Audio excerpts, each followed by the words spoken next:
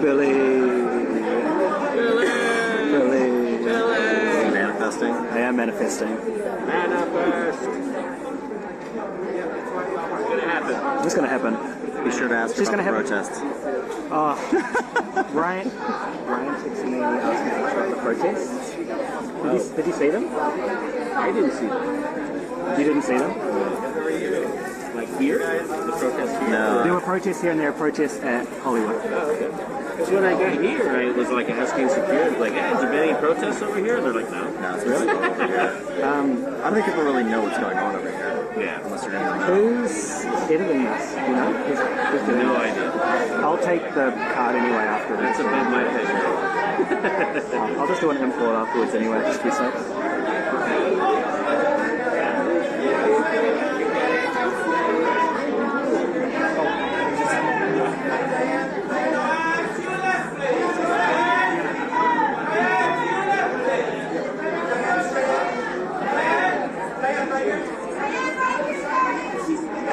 So you know Andy Gill, right? Yeah. Oh, okay. Which one is he done? Oh, is that one? Yeah. Alright, I'll do a little... You're doing that? I am. Yeah, why not?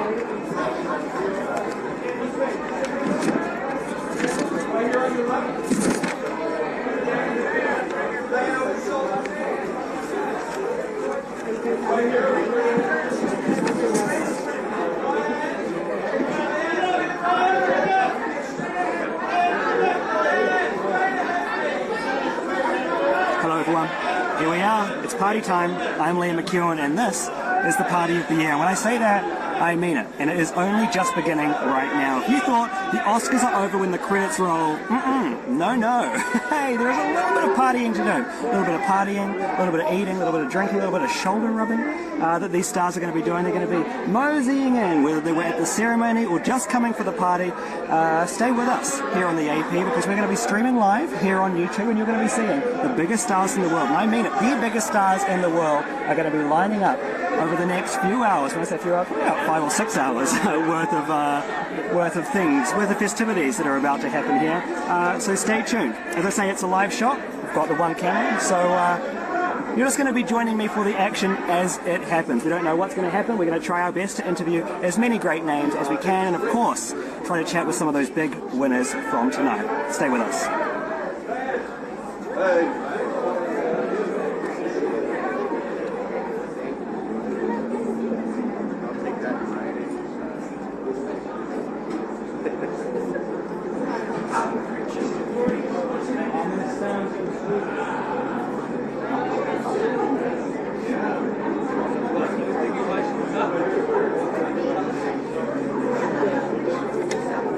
Hurry, it's Ariana Grande. Oh my God, making, that's sorry, so mean. just making sure you're on top of your gay pop stars. He asked me, and I was like, that's Kylie Moon. Oh, yeah. So I was just going to throw out gay pop icons just to make sure he's on his feet. Got it. Like, do a curveball and be like, it's Ken Petras, and see what happens. That's the real test. Yeah.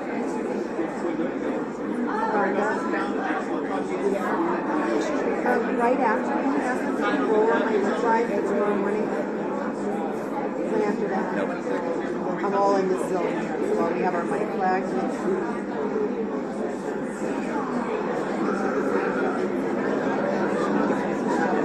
The music. Well, I have it. But you got your picture right. Big smile.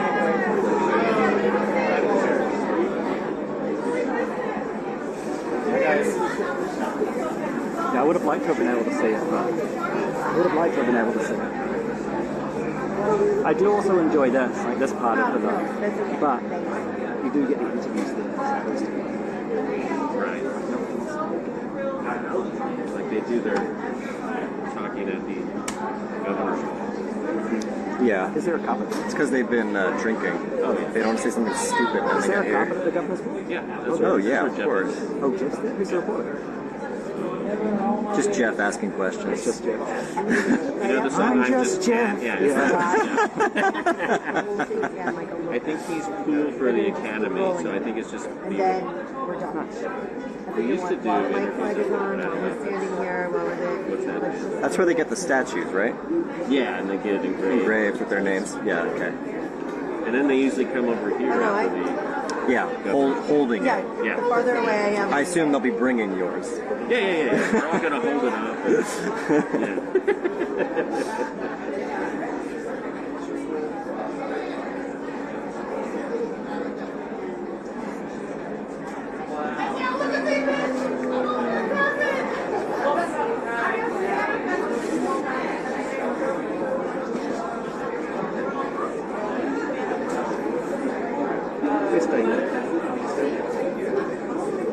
Thanks.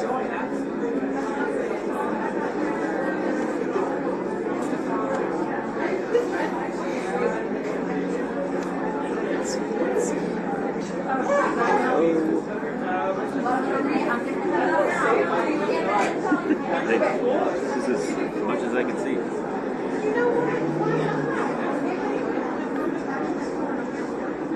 The good news is, because it's so bright, everything will be in focus. Oh, it will be hard to We have a Jessica Lang on her way. We have a Jessica Lang. Jessica Lang, thank you. Is that a yes for everybody? Yeah. Okay. Yes, of course. Yes.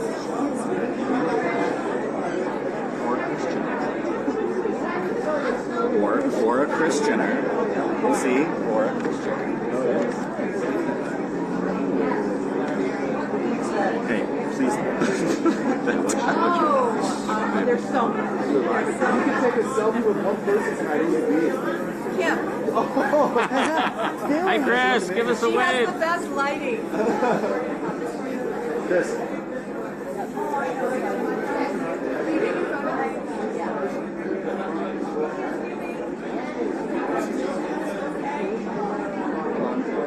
There's Christiana, who was just right here on the cup, looking sparkly as ever.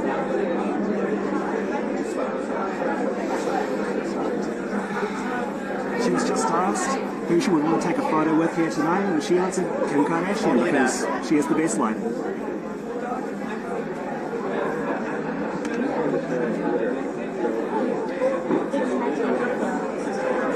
That's for me, actually. My tower at the moment. This is like one more try and they go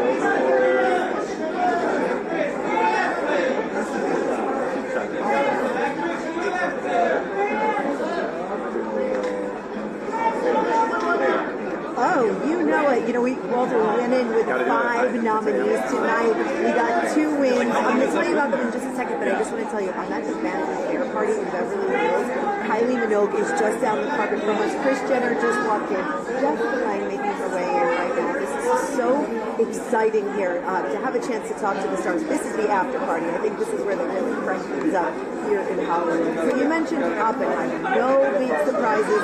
That film, Ryan? which was a blockbuster last summer, had a Ryan. huge night tonight. Over here. But Ryan. Best Actress, this had everyone talking. Coming into the Oscars tonight, it was a near dead heat between the Stones, Emma Stone and Lily Gladstone.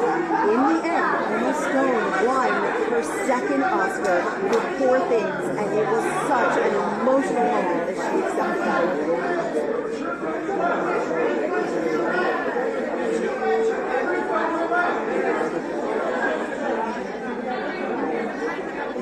No, I know what you mean. So I shoot the press. Is it Reuters? Yes. Reuters. Reuters, you got it. Not Such a Reuters. beautiful night Exactly, for it's Emma Reuters. Stone. Now, Texan, you mentioned sorry, I have to no make sure. surprise It's all for Best good. Supporting Actress winner Just think, Roid Rage. Reuters. As we look at me, you think, this guy's roided out. Roided out. Yeah. Very emotional stuff. She talked about starting out as a singer and how her mother pushed her to go across the hall to study theater right there at Temple University. This is her first Oscar nomination. This winner.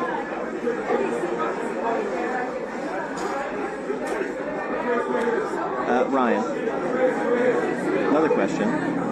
Katie Nichol, who is Vanity Fair's royal editor, do you have any idea if she will be here this evening? Probably. Usually is. We would love to have a word with her. Okay, remind me. Of course. If you see her coming or something, just flag me down. You got it. Thank you. If I hear she's coming, I really appreciate it. Thank you. And guess what? We will also want to see Jennifer Lim bring hers home to the Pro Academy Alumna one. That's going to be over 3 hours.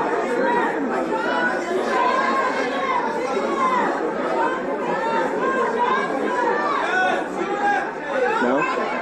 Okay. Thank you for trying. Of course. Just lying.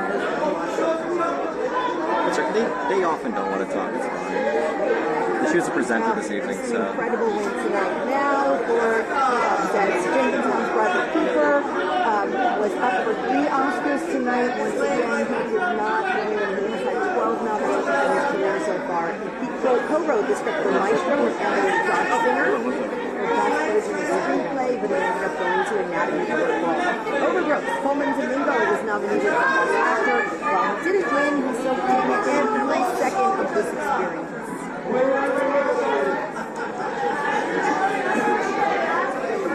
Now, let me tell you, the stars are slowly starting to arrive. If I were to start, I would want to arrive right now. Now's the time to arrive because in about an hour's time, this line behind me is going to be star-studded, but the line also takes about 45 minutes an hour. But the stars wait in that line because they want that pic, that famous picture down at the end of the carpet in front of the Vanity Fair logo.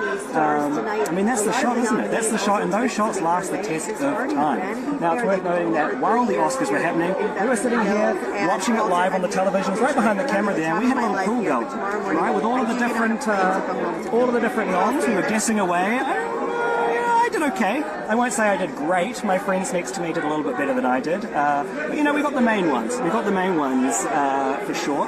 Of course, Best Picture went to Oppenheimer. That was a pretty easy guess. I think that was what everybody was guessing. My friend told me that if you wanted to make a bet on that in Vegas, you would have to spend about $4,000, bet $4,000 to make at least 100 back. That's how popular Oppenheimer was in the pools this year, in the voting pools. But yeah, no, this is the place to be right now. Stay tuned with us here live on the Associated Press because it's only going to get better from here. We're going to have you live watching everybody as they go past. Stay tuned. No surprises for Oppenheimer's big night at the Oscars, but when it came to Best Actress, this one was a dead heat. And it was a race of the Stones, Emma Stone and Lily Gladstone. But in the end, the Oscar for Best Actress went to Emma Stone. It is her second Oscar and a very emotional acceptance. That's the one you're going to tell us.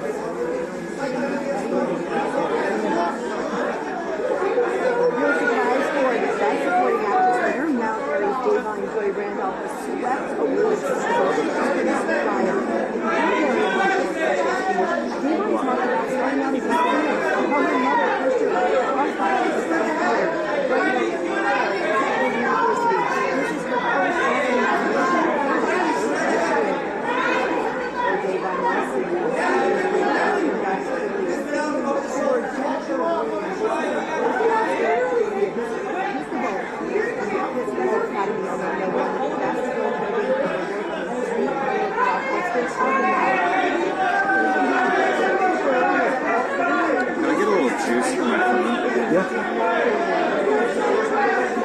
You deserve it after sharing your AC.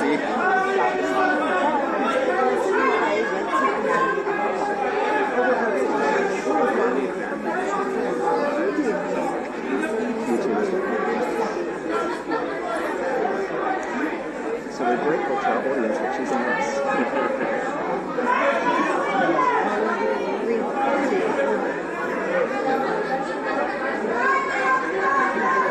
One thing we know, Coleman Domingo always wins the red carpet fashions.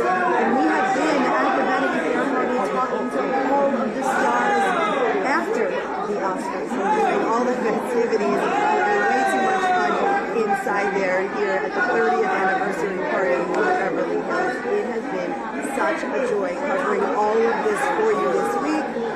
Getting on a plane, I'll see you guys right back there in Florida. In Hollywood. We ship it early. Channel 6 Connections.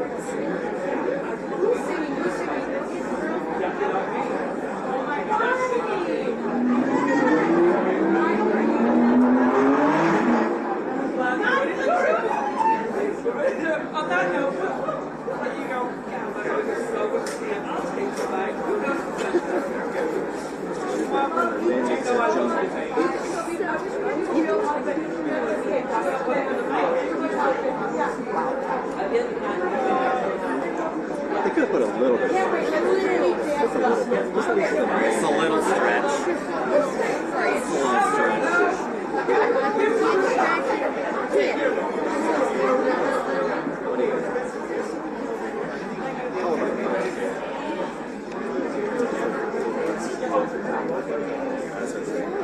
Have you done that before? Have you done that before?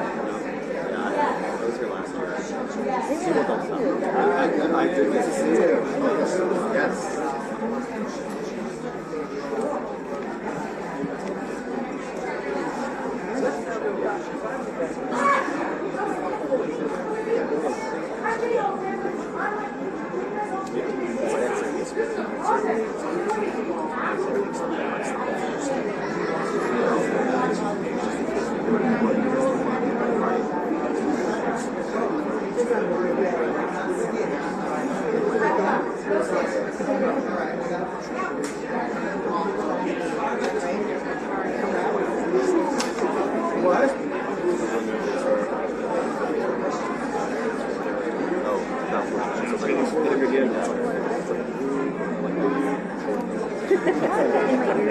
Okay for you?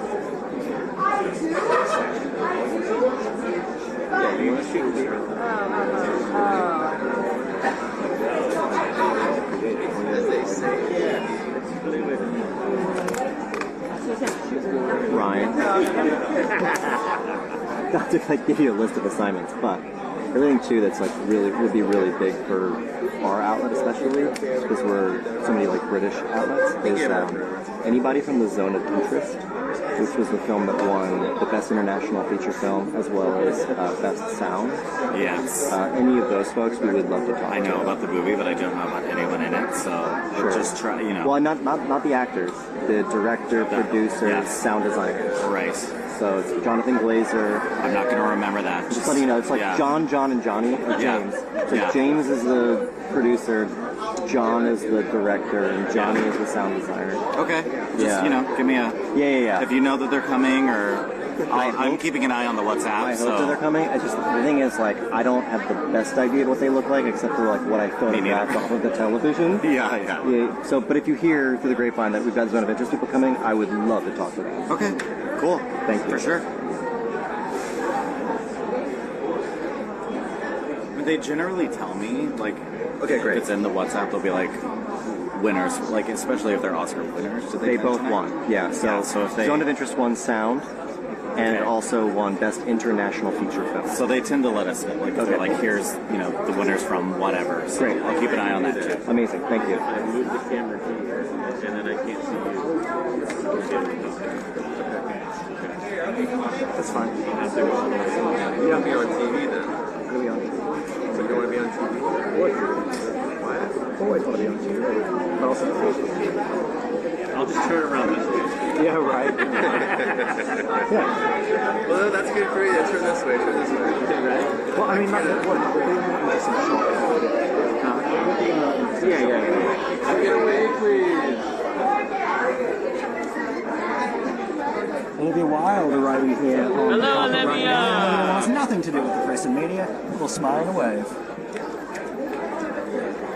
Come over. Where'd she go? Oh, she already went past. I was good. The motto was right there, too.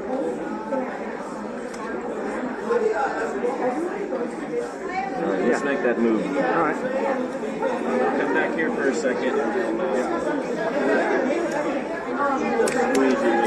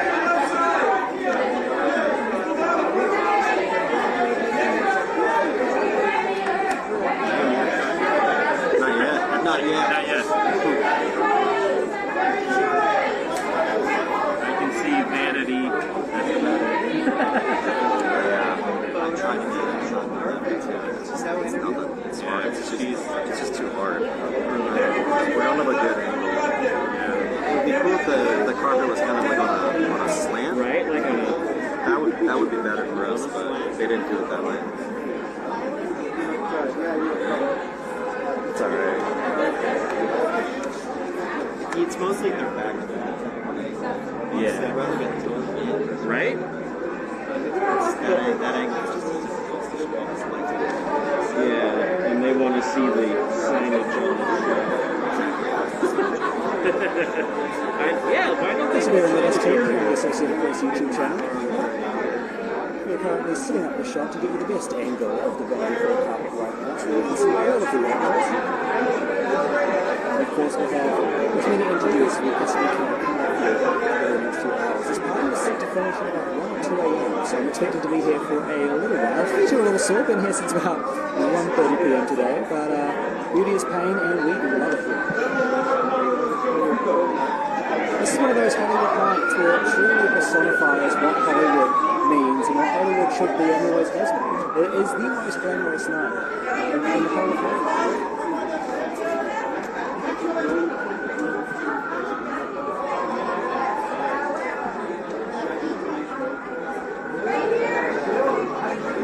I just come from the In-N-Out burgers, right?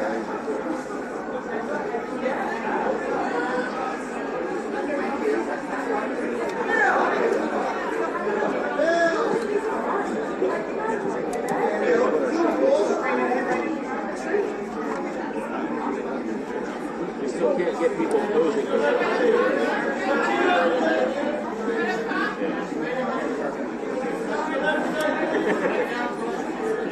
You gotta get a hot pod like PVC over here. Right? You can't do that. Got hot pod in the. Believe me, I wish. Yeah, I used to have those in CNN. We had one in New York, but they break really easily. They're also a tall drink of water, which is Yeah, it's like if you raise it all the way up, it's the hydrogen.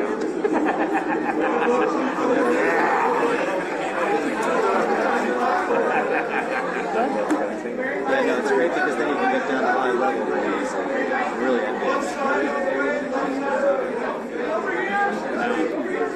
Well, that's why I put my leg in front of yours, so then you can keep going. Do a leg wrestle?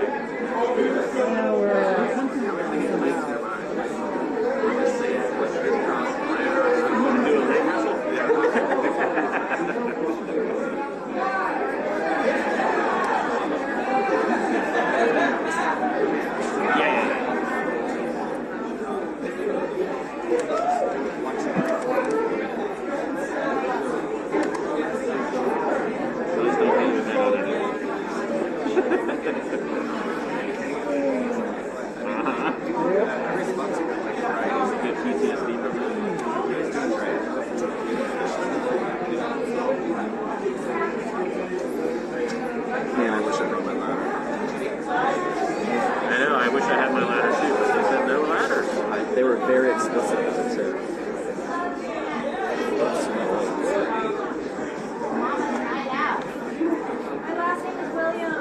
Tennis superstar Serena Williams has arrived on the carpet.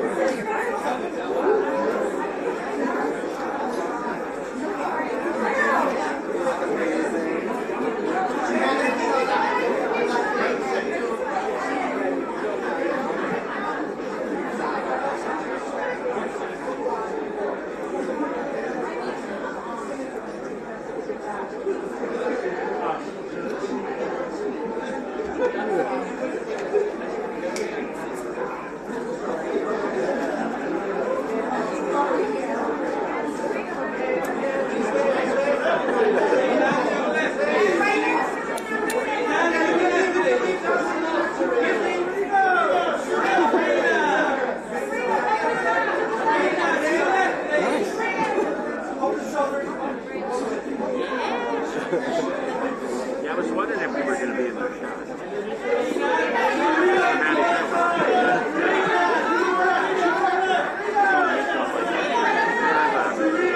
On YouTube, we might be able to get a shot. Hi, Izzo.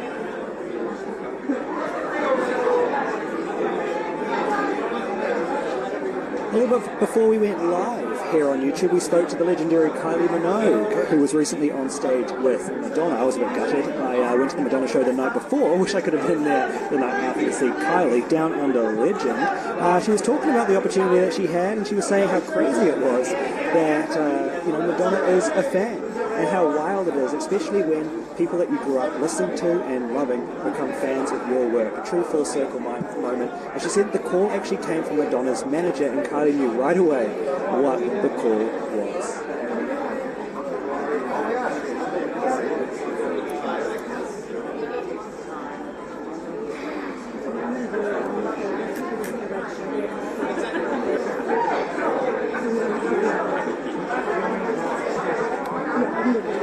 Michael Keaton has arrived at the Carmen's Gallery supporting first and foremost. How did Jimmy do? Oh man, he was great. Good. Oh, sorry. I know you're good.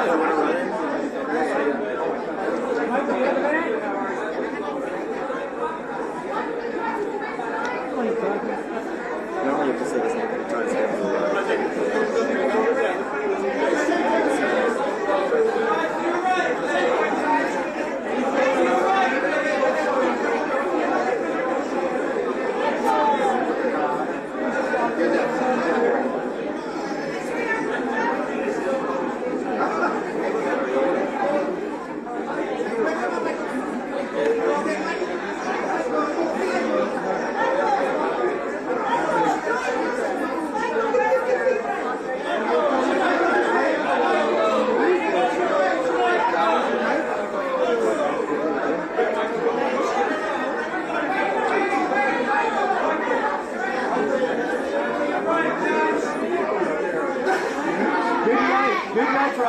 Matt Damon's here, of course, recently starred in Oppenheimer.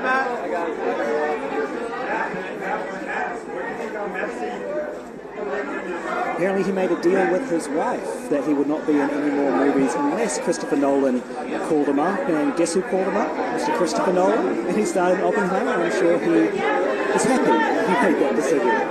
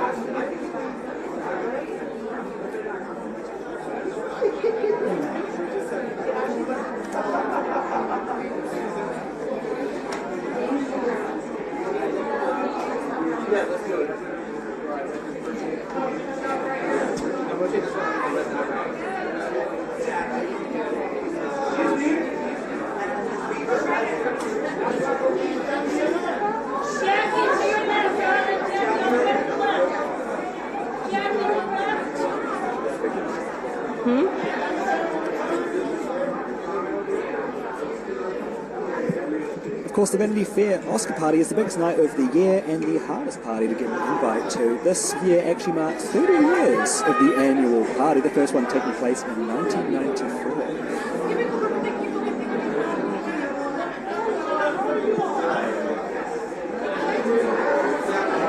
Benny Kravitz is here on the carpet. Lenny! Hey, Lenny!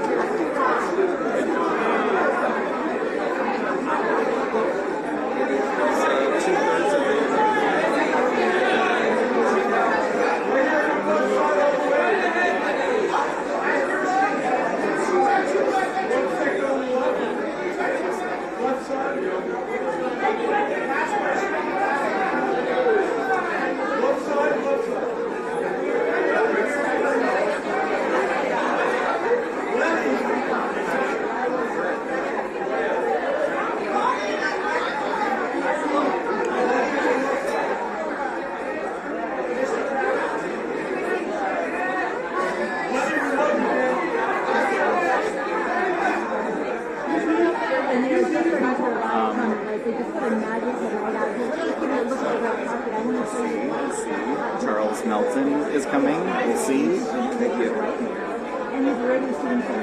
May December star Charles Melton has just arrived on the carpet. I'll just say what's up to you.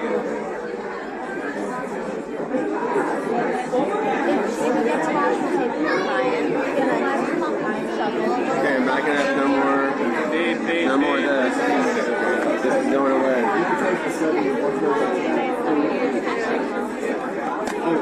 Oh yeah, it's on here.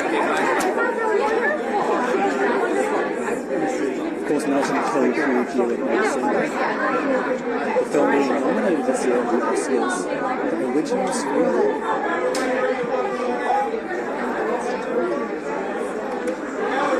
Too much luck with people wanting to talk at the carpet, but hey, it's one of those events where it really is a hit or miss. A lot of people have either come for the Oscars, so they've had a big night or a big night dinner, and they really want to get in front of the camera, or they just want to get in there and put a party on your night. Yeah, that's amazing.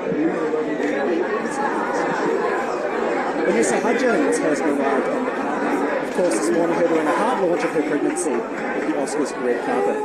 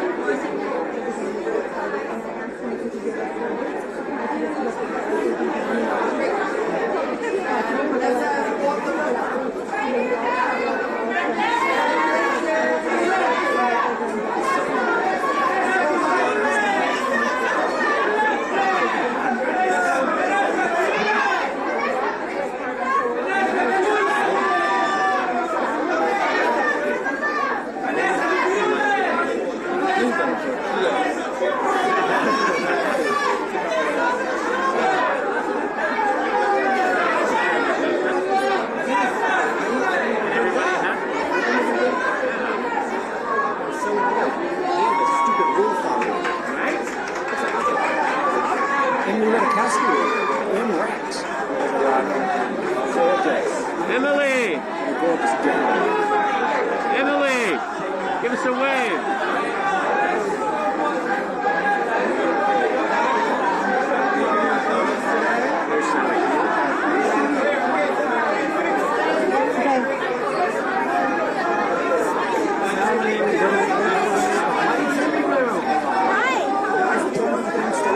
Hey, Sally!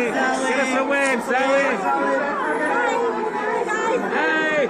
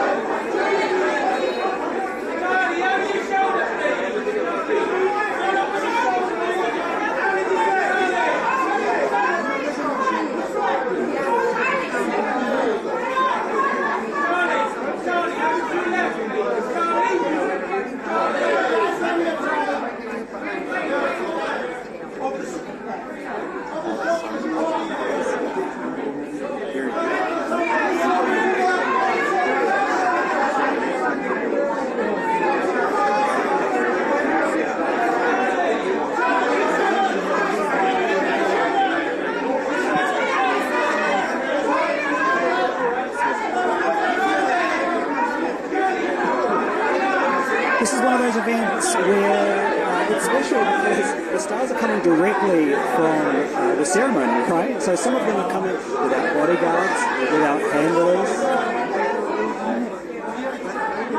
Miles, give us a wave, Miles! 6 ABC Action News.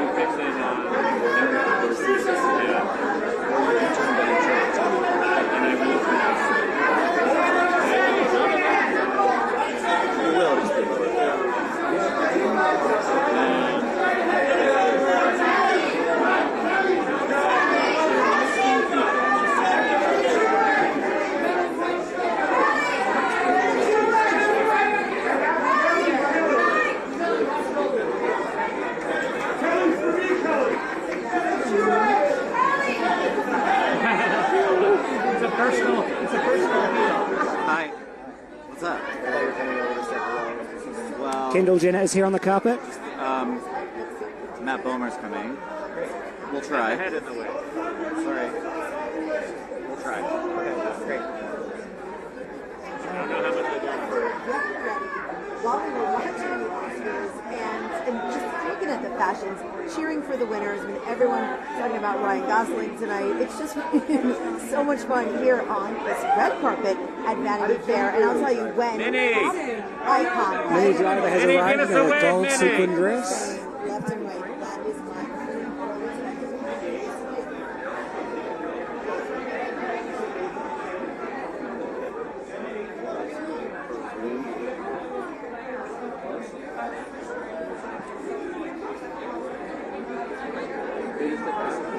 Yeah. What's her name?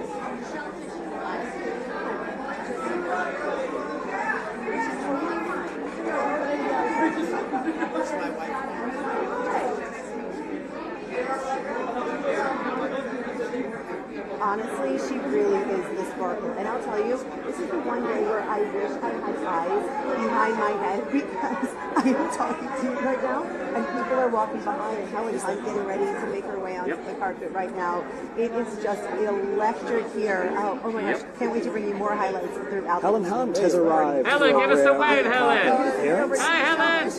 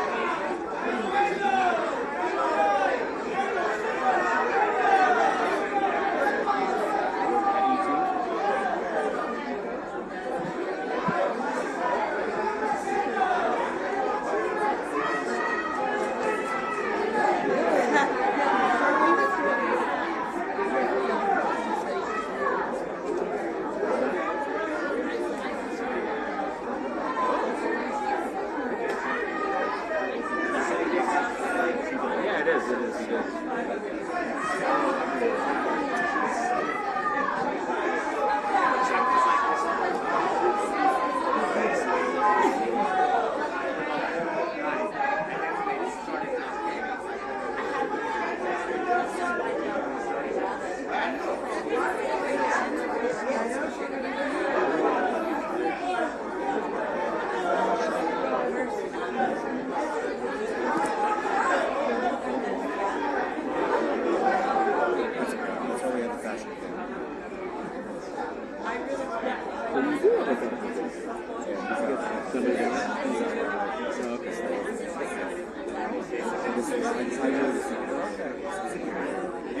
Oh, because, yeah, that's what they were saying, was they gave you secret entry. That's why you're doing it. That's all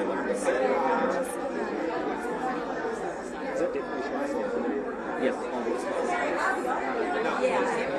I don't know.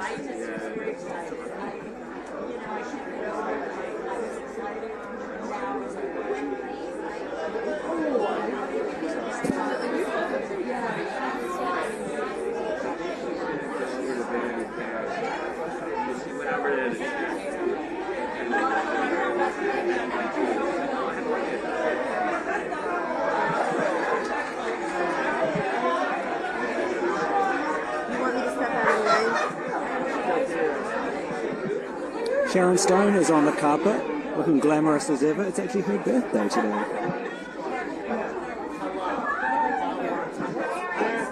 Happy birthday! Happy birthday! And just like that, a little thank you from Sharon Stone. It's her birthday. It's nice of everyone to throw this party for her. What a way to celebrate your birthday, huh?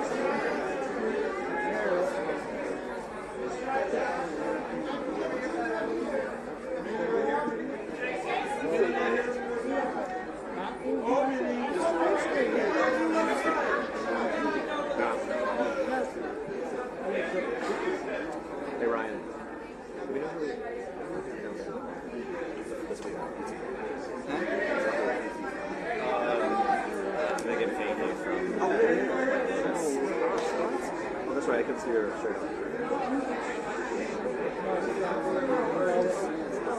It's fake hair, right? Not sure I got her. The guy.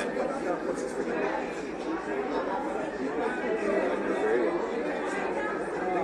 Hot blonde guy. No. The guy that's Hey, Megan, give us a wave!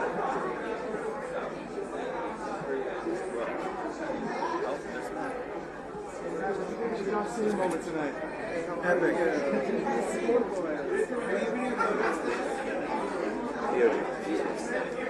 Here's the beauty.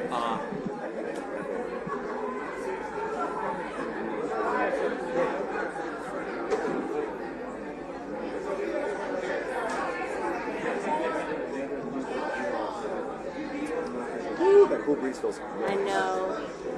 I didn't even think that. I didn't know it was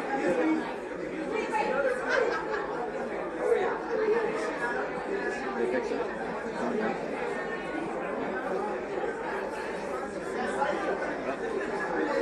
Vanity Fair. In red. Heavy feet. They can't see it. What's up, Maggie?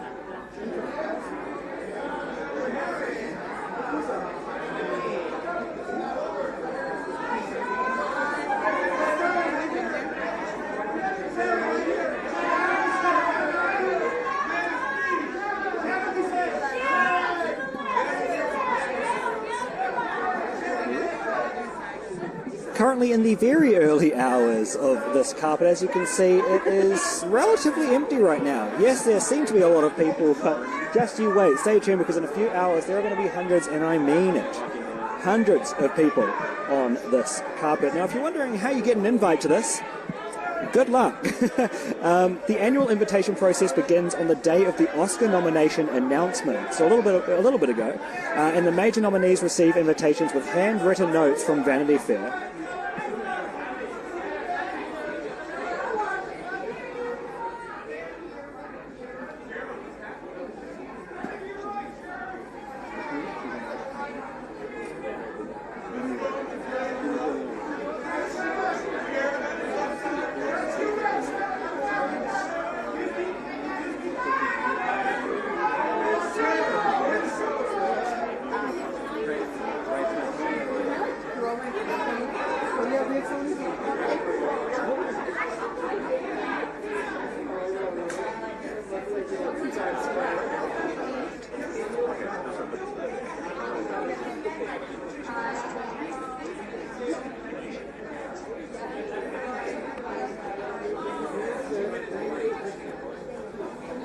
Danae, give us a wave, Danae.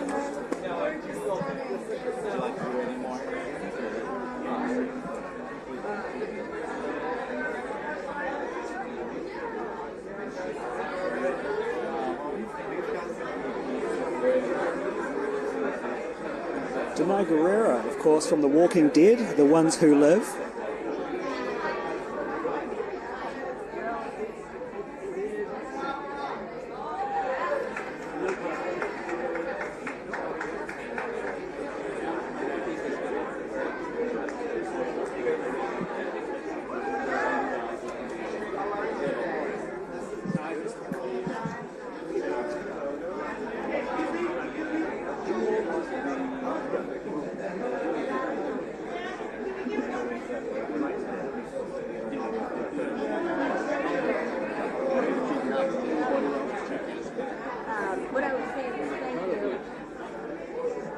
charge. You weren't charging? No, I.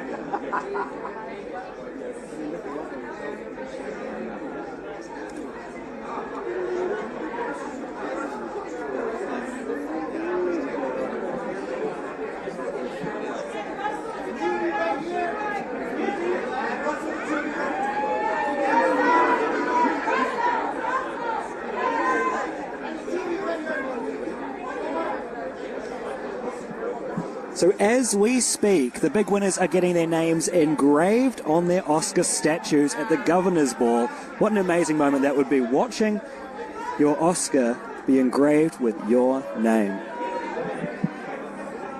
And very shortly we'll be seeing most of those big winners with their awards in hand strolling down the carpet, and they are the only ones that are allowed to skip the line, which is going to be forming here very soon.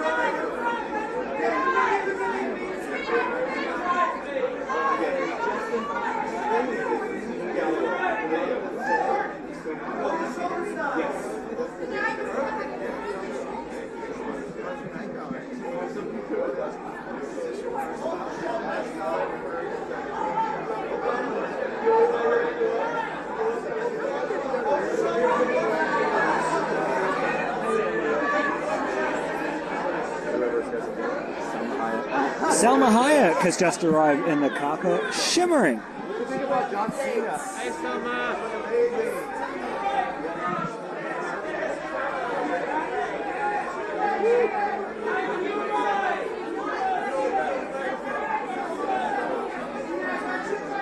This, my friends, is Hollywood glamour at its finest.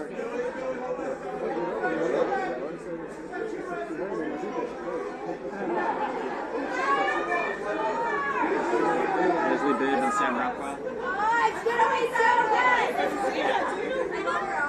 Thank you. Sam Rockwell's over in the beard. Over there with Rita.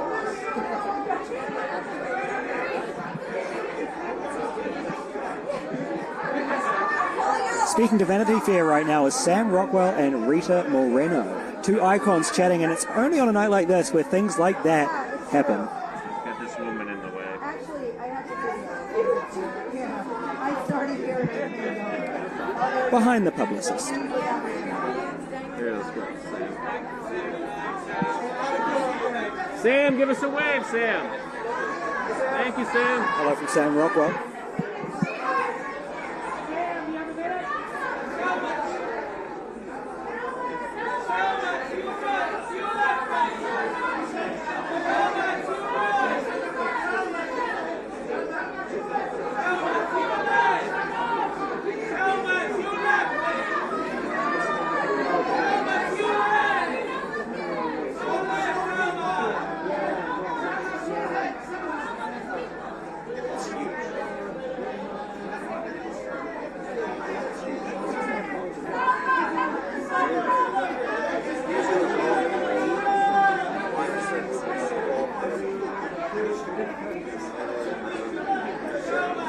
It's not a competition. We all realized it was fake, okay? I'm upstairs.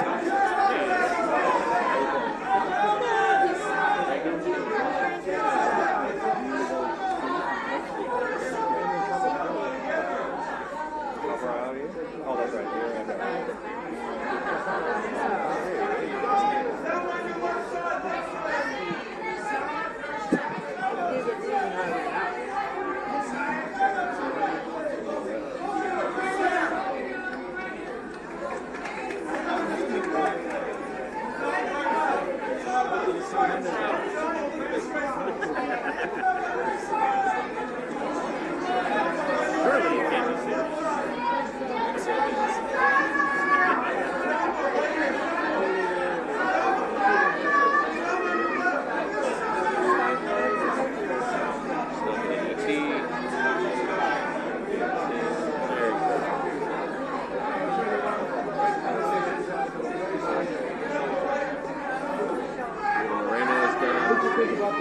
Yes, I missed it. I was backstage waiting to present, so I missed it. Moreno is done.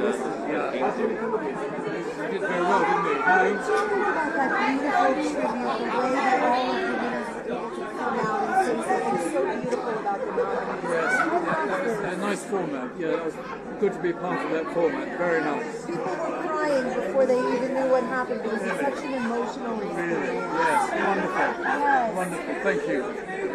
Hey Ben. Hello. What was the takeaway moment from the show tonight? My wife. Yeah, looking beautiful. As Thank always. you. Yeah. Did you see that John That's Cena? it for me. That's it for you? Okay.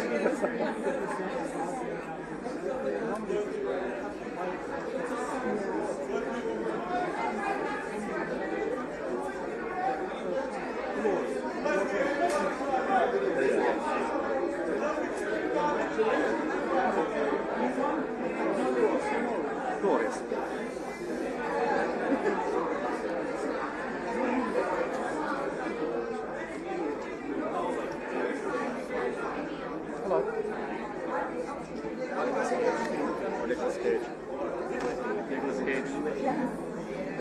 Nicolas Cage is here on the carpet right now, giving us a smile and a wave.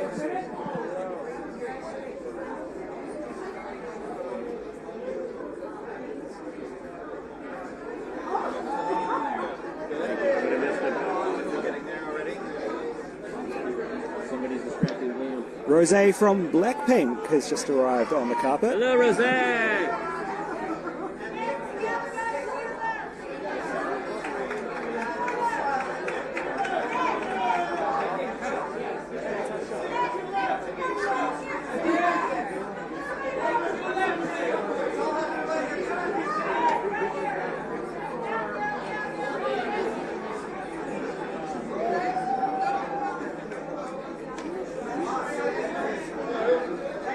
Can't get her. I got a lens in the way.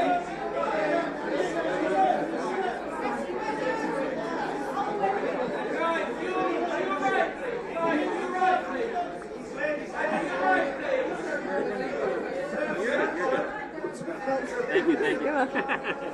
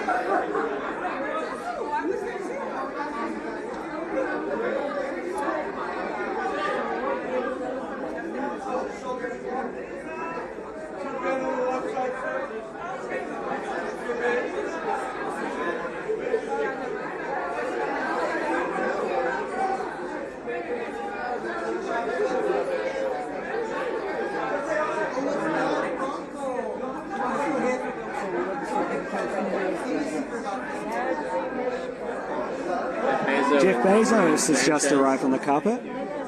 Jeff, Lauren, give us a wave. Lauren, give us a wave.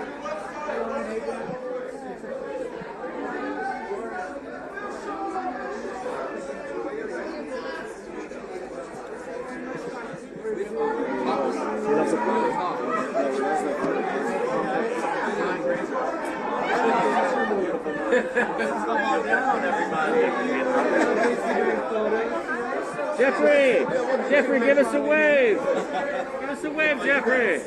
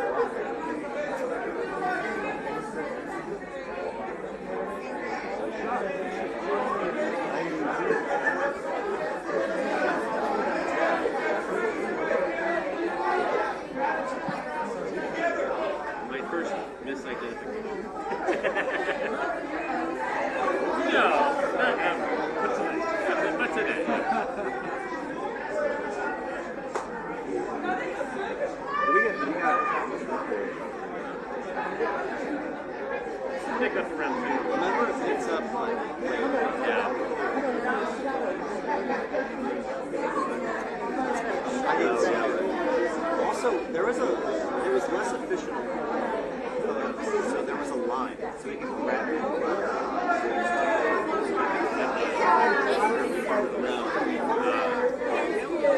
There will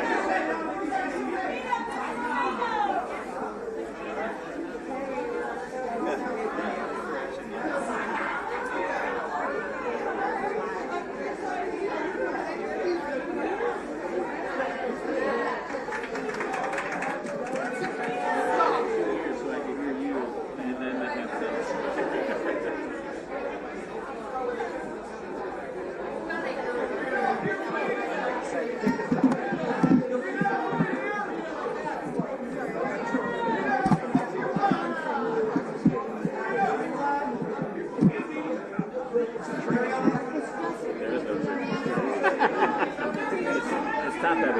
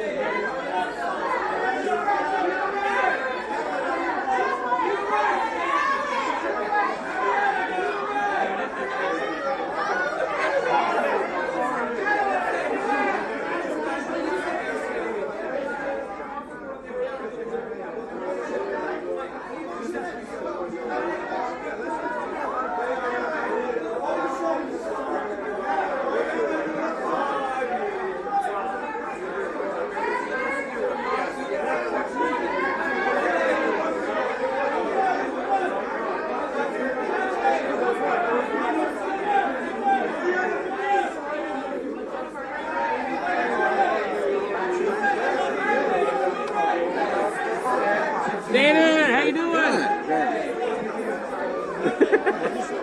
have no idea. I can't hear. Oh no, I can't hear. He said good, good. You're quick with that camera.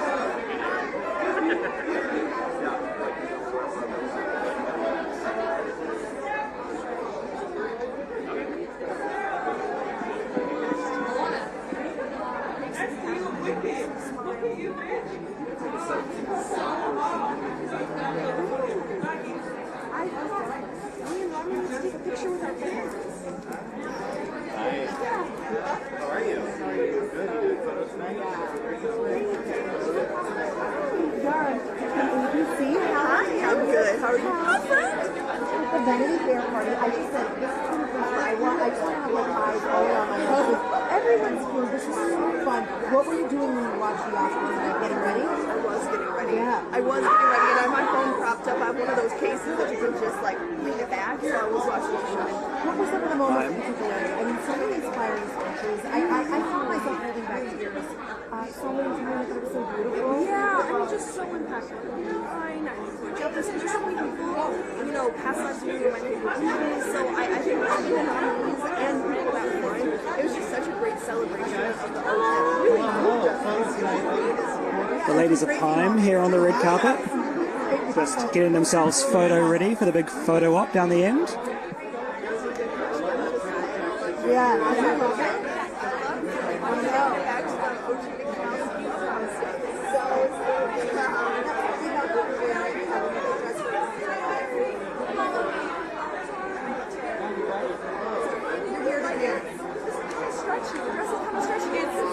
I'm so grateful to be wearing And there they are.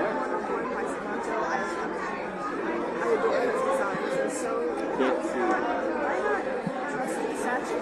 Yeah, do it. We love you. What are you working on right now? right now, so it's really exciting. Basically making the next thing I'll be on and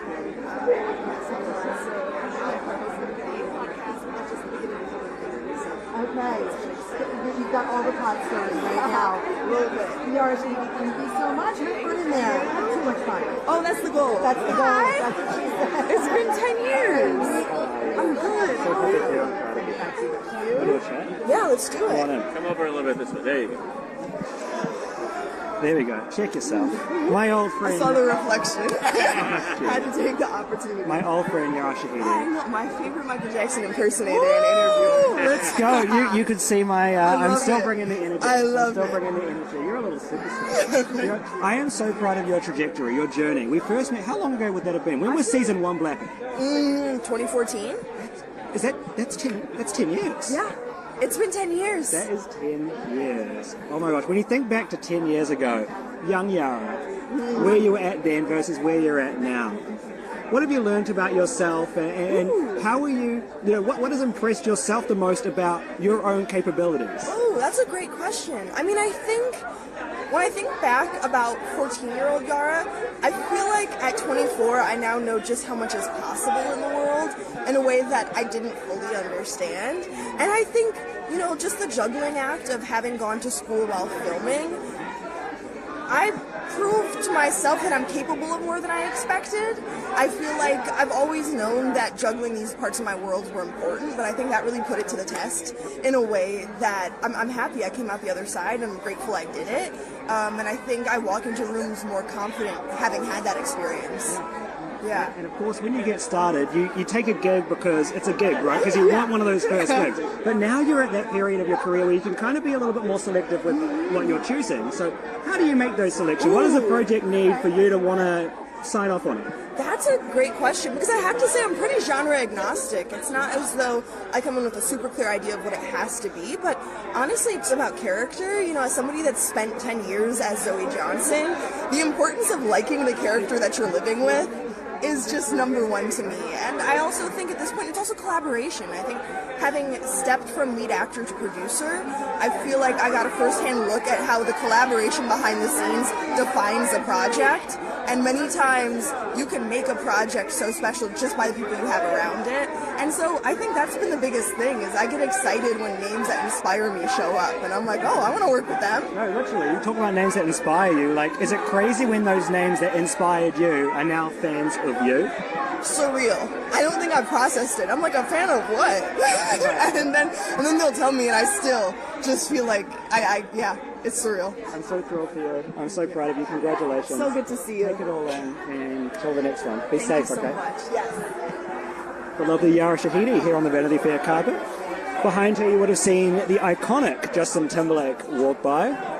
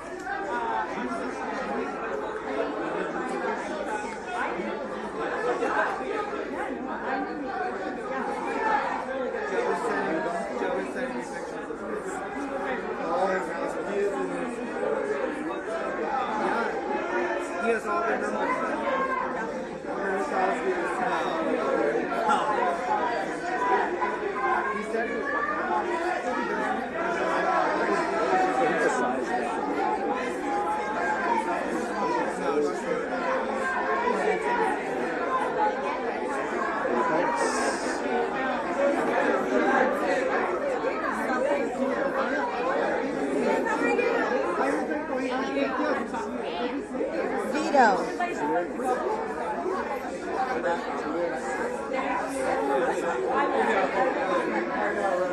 Babyface has arrived wearing a amazing satin red ensemble. Look, I think it's red, but I'm colorblind, so who knows? But he looks great.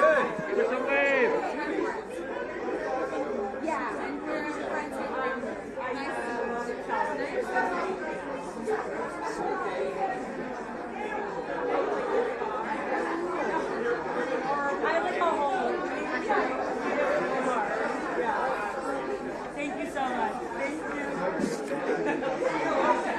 Sorry. Oh, it was hilarious. So funny. Yeah.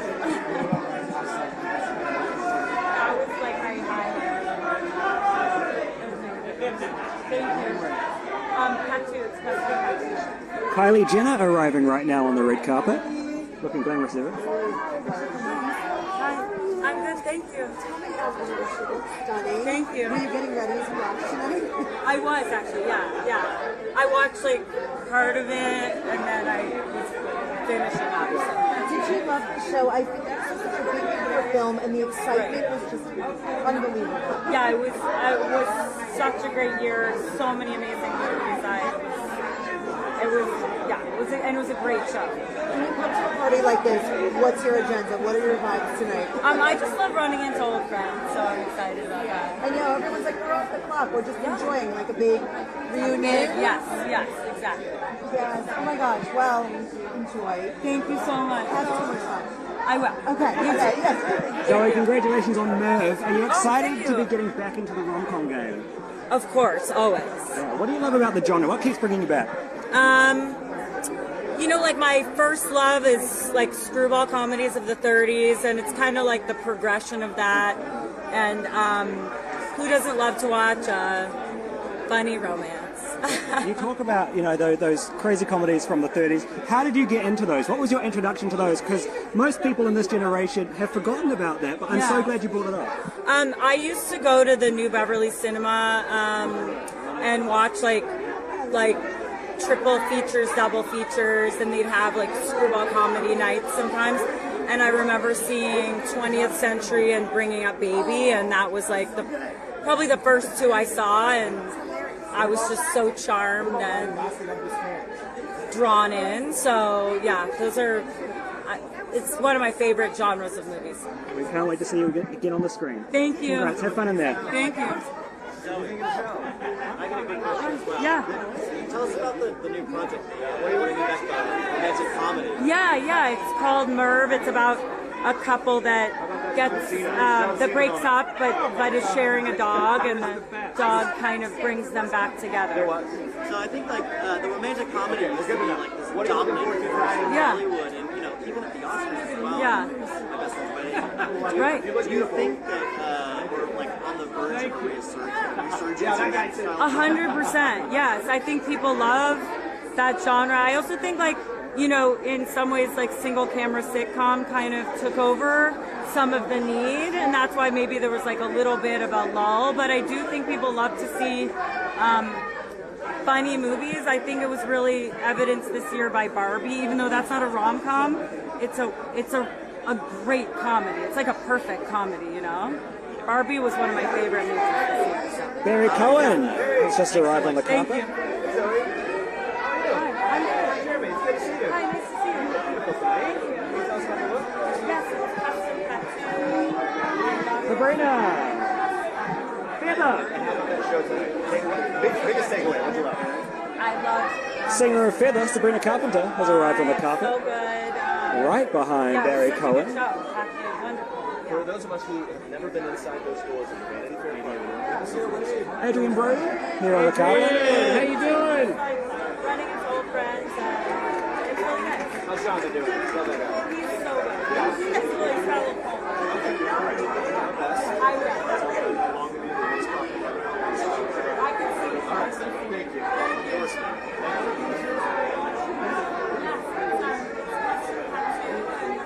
It's my favorite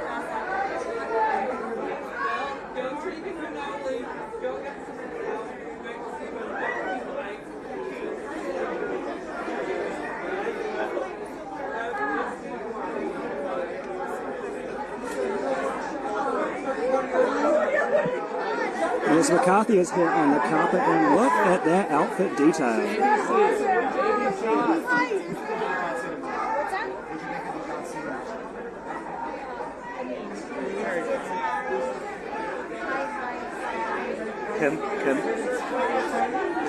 Kim Kardashian has arrived on the carpet. I love this. I love this. I almost feel like it's like partnering. It's absolutely. What? How fun for you to be up there tonight? And it just feels so emotional for so many people, and also so fun. It's with one of my best friends. Kim, you always dreamed of moments like this.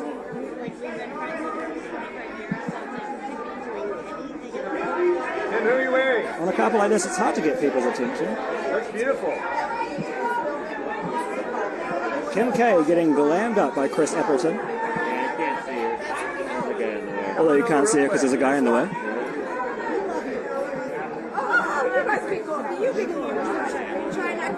Chelsea Handler and Melissa McCarthy having a chat on the carpet.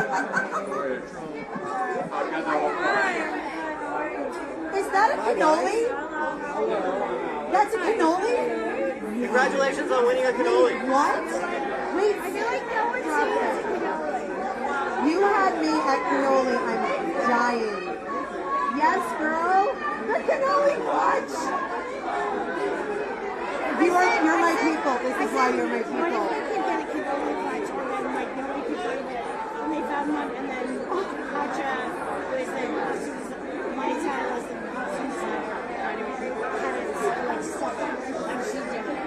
This is giving me life. I'm alive now. I'm a little girl from Plainfield that like white, and now I have a cannoli that's studied this sport. I can go home. Yes, yes. Oh my gosh. What's up?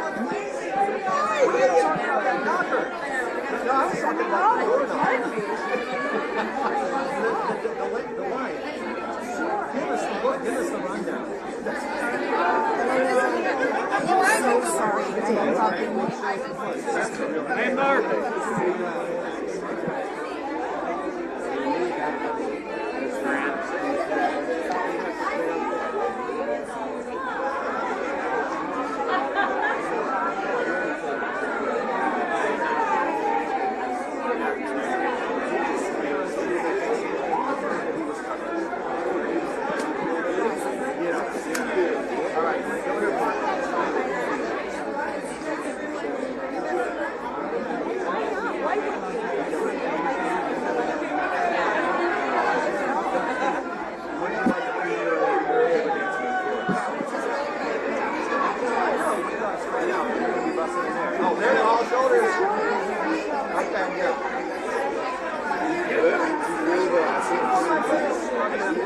The line is beginning here at the Vanity Fair party.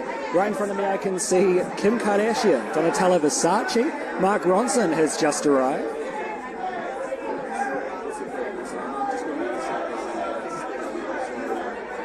Kim K is currently getting a photo with Donatella Versace as we speak.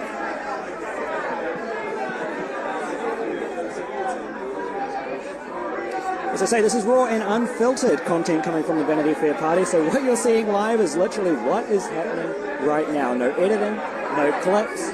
This is the vibe of the carpet. So grab yourself a beverage, grab yourself a little snack, get yourself comfy, and stay tuned for Hollywood's biggest night. This is a party that you can be at right here on Associated Press.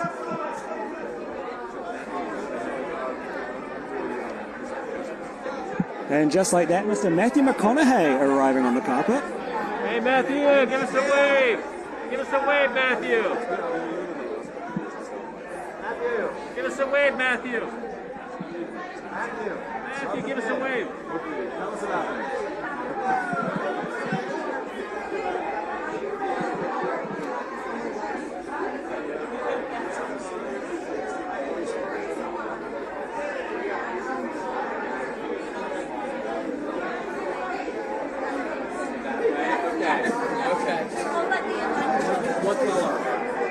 J-Law, Jennifer Lawrence.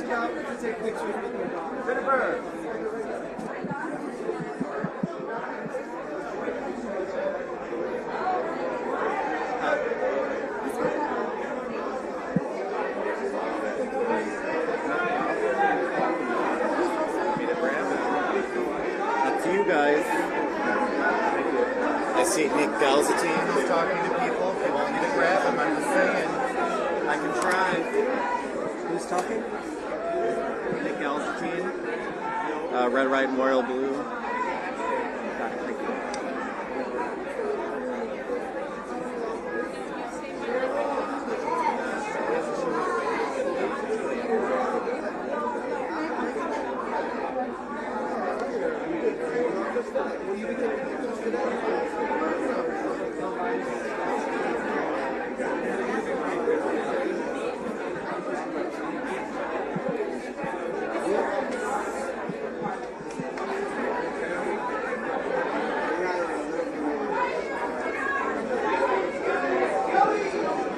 It's crazy to think that events like this, even Kim Kardashian has to stand in the line. She's been waiting for about 15 minutes now to get her photo taken.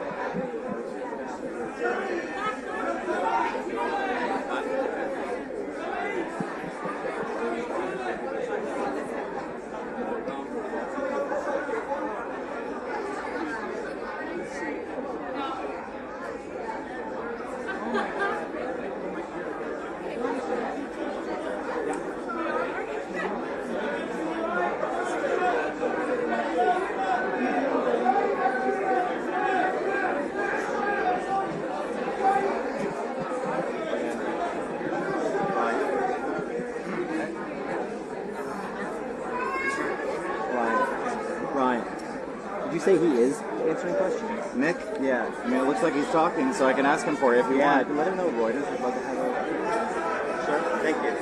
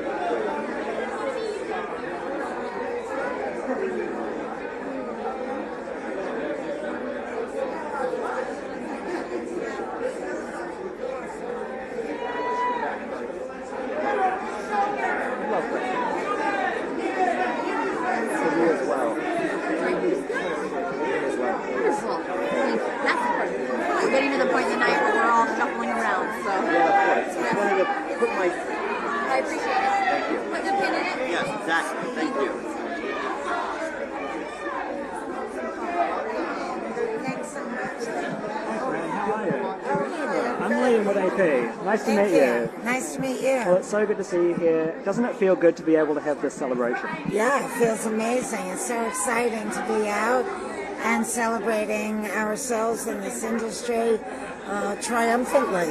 Triumphantly, I like that. Now, of course, you've taken part in numerous iconic projects that have lasted the test of time. Some of the films that have won awards, most of the films that have won awards tonight are also going to last the test of time. I'm curious, what makes something iconic? Well, what you said, I mean, it has to endure the test of time for sure. And then I think if it's an original, that usually, it transcends generations. And,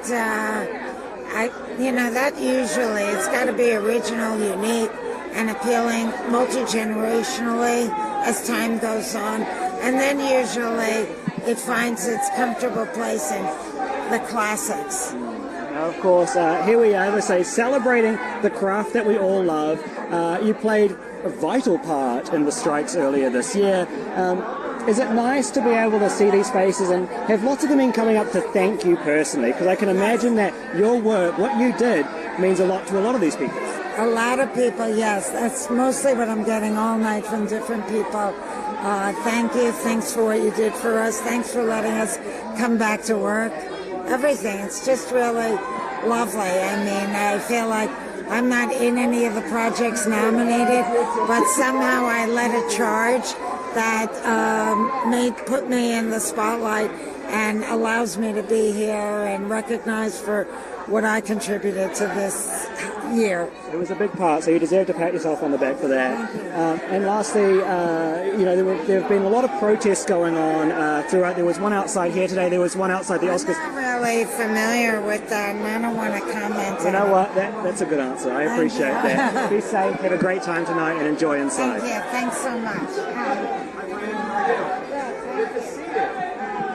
Well, how's tonight going? Looking like a fun night so far.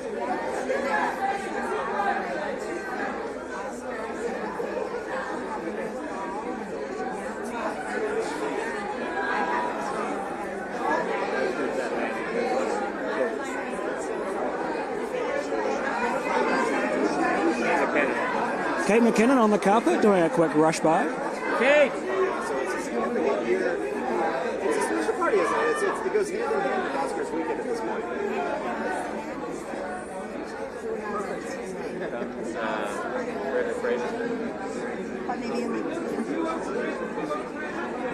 Mr. Fraser, of course, who last year had quite the moment with the whale. It's hard to believe that is a year ago, Mr. Brendan Fraser. Yeah, it's a fun room to do it in. And tonight at that show, it was a fun room for people to watch as well. The John Cena moment, everybody's talking about it.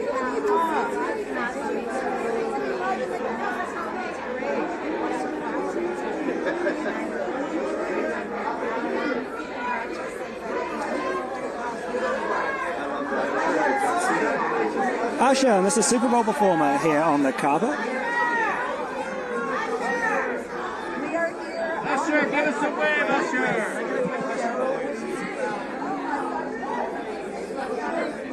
So, Max. Oh, that's right. It feels triumphant, actually. What's it felt nice to be able to back together? James Marsden is coming in right now. As is Lindsay Lohan.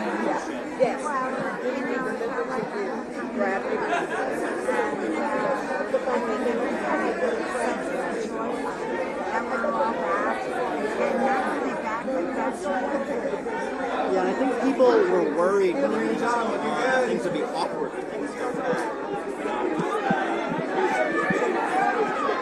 How did things feel tonight? It's business, and a deal was made, and that's it. Now we all go back to work, and it felt great tonight, and everybody was really happy, and a lot of people were thanking me. So, and I was delighted to see me come on. Yeah, how did that feel? I felt very flattered.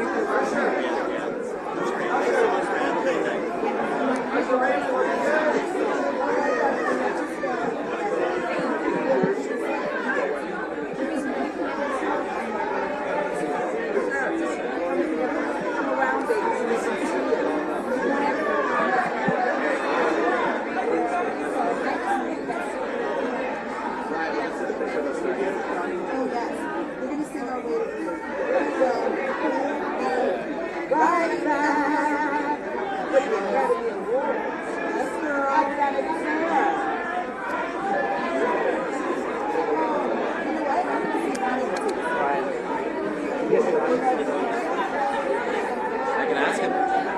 Just say, wants to talk about BTS. AP? Lindsay, give us a wave, Lindsay! Lindsay Lohan is here on the carpet.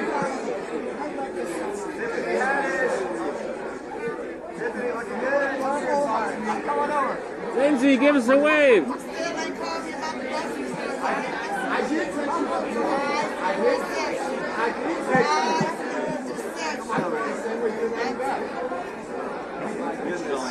We checked. Of course.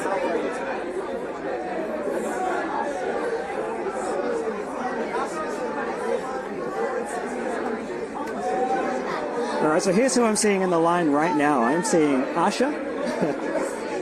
Standing right behind Usher is Lindsay Lohan. This is the only type of event where things like this can happen. How you doing? Great to see you.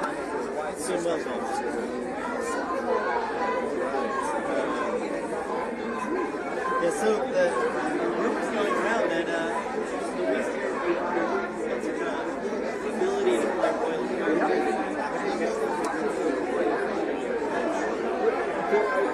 It's very vague, really, because I'm on my father's side. I'm much less connected with my Russian ancestry than my Greek, so people are telling me that, but I'm not sort of as familiar with it as maybe the internet apparently is, but yeah.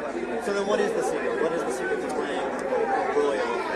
The secret to playing a royal is, I think, embodying sort of quiet anxiety and pain and keeping your vulnerabilities to yourself. I think that's certainly been the sort of common thread, I'd say, between the characters.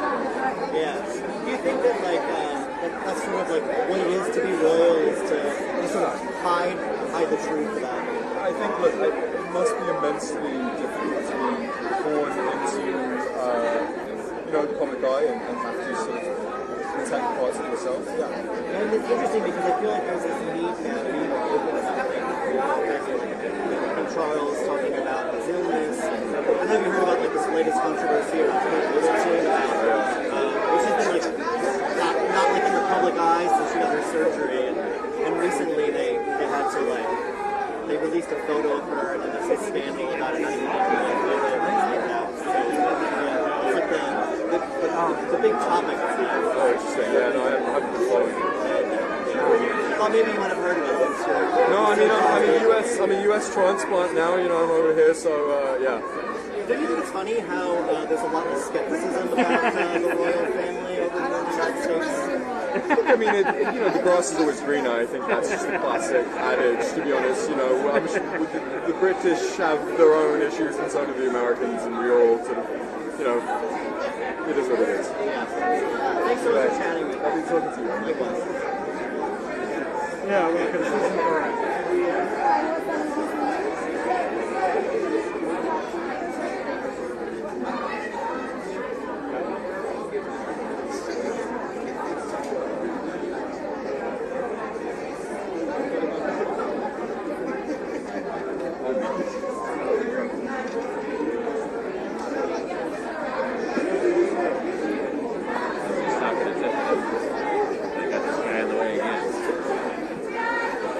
Lindsay Lohan currently having a chat with Tiffany Haddish here on the carpet. They're sharing a hug behind this man. Why is this man? George, let me just tell you, right behind us here,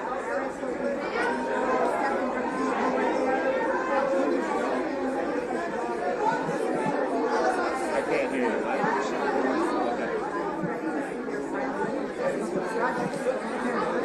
There's Michelle Yeoh, who of course had a huge year last year at the Oscars. what this evening means to her, and also She went into your head.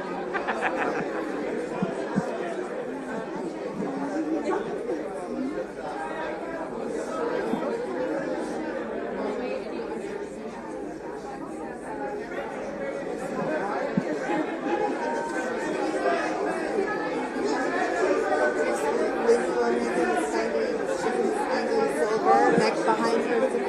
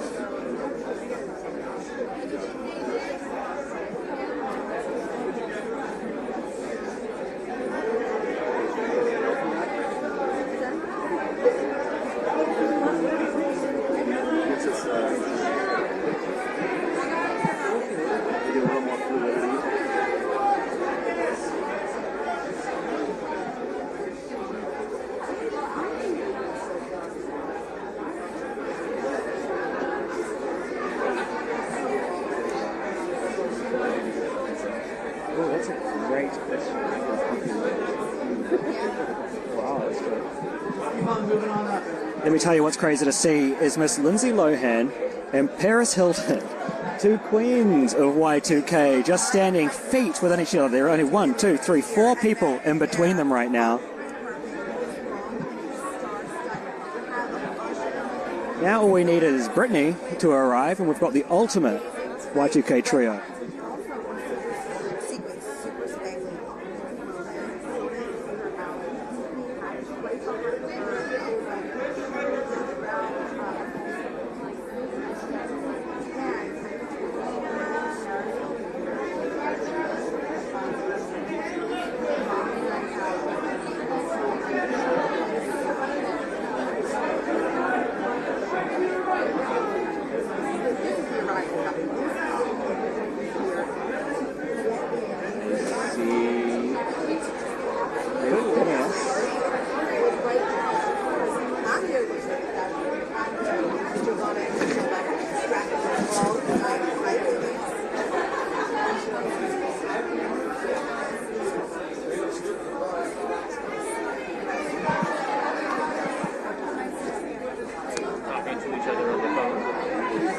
There you go, as you would have seen there, Nikki Hilton just pulled up to see Paris, and I believe they were talking to each other on the phone, probably trying to find each other. Nikki Hilton hoping to skip the line behind her.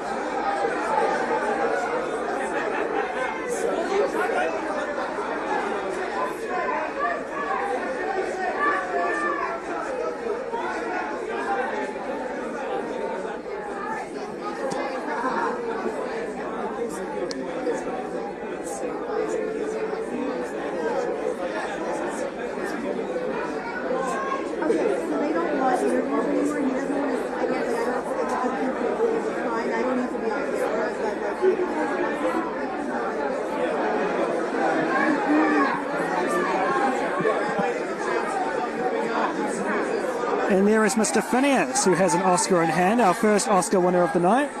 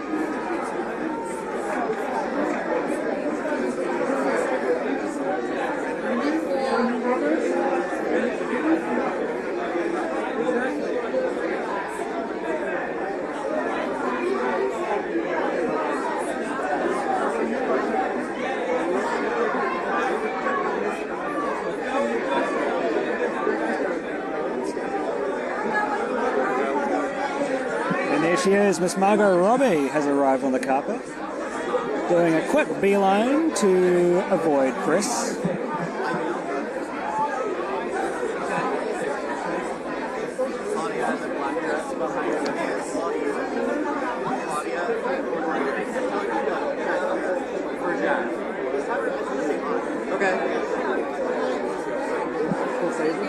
Martin Scorsese has arrived here on the carpet.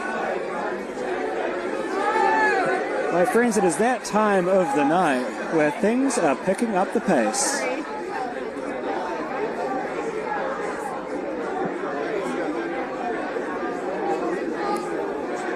Yeah, she got pulled as I was talking about. Phineas gets to skip the line. As I say, when you have an Oscar in your hand, you get to skip the star-studded line. But Kim Kardashian, Paris Hilton, Lindsay Lohan, they have to wait.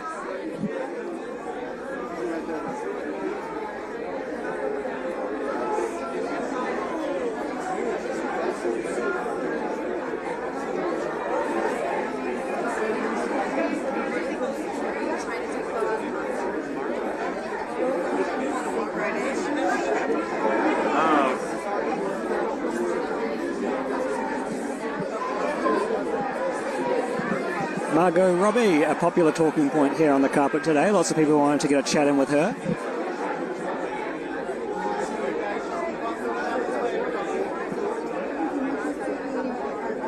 Are they doing a 3-shot though, Dave?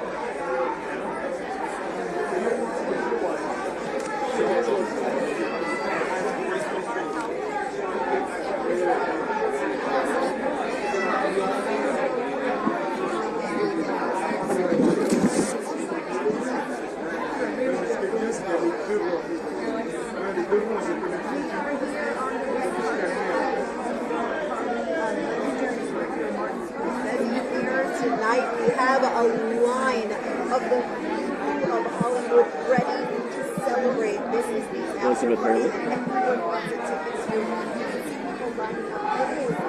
Among them in this crowd, you still have to wait even if you show up to the Oscar statue. That's what we learned this evening.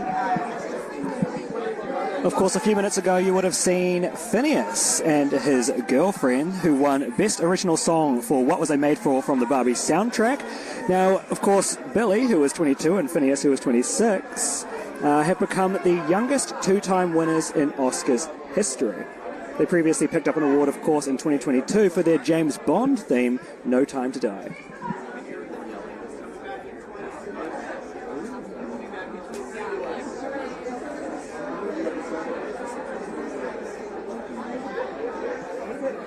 If you're just joining us, you were having a look at the line to take photos here at the party.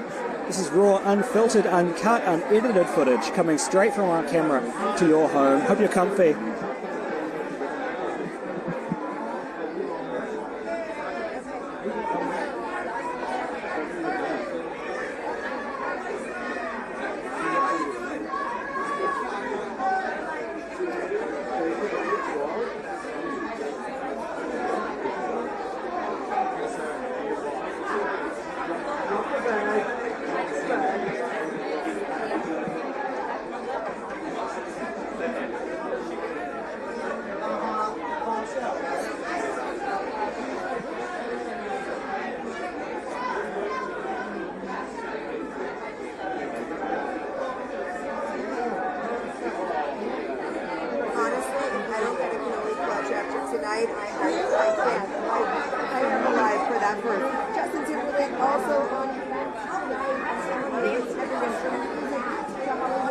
Tim, give us a wave, Tim.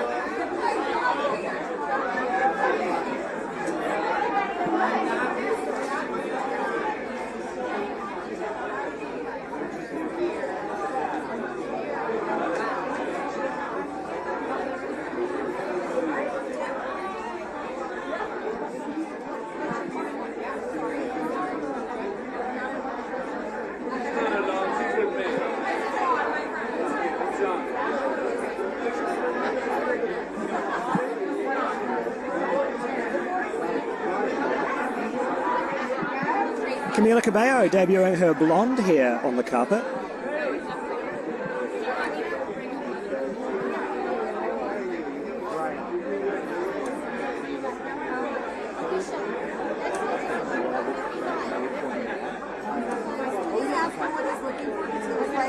I want to see you, but I want to see that.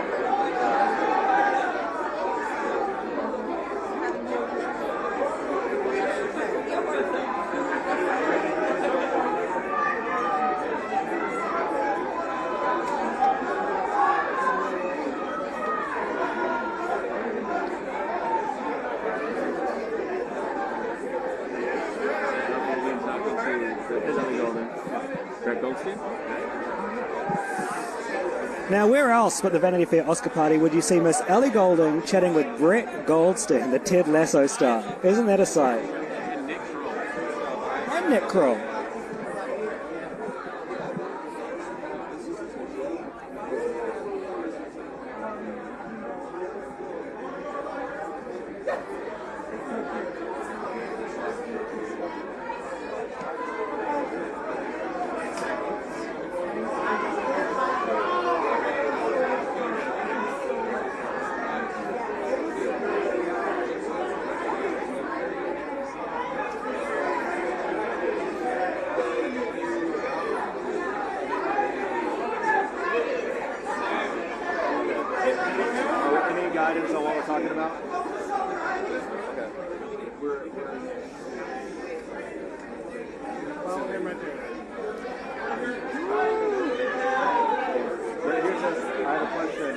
not tossed into a packet at the top, right?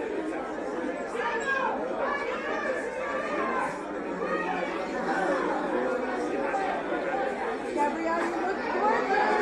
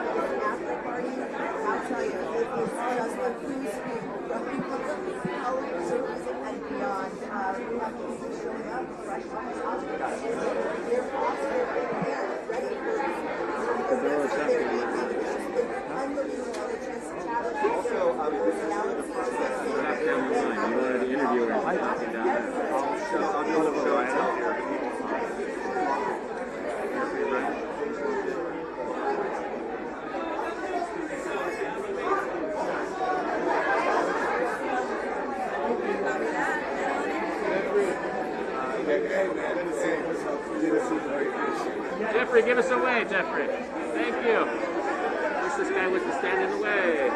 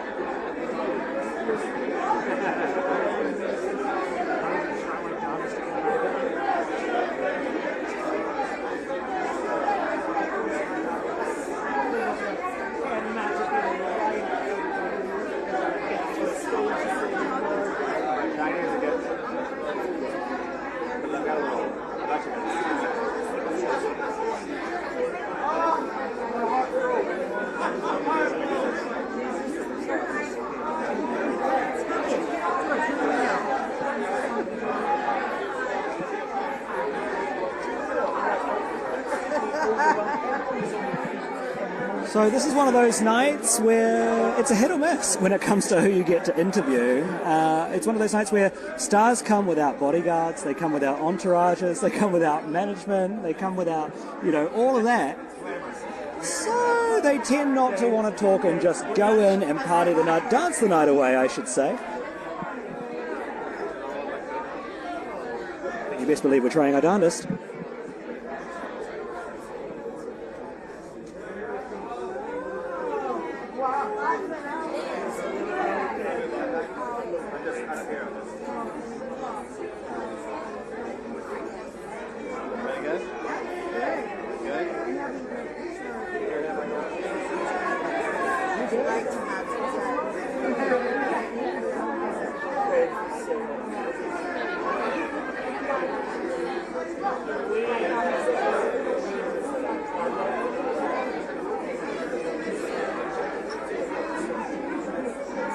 Ryan.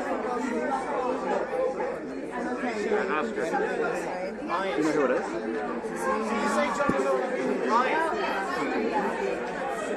Ryan. There we have an Oscar in hand.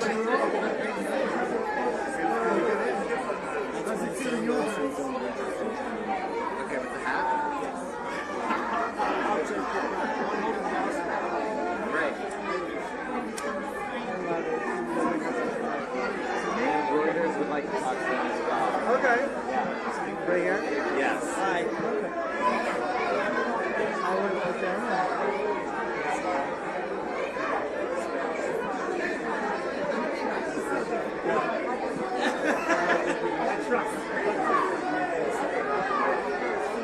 Well, I didn't barely hear it went on. I mean, it's so loud. I'm not. We're both at like opposite sides of the city. He's already home dogs. Yes. Yes. That's how he knows what I'm talking about. Yes, that's what I said. You guys were talking over here of who it was.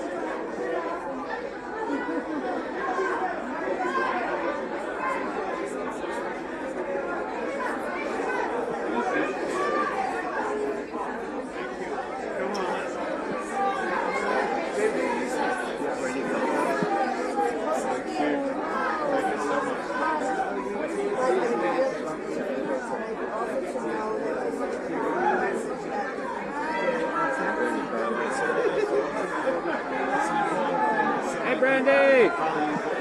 Hey, Nisi! Brandy, give us a wave, Brandy! Funny thing to say. They said it's a film about people who got roles and it's really important. So many people have got into Oh wow, so this is a nice late night. I guess no sports around. How do you feel being a part of all of this? The Baileys are here. The Bailey sisters are here. Congratulations, enjoy. Thank you so much. Congratulations, sir. Wow, I mean, look at this, and to share it with family, isn't that just amazing? It's a beautiful thing. It's a beautiful thing. I mean, sound plays such a big part in film. It totally does. It really does, and it's so nice that the Academy is doing that. It's almost like an additional character in a way. Is that kind of how you think of it? You're creating a character in itself. In this film, certainly. Sound generally is kind of considered after camera, but in this film, it really is at the forefront of the movie. Yes, it is. Now, of course, are you going to put this in the office right above the computer? Like, where does something like this go? It's going to go in the kitchen next to my BAFTA. That's the right answer. Congratulations, my friend. Thank you. Enjoy your night tonight. Thank you. Hi, congratulations. Oh, hi. How are you? You weren't just standing on that little black dot. That's not really...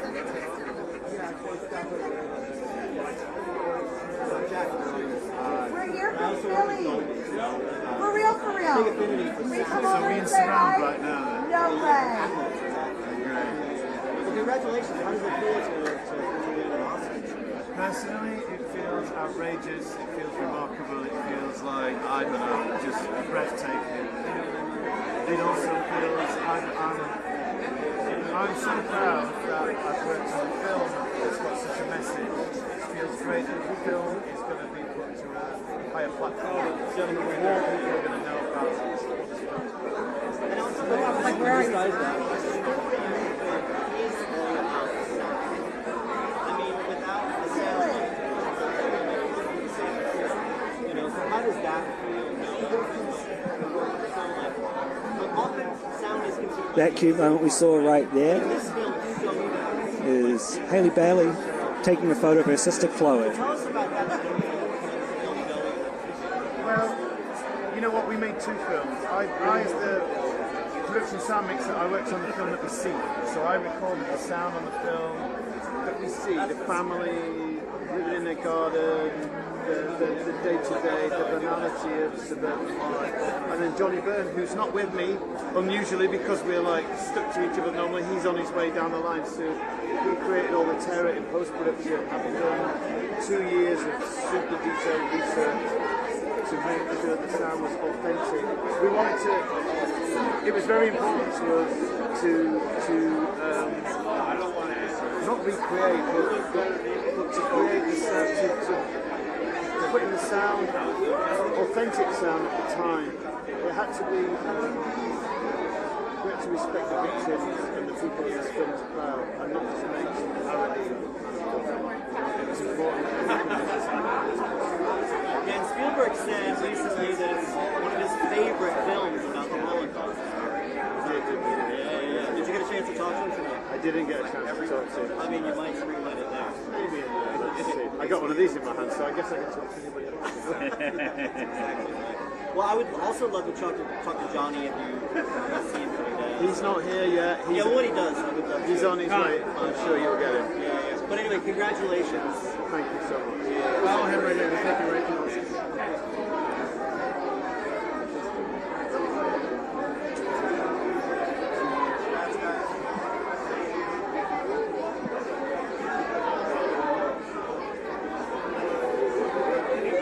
They've literally texted the entire team since writers. Amazing.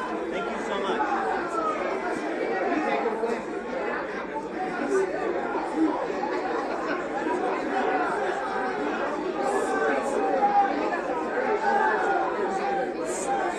They're not actually that even that good. I'm sorry.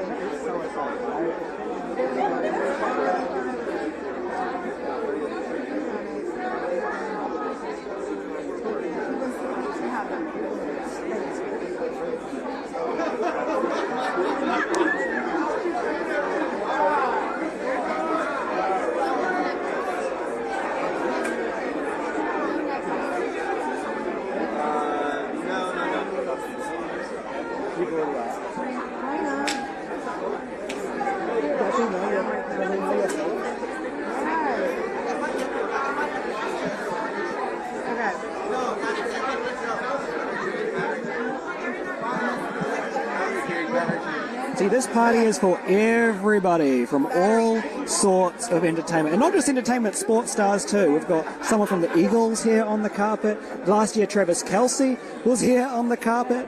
Of course, we've got musicians. We've seen Camila Cabello, Charlie XCX, Ellie Goulding.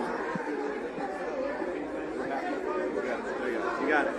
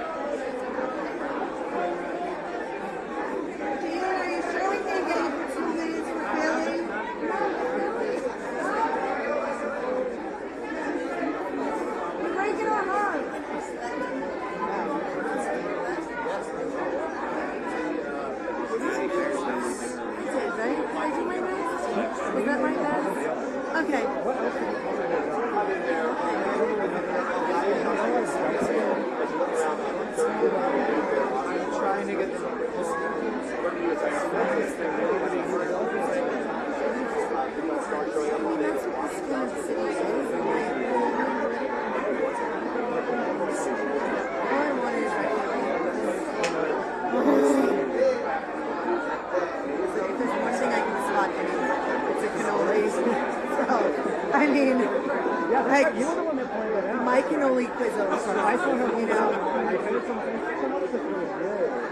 Oh, yeah.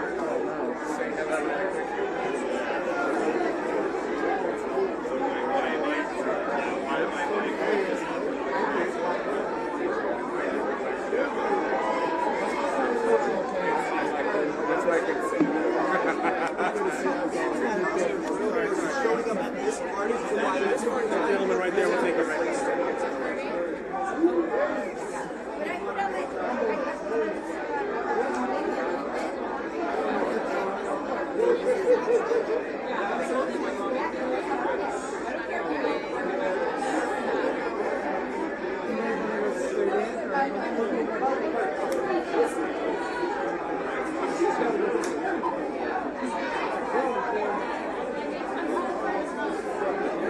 this award season, all I wanted was Billy. I had the highest like 3 times. Pretty good. I never expected that would even happen, so pretty good. That's acceptable.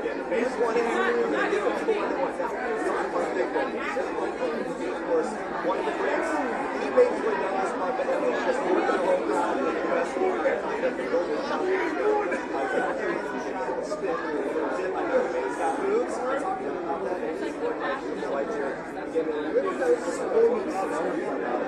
I'm just saying, that's okay. No one tried harder.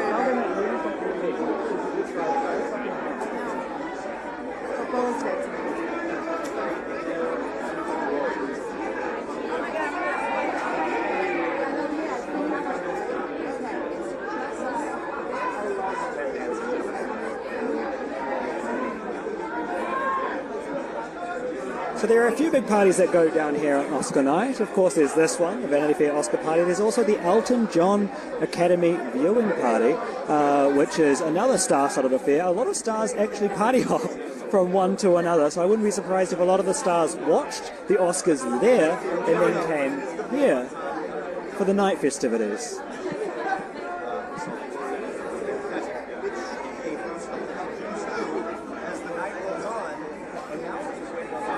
There's also Madonna's famous Oscar party, which happens at her manager's house, apparently. It's a secret location where all the big names in music show up.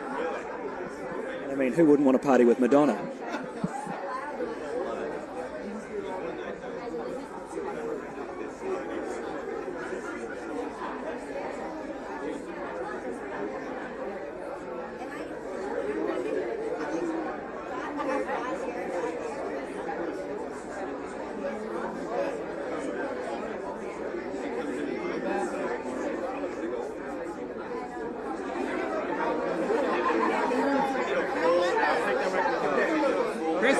Christopher Nolan with his 2 Oscars in hand.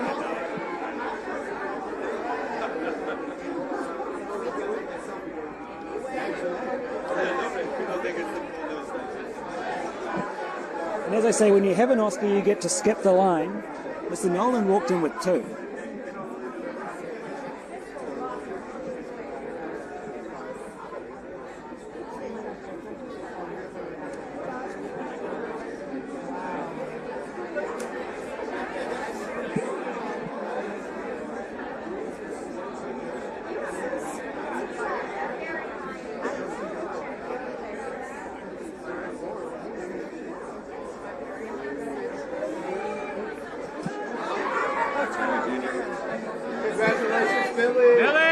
Billy, give us a wave! Thank you! Robert, give us a wave!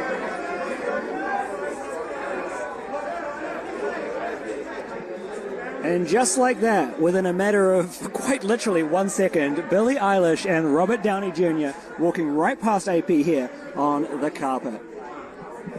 We've had a big night.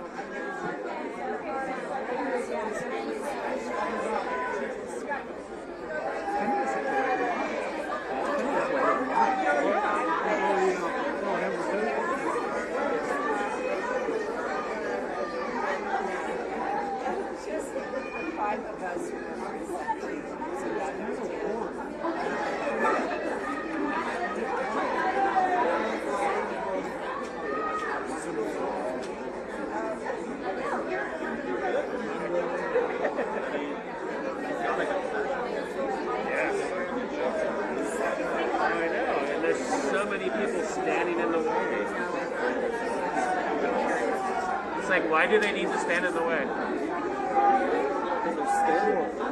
Exactly.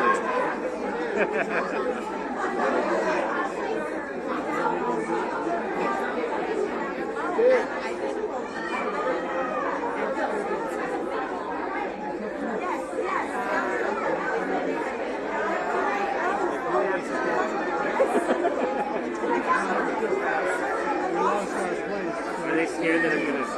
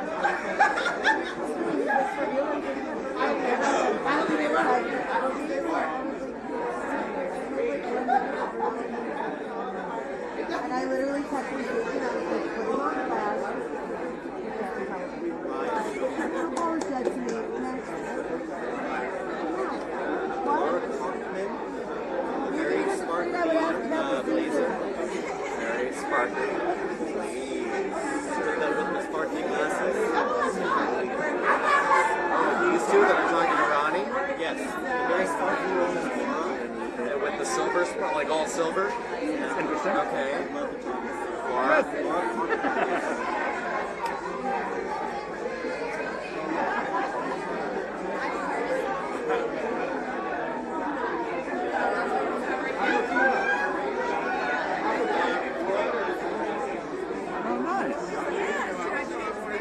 Nice shot too with the come in.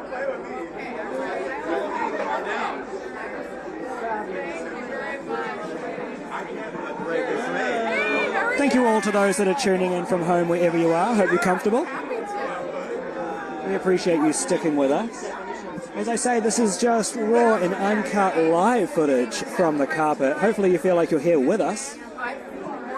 In the last 5 minutes we saw Billie Eilish, Christopher Nolan, Robert Downey Jr., all these big names walk past and skip the line. You have an Oscar in hand, you get to do that. Not even Jeff Bezos got to skip the line.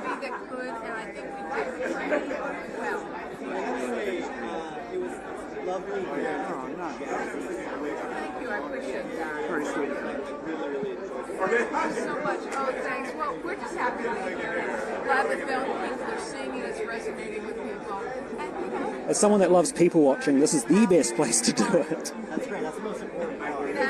that is. But I think that, like, yeah, like, what I've noticed is, I think the Oscars are, they work best, I think, to elevate awareness.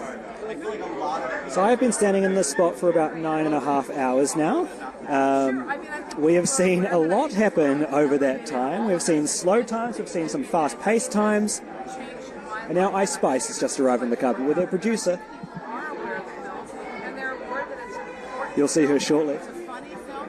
It's a great way to have a conversation about race today, to have a conversation about being an artist, and it's a great way to have a conversation about what it means to be like the occurrence. Yeah. Thank you. Oh, we will. We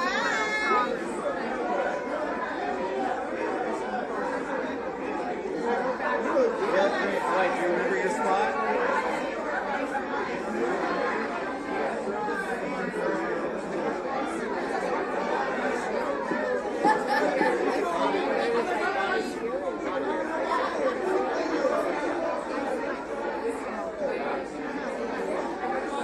I don't want to be like, thanks for the interview.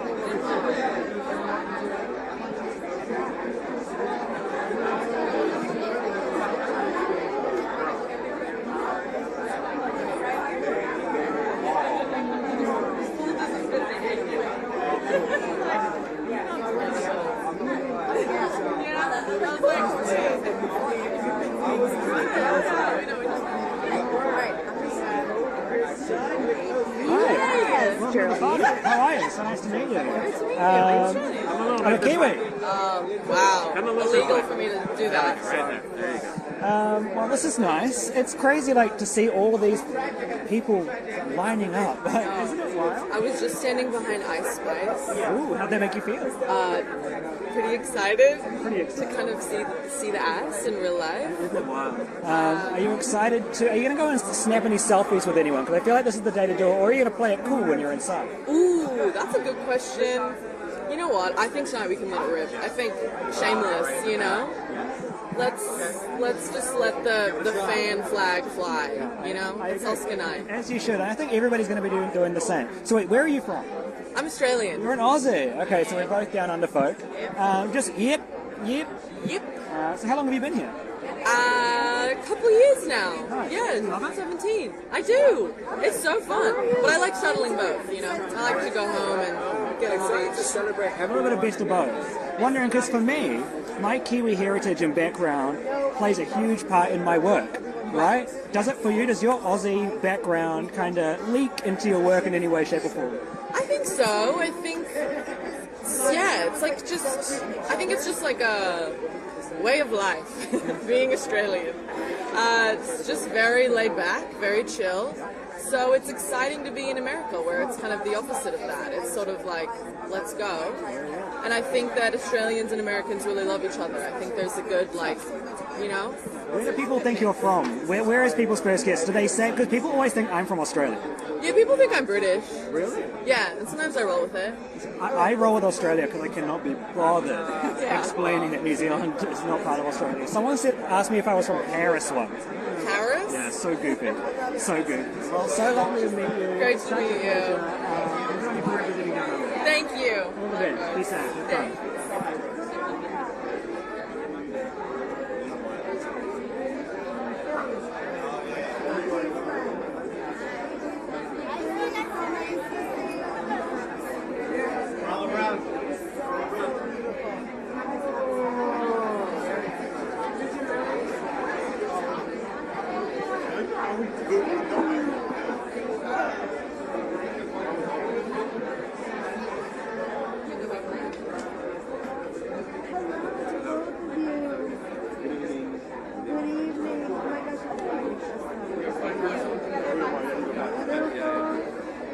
And tonight was a beautiful tribute, and working together as a family. Yeah, it's really special, you know, whenever music is special, you share with a member of the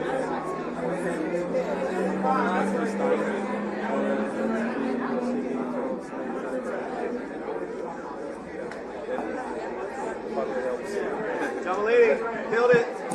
So good. John Mulaney for host 2025. We gotta do it. Obviously.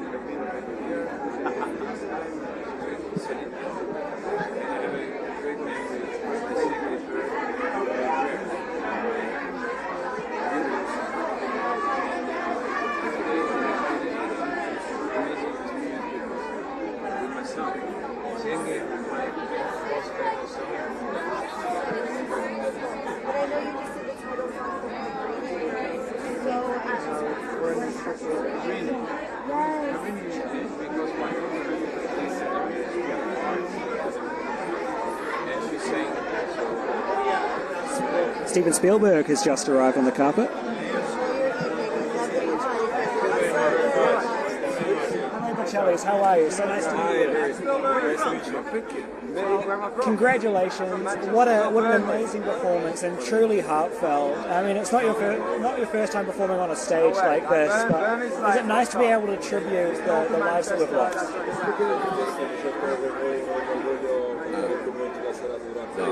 Yeah, I think that to be on that stage means that this country love me, and this is the most important thing.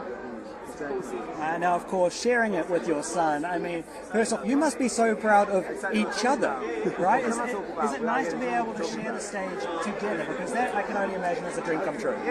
For him to see me on stage is normal, because since when he was a small child, he saw me on stage. For me, it's strange to see him on this kind of stages is strange and beautiful. Now, of course, everyone sings in the shower, but I imagine when you have Andrea Bocelli as a dad, that's pretty nice. Does he sing in the shower? That's the question. Not really, honestly, but definitely he sings all day at home, and yes, that is. It's a treat. Now, of course, one of the categories tonight was original music. How important does music play when it comes to a film?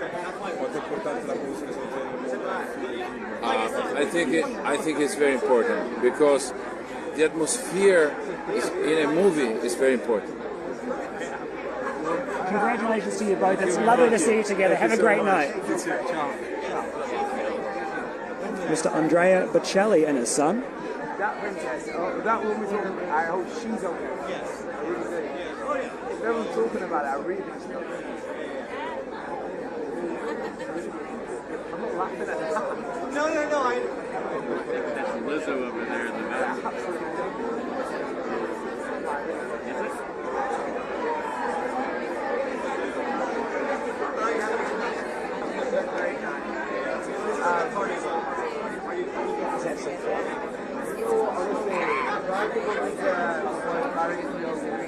Is that Lizzo in the back?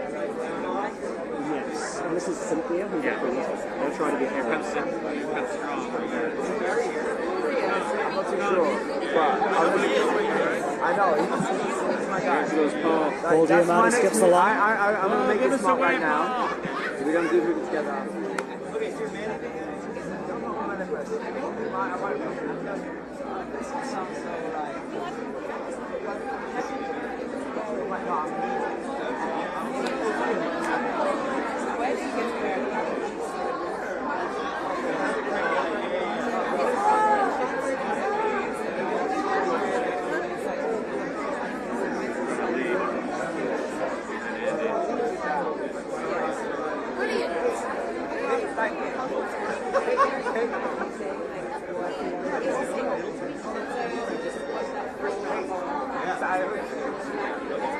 That's on me.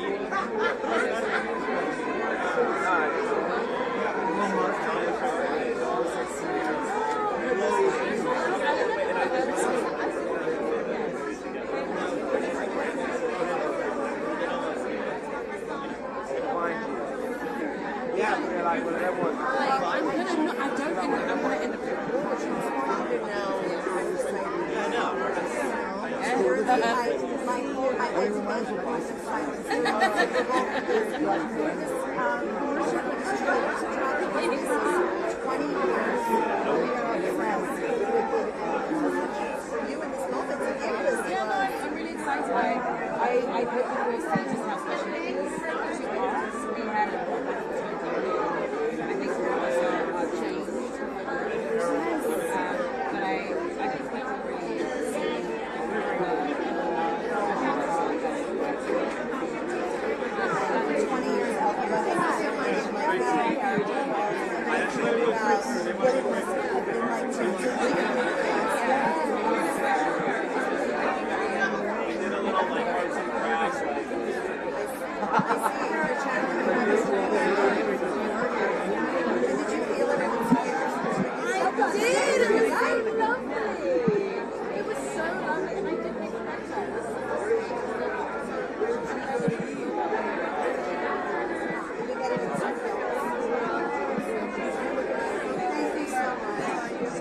How important was it for you to, I guess, stay true to the original Wicked, but also add elements of you and what you can bring? I mean, I think by design you end up adding any element. Every girl who plays Elphaba is going to add an element of themselves just because each person is different. And I think what was lovely is that I was sort of given the permission by Stephen Aramis and Stephen Schwartz and John to just sort of find things that make it me. And our costume designer Paul Tazzel made sure to work in things that elements of myself and the style that I have as well to find out who she was, what her body was, what her style was, all of those things. And it makes it easier to tell the story when you can live in something that feels like it's connected to you. So it was lovely and really important. Yeah. Now, of course, fans have been going crazy all over social media. Do you read any of that? Did you go online as soon as that trailer dropped? It was on my feed was going crazy on Instagram. I tried to avoid it, but I know that the reception was really lovely and warm, and I was really proud of it. Yeah. Before you go on and join the celebration, I got to ask, what do you think of that Ariana album? I think it's beautiful. I heard it before everyone else. Lucky you. So I'm really proud of her. I think it's a beautiful, beautiful album. I think she sounds gorgeous on it, and I'm glad that people are receiving it well. It's good. It's really good. Yeah. Congratulations. You're the perfect person for the role, and see you on the big screen soon. Thank you for saying that. Thank you. All the best. I appreciate that. Nice to meet you.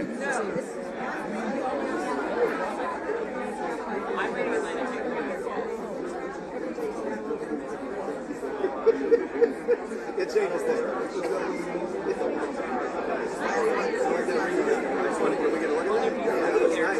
Like a civilian version of a Super Bowl ring.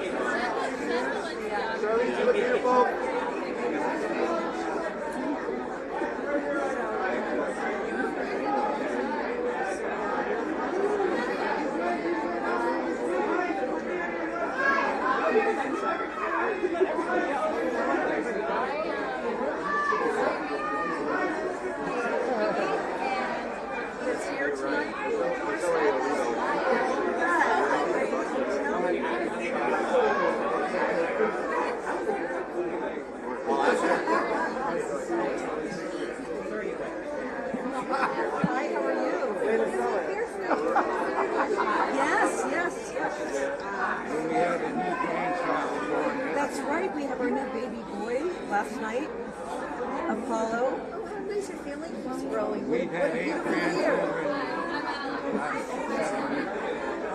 Yes, 8 grandchildren in 7 years. That's almost First of all, my daughters, and just what was this water?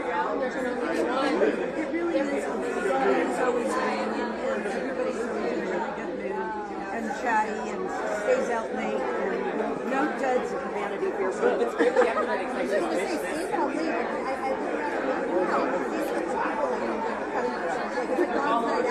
Jody, give us a win, Jody. Jodie Foster has arrived, and she gets to skip the line. Jodie Foster is a great interview. Spoke with her recently at the premiere of True Detective Night Country, which came out about a month ago.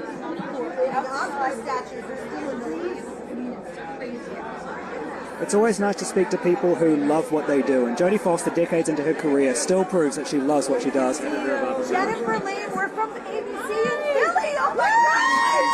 Oh my gosh, Philly, congratulations! Thank you! Oh my gosh, you know we were at Episcopal and I know you guys saw. Thank you so much. We're so excited for you. Philly! Yes! Where are you going to put this Oscar? I don't know. He has a lot of books, and I want him to move his books, and this is my excuse. Oh my goodness! Tell me, what did it feel like to be up there? I mean, I know you worked so hard. This was an absolute masterpiece. 3 hours. Oh my god. What a short 3 hours. Well, yeah, no, but I'm joking. See how much No, it was honestly, I hate public speaking, but this one was the easiest because it was so great to thank Emma, Thomas, and Crystal. It was easy. Yeah. They're great, and I had such an amazing time with them. You know, I thought about what you said, like, he trusted me to He trusted me, and he's just such a great director and such a fun person. And when you think about, you know, we think about your high school, celebrating you and everything. You look back at maybe that girl who was at Episcopal. I love Episcopal, but two of my best friends, Nina and Louisa, who I texted all night, they're like my ride or die, and I met them at Episcopal, and I love them. What does young Jennifer think about this? She can't fucking believe it. We're gonna have to believe you in Philadelphia? No, don't make us do it. Okay, sorry. She can't believe it.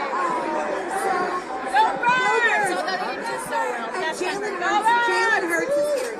Oh my God, I love him. He's really here. He's here. Yes! He's here. Jennifer, what did your editing timeline look like? I've got to know. Was it just absolutely... It's so complicated, it would blow your mind. I can imagine. Post a photo of it now that you've won. We'd love to see it. Wait, what? You have to post a photo of it now. I will. Thank you. When a film is so talked about like Oppenheimer, all the odds were on that film this year. Does it add any pressure to the moment when you're sitting in that seat? It does, but then when it finally happens, like you're like anything can happen, which that did happen tonight. It was an exciting night. Congrats, great party. You deserve it. What did it feel like at the moment? Unbelievable. It felt so good, but I did have a sense of calm because, like I said, I really just wanted to go up there and make him. Okay, so that's how you got started. And also Arnold Schwarzenegger and Danny DeVito gave me my award. And as a kid growing up in the 80s and 90s, that was really fun. Sorry, I keep cursing. No, that's all right. Yeah. So, but what did it actually feel like when you're up there? Was it an out-of-body experience? Yeah, it's an out-of-body experience, which is why I took a huge deep breath, which helped a lot. But yeah, no, it's crazy. It goes so fast when there's big props, so you're like, this will be over, let me see. Oh, really? There's Yeah. a big clock, Oh, yeah. so you know how much time Yeah. you don't have left? And as an editor, that's really great for me. You like that? Oh, I love it. I love it. So you know how much time you've got? Exactly. Congratulations. Thank you.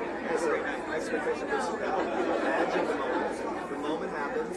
How's it line up to what you thought? Yeah.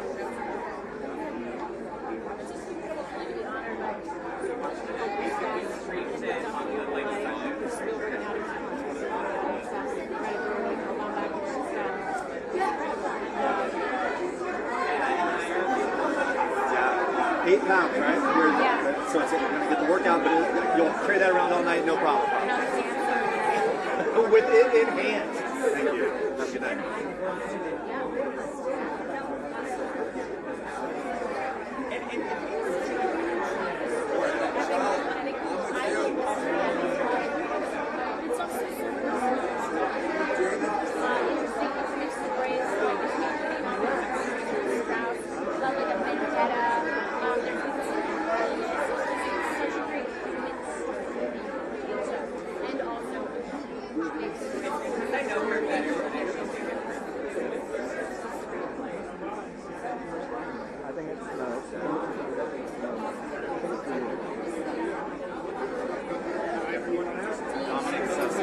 Oh, yes. He's from Ocean City. Tell him what I'm doing.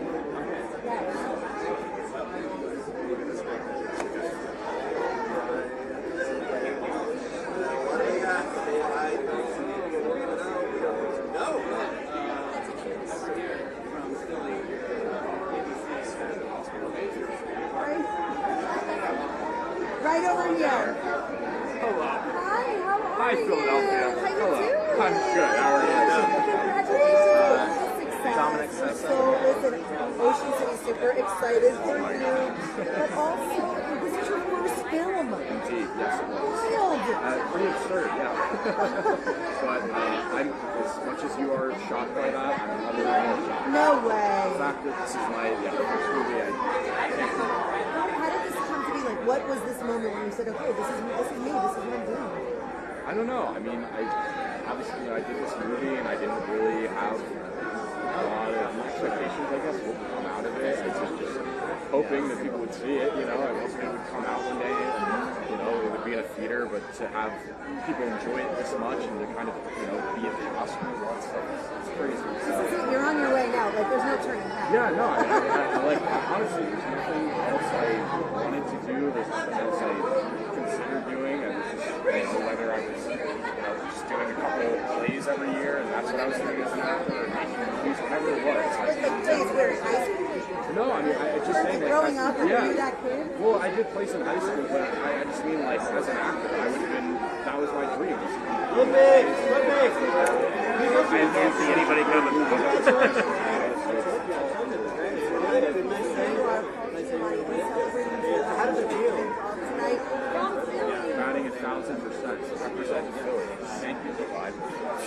I've never been serious.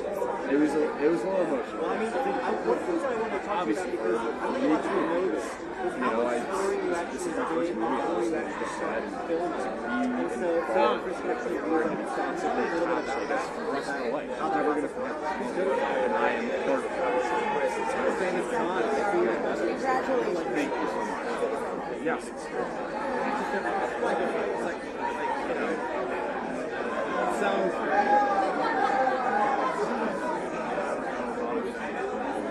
So then when you actually get Yeah, he's excited. Okay, I'll look out. Thank you. Nice to meet you. Congratulations, man. A first movie, and look at what it's done. It's pretty crazy. Yeah, isn't it wild? I mean, when you're in a movie like The Holdovers, which, I mean, Oscar-nominated, Paul Giamatti, like, what doors does it open?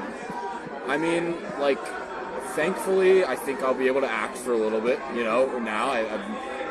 Obviously, doing this movie, I've been able to meet a lot of cool people throughout this process and just kind of understand what I like. I mean, just my taste in film. I think working with Alexander especially, he really helped me develop that. So it's really informed, I guess, the decisions I'm making moving forward and just the type of roles I want to do and the type of work I'm taking. But yeah, I mean, I've always wanted to be an actor and doing that as my career, I guess. So the prospect of that, you know, continuing is really special. And I mean, look, it's every kid's dream, right? Yeah, to be exactly. not only in a big, well, to be in a movie, to be an actor, to be on the red carpet here at Vanity Fair. Like, are you just like pinching yourself? Like, did you have dreams? Were you that kid in the shower with a shampoo bottle pretending you were winning an Oscar? No, pretty much, yeah. I mean, I thought about, you know, I don't think I ever even really allowed myself to dream this big, though. You never, it's hard to let your mind go there because it seems so far off and so untouchable and so unreachable. You know, you kind of, a lot of artists, I think, shorten their scope of what they're able to do and what they're able to, I don't know, rise to. But this has definitely showed me that anything's possible. And like for anybody, you know, if you're an actor, a filmmaker, just involved in any sort of art, like you can literally do anything. It's amazing. I agree, bro. You can do anything if you put your mind to it. And like, as I say, first film, Giamatti, like, what did you learn from that guy that you're going to take to your future projects? I mean, like, he taught me so much as an actor, obviously, just being with him every day and watching him work was like masterclass, yeah, as an actor, but just the way he carried himself on set, like the way he was able to make relationships with everybody and talk to, like, you know, have genuine conversations with just some, like, one of the PAs on set who nobody else talked to, but Paul Giamatti did, you know what I mean, and got to know that person. And I think that really informed, like not only the types of movies I want to be a part of, but just how I want to exist in those types of environments, you know, create those relationships, reach out to people, and just, I don't know, just be a good guy. It's like, it goes such a long way, and he's a master at acting, but he's a master at being a good guy. Right. Yeah. That's what I like to hear. Congratulations, buddy. Thanks All so the much. best. Go party it up in there. You deserve it. We see you.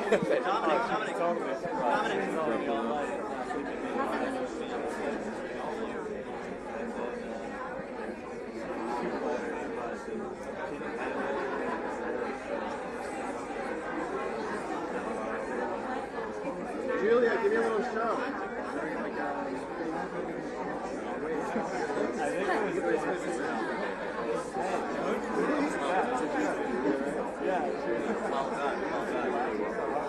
Thanks, Don. I really appreciate that. Standing on the black dot.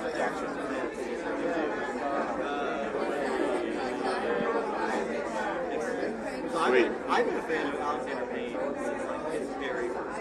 Awesome. Which would be? Well, actually, Citizen Ruth. Citizen Ruth, So yes. Citizen Ruth I actually saw after election. Yes. It was election that made me fall in love, and then I saw Citizen Ruth, and I was like, I can't believe somebody made a comedy about abortion. Only him. You should watch though his real first film that he did as a student at UCLA. It's called Passion of Art. Try to find that somewhere. Yeah, that's like genuinely his first film. It's brilliant.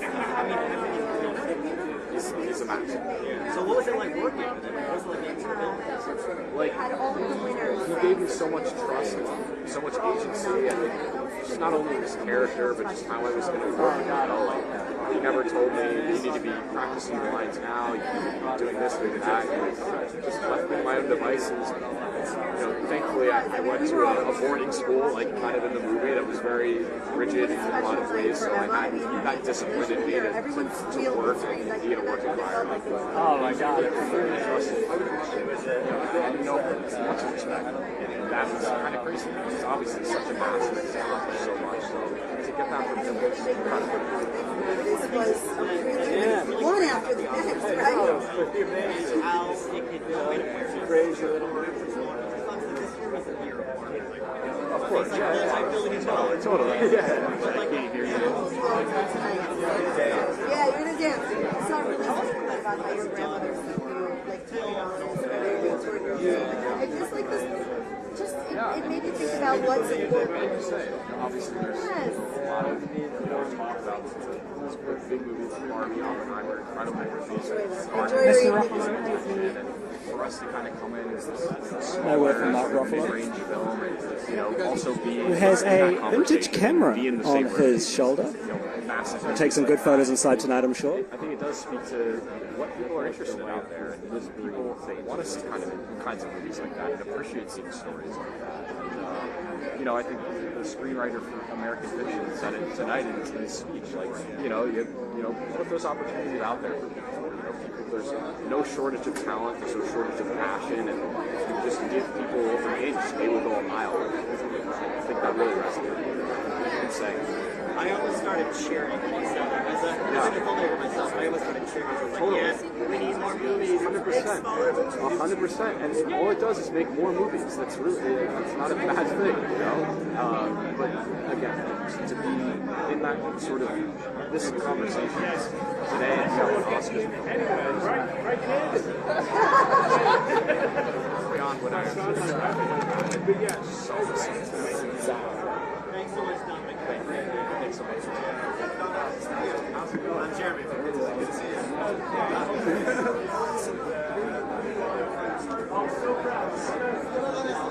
The universe. It's one glorious night.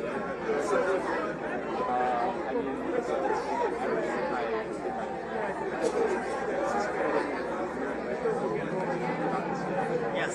All right. Can I? Yeah, of course. Yeah, no. Of course, earlier in the night we saw Martin Scorsese, the director of Killers of the Flower Moon, which is the 10th film directed by him to earn a Best Picture nomination.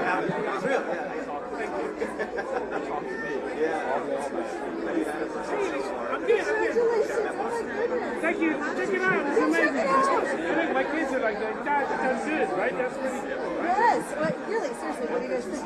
Oh, it's amazing. I mean, I just couldn't imagine doing it. One of my favorite actors. Top the actors.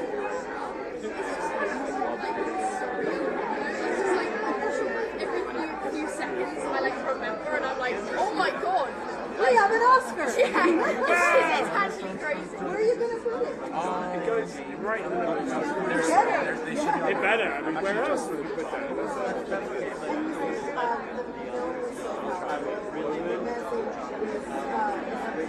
Yeah, James is probably like seeing it. We'll see it. I mean, you're right. I think basically, it's a really well-made film. Yeah, no. It should be here soon. Yeah, I'll try my best. This will get the film. So everyone's staying out really late. Yeah, these guys are obviously very tired. They need to go to bed soon. It's a bit late for you, right, Sophie? Well, congrats. Really, really It's past your bedtime, but it's time to party. Let's go. Congratulations. Thank you so much. Thank you. Show us the Oscar. Oh, this little thing. Yeah. So that is pretty cool.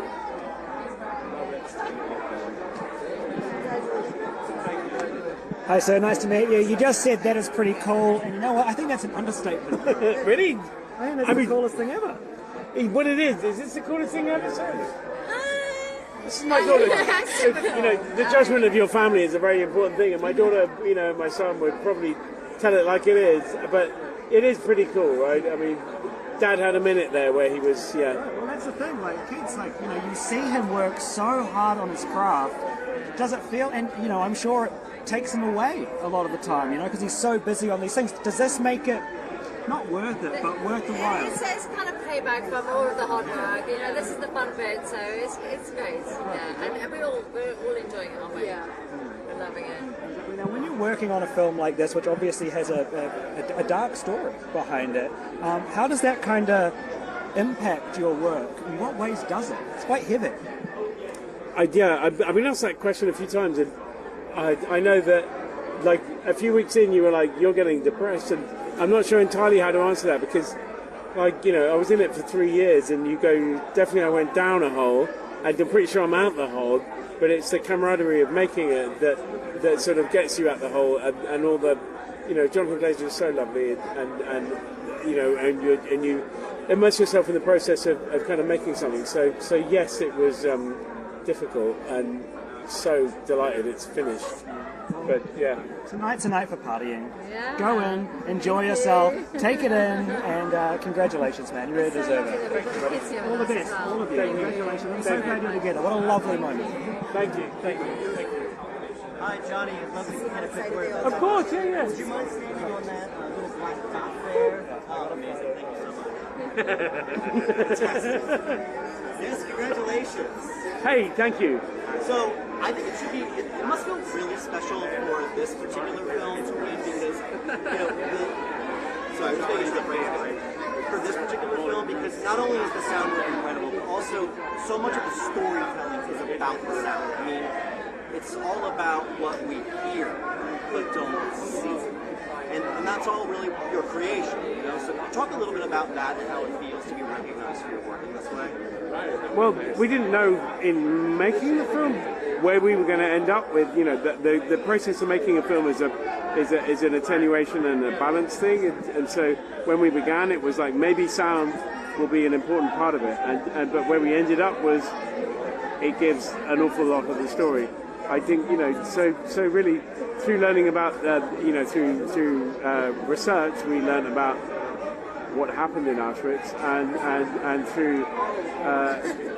and through exploration we understood that we didn't want to show the visual horror of the atrocities, and we knew that we wanted to be sound only. So yeah, it was a learning process. Everything in the films is a very careful process of attenuation of micro detail to portray the story, but without sensationalizing it. Yeah, and I think that was one of the things that Tarn was talking about when I interviewed him as well, was he wanted to make sure that everything was very, period appropriate, very, authentic. Yeah. And I think that's interesting, too, with another interview that we did with Jonathan, is how, he's like, we've all seen the images. Yeah. I really want this to be a story about, sort of the banality of people, about the people, living, just outside the wall. You can hear it, but we don't need to see it again because we haven't seen it. So that really puts it on you, then, to make sure that you're conveying the important aspect of that story. But the interesting thing about that is that, really, yes, you're right, we do know about those, but what the film does is it draws upon our collective knowledge of that period of time in history to paint pictures in your head. And when you hear a sound, I think when you see an image, you process it, but when you hear a sound, you immediately react to it. And so what the film does is it conjures images based upon what you know. And so the context of watching the story with those sounds gives you a subplot that is horrific. Oh yeah, absolutely. Yeah. So I gotta ask, switching gears slightly, just because I've been such an enormous fan, what was it like working with Jonathan? Oh my God. I mean, I love Jonathan, and I've worked with him for over 25 years, and I've been very lucky in that. And I'm a business school dropout at university, and my formative film experiences were based around working with Jonathan Glazer because he knew that I loved editing sound, but I wasn't too film savvy. And so the many years that I've spent sitting in a room with him, exploring how to put sound on film, has been my 10,000 hours of understanding it. Well, that's amazing. I didn't realize you guys were collaborators for that long. I've been a fan of yours since music videos. I mean, Yeah, no, he's extraordinary. Yeah, he does great work. Yeah, well, I mean, also congratulations on winning Best International Feature Film as well. It's incredible, right? Yeah, so good, so good. I'm so happy that the film's going to be out there more, and that brings wider recognition. Yeah, it's amazing. Last thing I was talking about with some of the folks from Holdovers and some of the, the smaller films, the movies that don't gross $1 billion, is that I think when the Oscars works best, it really elevates awareness of these films that maybe not a lot of people have heard of, but we're hearing a lot about, the Zone of Interest, I think because of this award cycle. What has that meant for you? I think the thing about the Zone of Interest is it is actually, I mean, it's an art film, but it is accessible. I think people should recognise that you can go and see it, and even if you're not someone who particularly likes that kind of film, it has a very strong and easy to understand message. And for us as filmmakers, or certainly for me, witnessing what's happening, I'm just delighted that more people can access this work, because it has a very important message right now, For the first time tonight, we have a break in the line, which is surprising. Well, the thing about the Oscars did start an hour earlier this year. For me, and obviously I can't speak for Jonathan, but so many, a lot of things. But it could mean the film does not say a lot of the people that want to come here are already here. It says, and that we haven't seen some of the big winners of tonight. I mean, we have seen Christopher Nolan, but we haven't yet seen Cillian Murphy. Who knows where he is celebrating? Look at those humans doing that thing to other humans. Isn't that awful? And so we as humans have... So far, I believe we've spoken to 3 different Oscar winners, all of them buzzing from their big night. Isn't it crazy? That's the thing. They work all this time, all their career, and it comes to this one moment, and now they've cemented themselves in history and have created a product that will outlive them. It's amazing. The money shot. There it is. Amazing. Thank you, Johnny. Thank you so much. Really great chatting with you. Lovely chatting to you too. Thank you so much.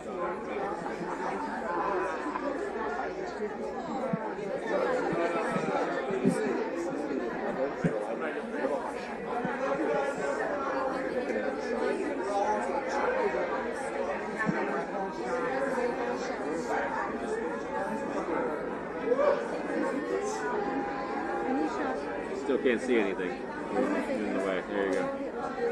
Roger! Roger, give us a wave! Roger, give us a wave! Roger wanting nothing to do with the press on the carpet.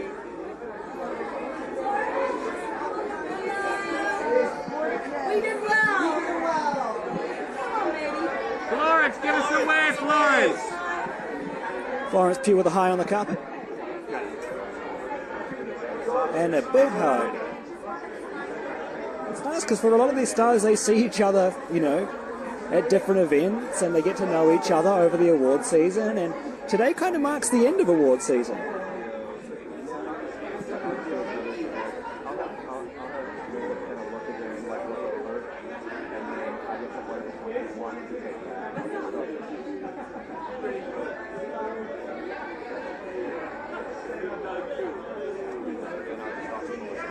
Throughout the course of the night, it's been fascinating to watch the carpet get dirtier and dirtier. When I first arrived, there were vacuum cleaners going all over the place, but now there are different sequins and crystals and glitter and threads from all of these stars' different outfits just scattered across the carpet.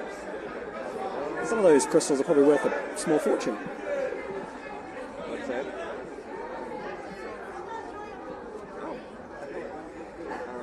You guys want to start with right here?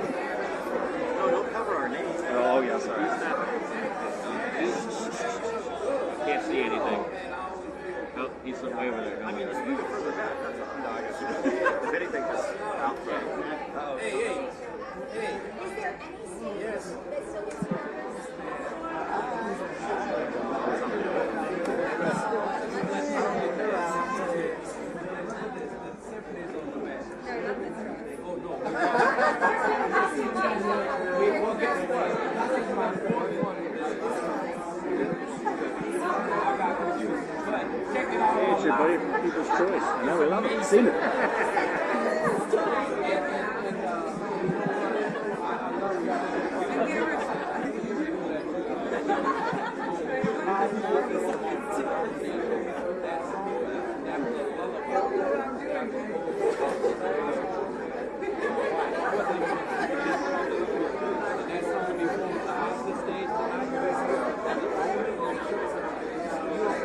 On stage, next level.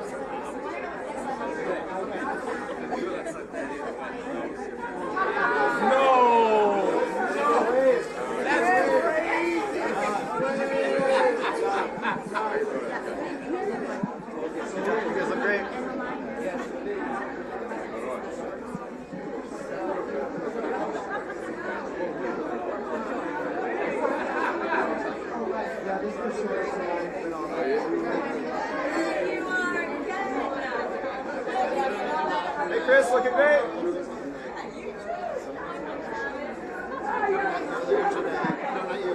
Chris Hemsworth has arrived on the carpet.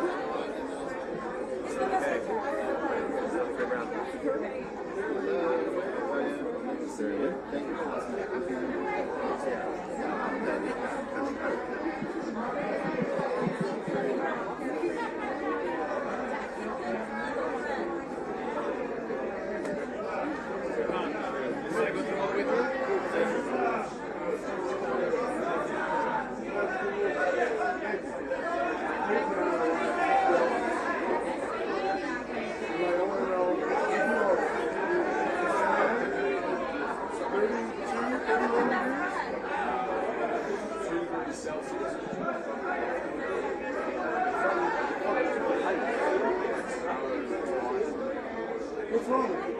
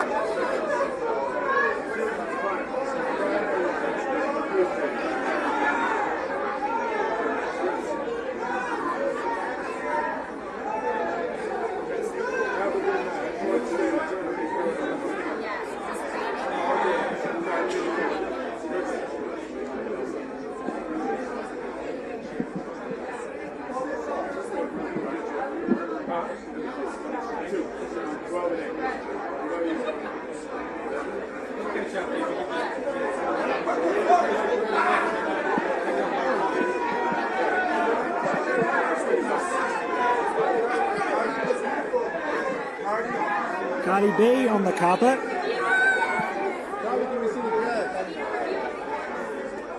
Cardi, give us a wave, Cardi. Cardi, what's the secret to making a banger? What? What's the secret to making a banger? The secret to making a banger, you gotta hear what your fans like. Gotta hear what your fans like. Words from Cardi B on making a banger. Thank you.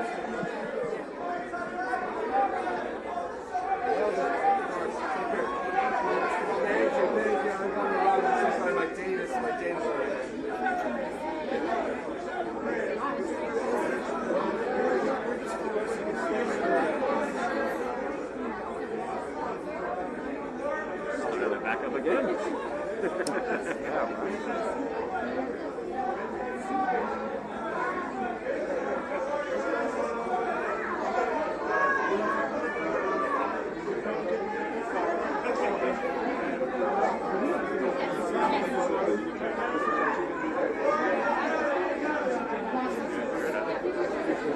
Hey Greta, give us a wave, Greta.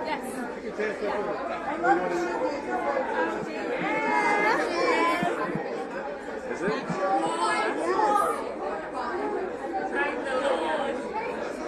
It's like Sister Shoe Squad. Let me do photos with you.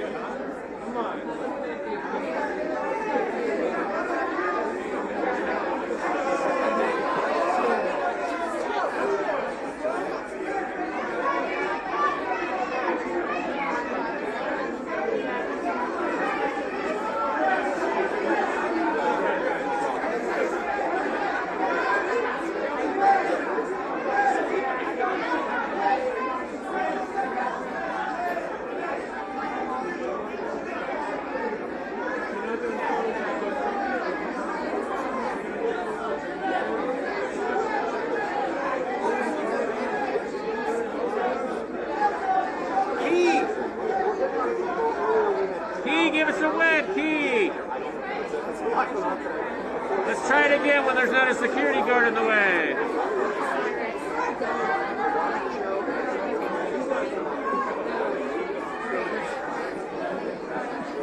A lot of stars on their phones on the carpet, from what I can only presume is them trying to find their friends. They either want to find their friends in the line so they can get up a little closer to the photo area, or just waiting for their friends to arrive, or to find them inside.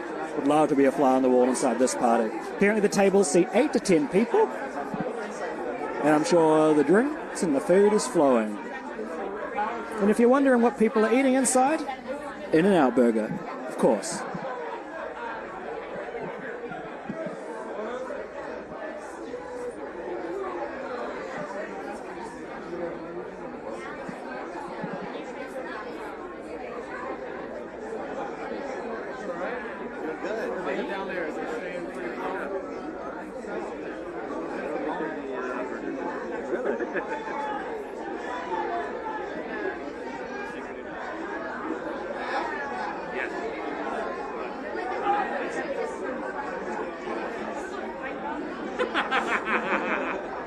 I can see that, yes. Stars are very dangerous. We are being protected. I love Melissa McCarthy's take there on that whole John Cena moment that everyone's talking about from the Oscars. As I mentioned, here at the Vanity Fair party, which by the way is the 30th Vanity Fair Oscars party. Obviously, there's really got movie stars, we have politicians, we have musicians, we have Usher here earlier, and then the great, I didn't know, because you guys have to hear what Diana's doing. She made her way down, all about her love for that Barbie movie. Watch.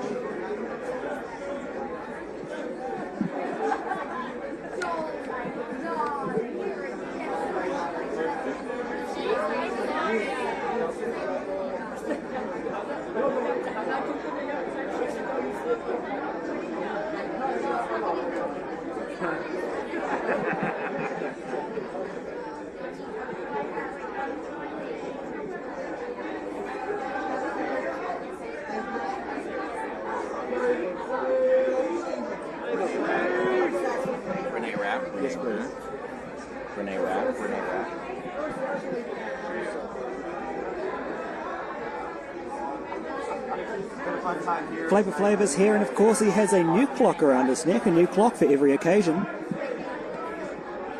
wonder if he has a wall of clocks. Where does he keep his clocks? I'm guessing that's a Barbie clock. I'm enjoying the word clock.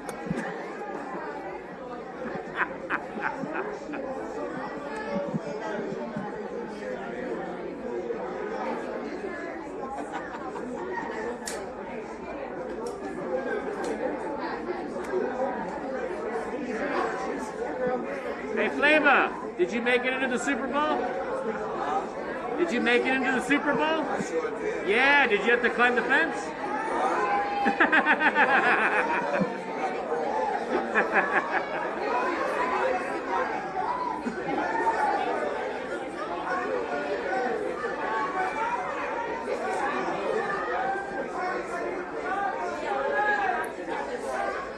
Renee Rapp has arrived at the car, but she is at the end of the line. She's probably going to have to wait 25 or so minutes to get to the front.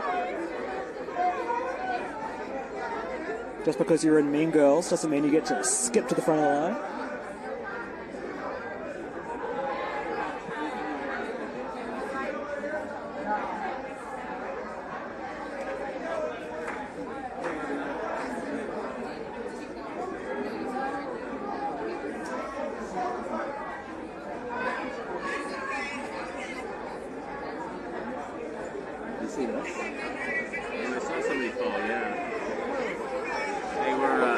talking about it on our side, and they were looking at it.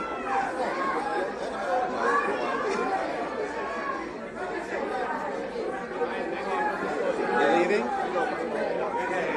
Great to meet you.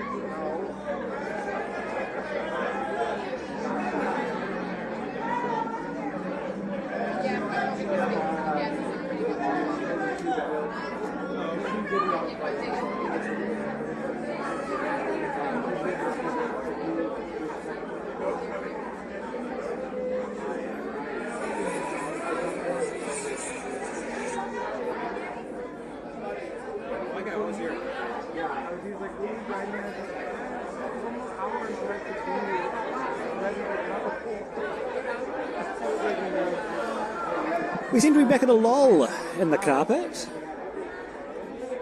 which is fascinating. You should have seen this place last year. The line was unbelievable, going down the street even.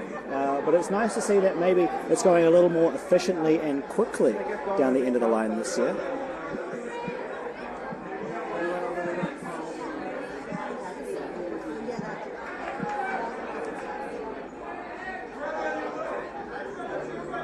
Come on, you got it? Slow. Yeah.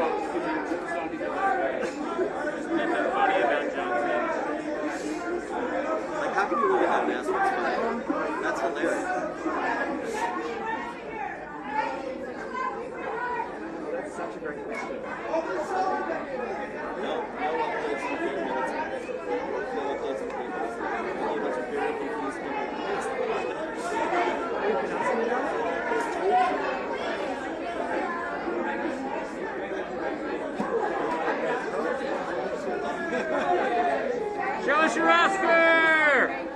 Show us your Oscar! Yay! Yay! Congratulations!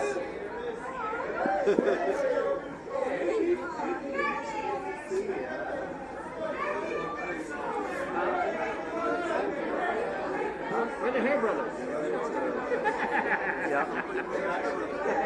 Fairly done.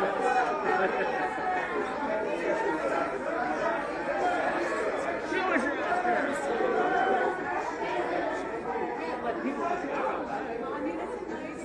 It's boring. You guys getting leaving too? No, you're so right. We can't. You're so right. Oh, yeah. We have to wait till they come in. Let me text him, see where he is. Yeah, can you imagine? Right? We're not allowed to talk about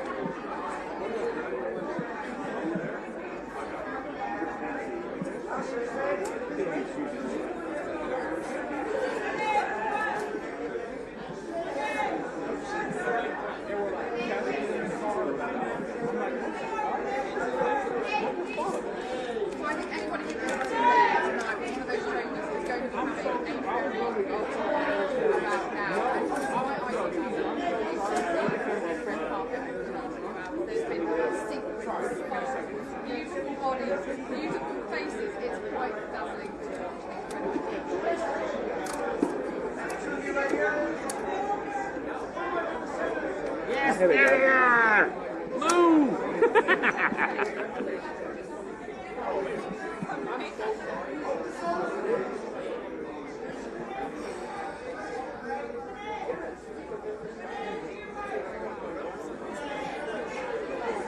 Can we see the Oscar?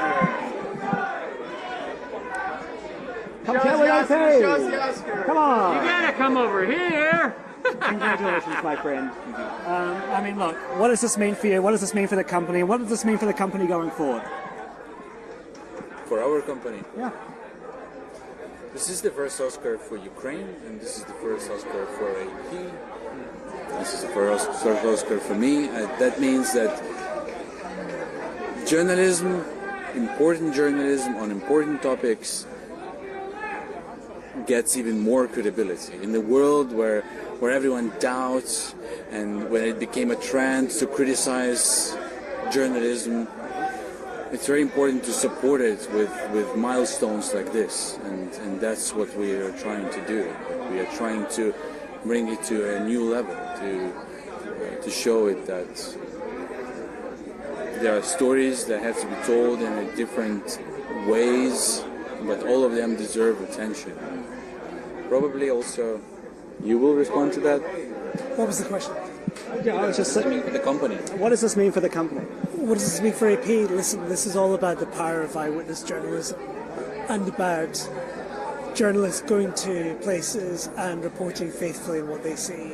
And in a time when trust has been eroded in journalism and messages have been mixed, I think this is incredibly important, just to say that we can speak truth to power and can speak, can repeat faithfully what events we see.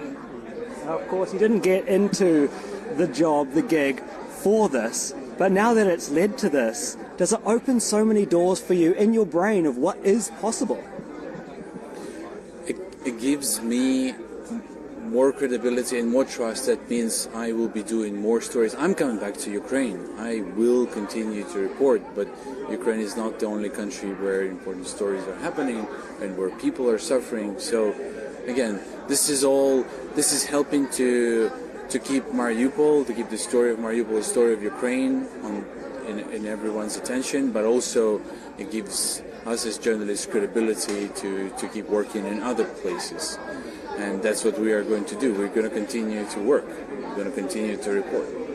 Well, congratulations from us to you. You absolutely deserve it. And thank you for shedding light and keep doing what you do.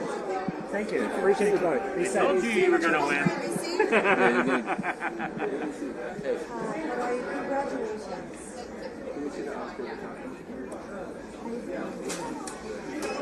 It's a bittersweet moment. Today is...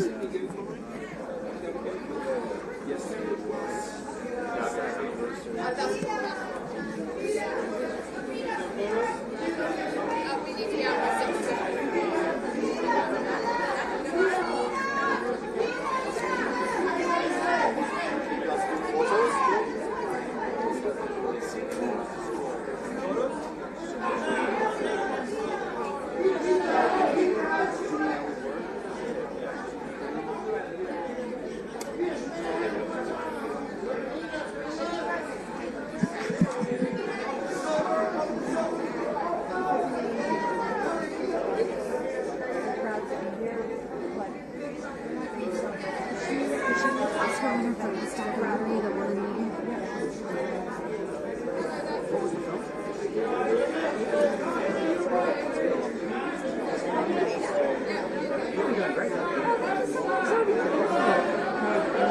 It's a miracle.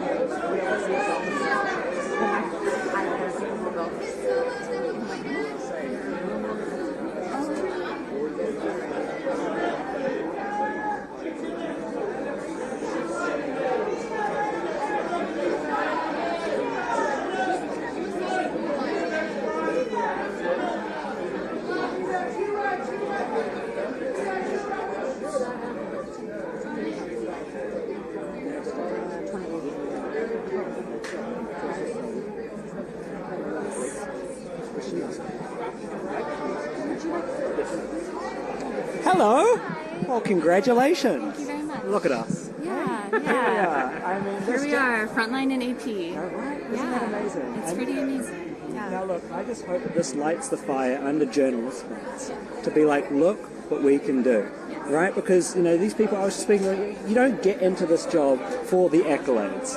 But now that it's happened, does it just open your mind up to what is possible? I mean, I think it opens my mind up to what is possible in documentary film. And documentary can be many things. There are stories that are truthful, but they're told in different ways. And this was one that was a journalistic film. And so it started with reporters on the ground doing their work, gathering material, and we were able to put that together into a feature film. And it wasn't what Mstislav set out to do, but he ultimately did it, and it was a privilege to be a part of that partnership in the end. And was it always meant to be a film, or did it like kind of just go that way? So Mstislav was on the ground in Mariupol for the first 20 days of the invasion, full-scale invasion of the Ukraine, and he was reporting for the Associated Press. And when he left the city after 20 days, he had a hard drive full of footage. And what we did was make a film from that footage. Well, congratulations. You deserve it. Look after it. Thank you. Yeah, keep an eye on it. Nice to meet you. Nice to meet you as well. Yes, please. Hello, Mr. Lee. Hey guys, Nice to meet you. Listen, I'm sorry it took so long. I knew you were waiting for my interview, but I'm here. Yeah, you know what? You know, good things come to those who wait. You know what I mean? You know what? We had a little raffle going over here, and I put down you as the winner for this award. You did? I sure did, my friend. I sure did. Did you win? I did. Hey, how much did you get? A high five. A 2-1. High five. High five. Nice, man. Thanks, Thank man. you. I appreciate it. I mean, now this must mean a lot to you for so many different reasons. It does, honestly.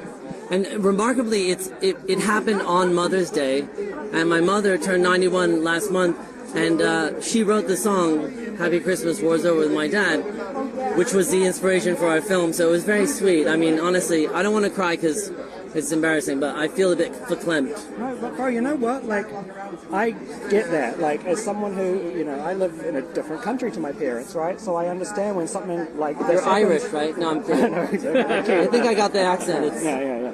It's Scotland. It's Scotland. There we go. Yeah. But as someone that lives far from, you know, their parents, when a big significant moment like this happens, it's so nice that you decided to include her in that speech. Has she seen you yet? It meant a lot. I mean, she's at 91. She's not gonna like come to the Oscars herself anymore because she wants to just chill. But I know she was watching. I had her friends put it on the telly, and that's why I did that. I wanted to, dedicate it to her, and honestly, it was very touching for me. So I'm glad she got to see that. Yeah, it was sweet. Now, of course, you worked hand in hand with Peter Jackson on this one. Yes. The King Peter Jackson. It was a miracle. Well, because Peter had done a film for the Beatles that I had some involvement with, and so because I had his number, I was working on this film, and I saw, I asked my producer, I was like, should I call Peter and just see if they're like, no, dude, like, he's not going to want to do it. But I texted him, and I sent him the treatment and the script, and he liked it. I kind of have a feeling, I had a feeling that he would, but it was a long shot. And without him, we wouldn't have made the film. I mean, absolutely not, because WIDA basically donated their time and their talents and their computers, and it was miraculous in that way, yeah. Anyway, thank you, mate. Well, thank you. So nice to meet you. Yeah, you too. So are you an expat from Australia? Kiwi, New Zealand. Oh, Kiwi. Oh, so you know Peter. That's why I'm a Have Peter fan. Have you been to the... They call them pedophiles? That's weird. No. That's weird. Like Peter fans? Stop. Okay, no, it's fine. It's a Kiwi thing. I don't know. I'm sorry. No, from down under. From down under. So he's a legend. Nice to meet you. You too. All the best. Congrats, guys. Thank you very much. Looks good in your hand. It feels good Yeah, in my come on, hand. have a chat. It's a lot lighter than I thought. Is it really? Yeah, I was going to say, yeah, do try it. you mind? Yeah, sure. Thank you so much. Well, yeah, right, can you have it? It's almost like it's molded. Oh, wow. Yeah.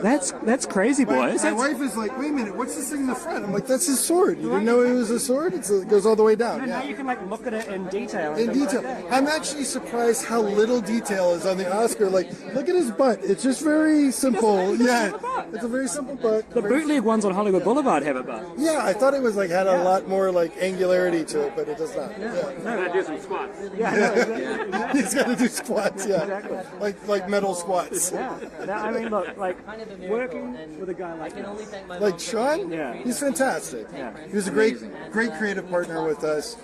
Brad and I, we started our animation company with this film, and having him as a partner was fantastic. And it was like the three of us was like kind of like jazz. Like we were like peas and carrots. We were like peas and carrots, Jenny.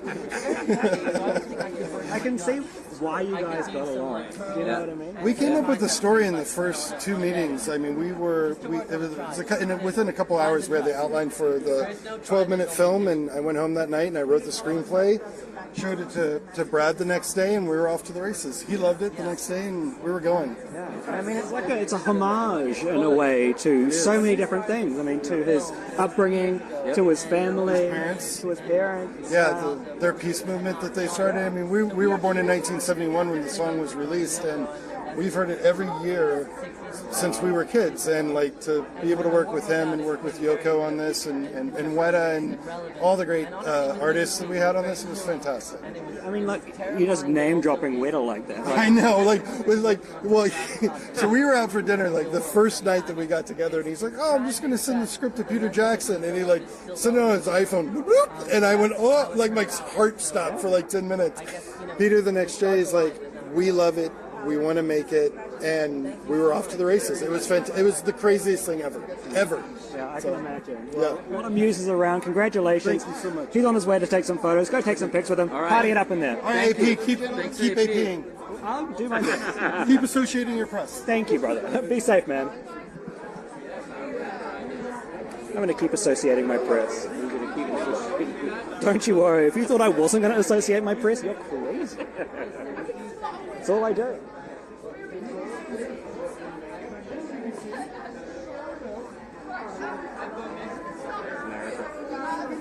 One nominee and 2 winners, right? America, give us a wave. America Ferrera has arrived on the carpet and has changed. Was wearing a pink version of that earlier.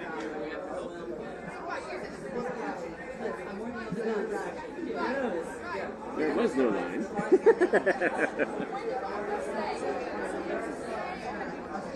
I love how security was like, stand in this line. There is no line.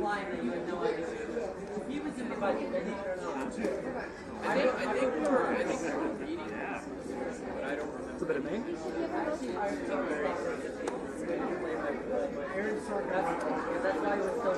That was a fun one.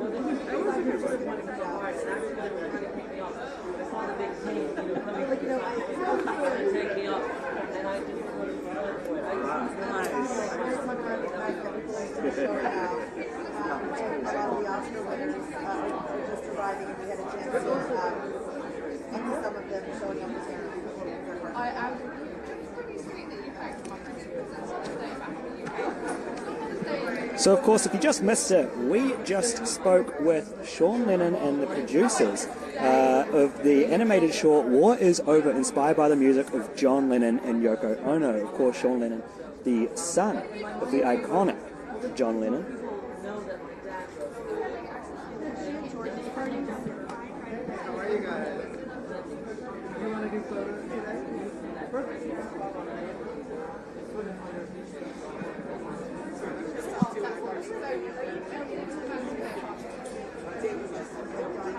Oh, this is such a I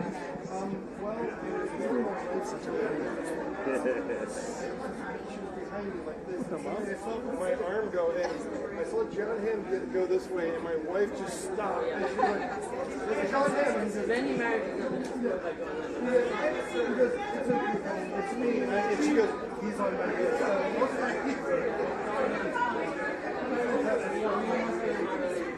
Cliff! Over here, Cliff! How are you? Good to see you, brother. Good to see you. Are you going into the party? Yes. I came here to see you. Okay. Congratulations. Did you see the video from the trailer? What's that? We were in the trailer. No, I didn't. We all cheered and. I heard shouting, but I didn't know who it was. These guys. AP, this is AP, man. I'll send you the video. Yes, do that. All right, we'll see you. Have fun in there. Yes, have fun.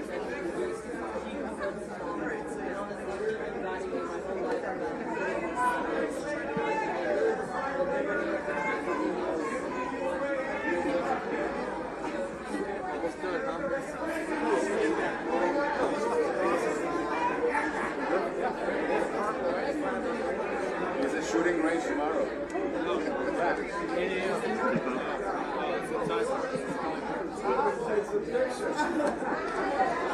And like I said, the stars are still coming in well. It's just incredible to see the energy in this room, the excitement that everyone has, the way that they're walking around with these Oscars tonight saying, wow, this is so happy, so hard on Willem, give us a wave.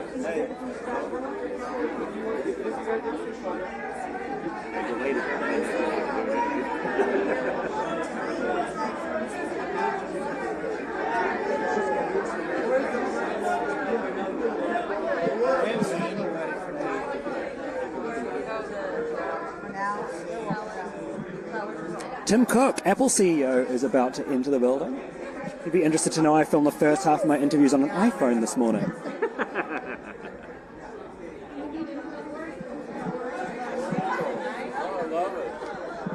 Tim, I shoot a lot of my interviews on an iPhone. Good to see you. Good to see you was his answer to that.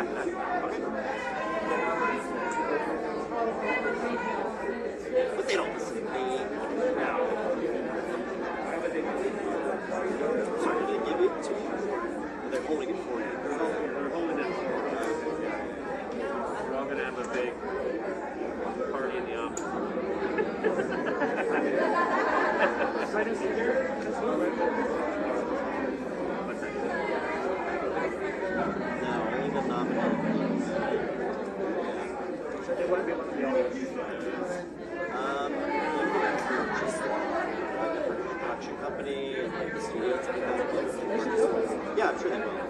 I'm sure they will. We're gonna have one of them.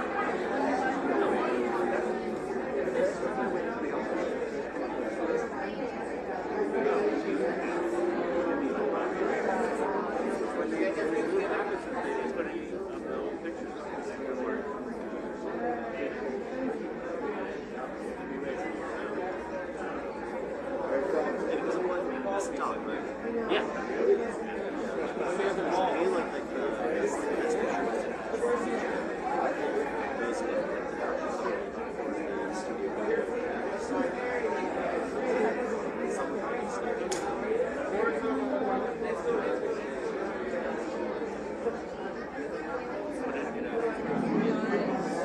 But technically, yeah, it's just the people that are nominated. So it's usually, like, it's weird, like, on Best Picture, it's the producers.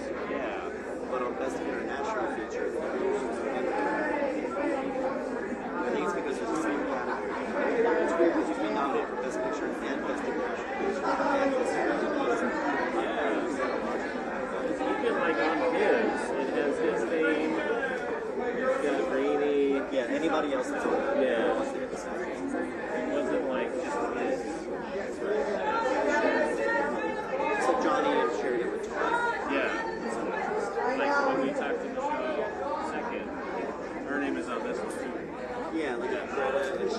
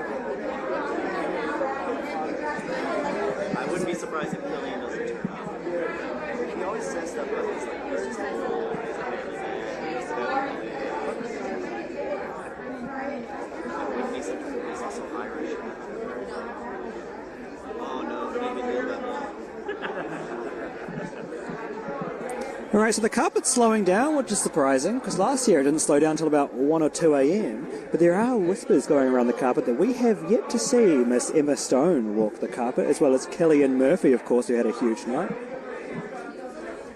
Of course, there's no guarantee that they will show up, but a lot of their colleagues have.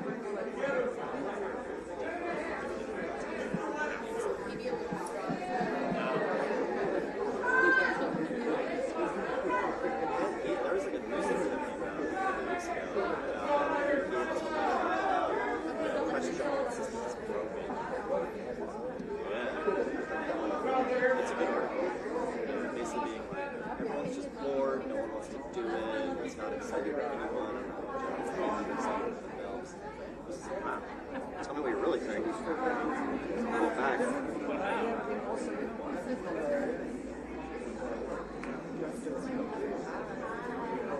He has to do it. It's like no, I mean it's in the contract. You have to do it. Well, a lot of actors would get it. Like, I don't want to do any press. A lot of people will do it as like a condition of signing on. Like there's like smaller films. One of the conditions of signing on is having they hate it. They really hate it. Yeah, it was like Johnny Depp was the only dude the first 10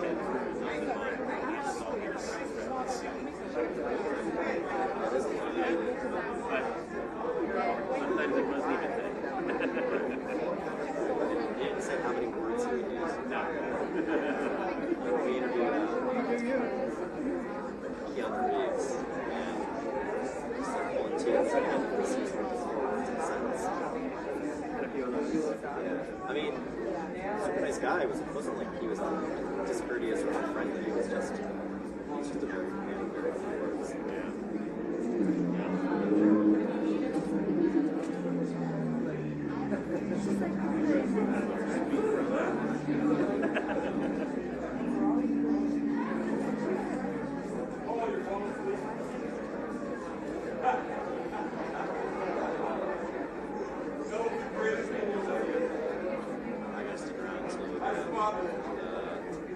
I gotta see if the court things can show up. All the opportunities have already arrived at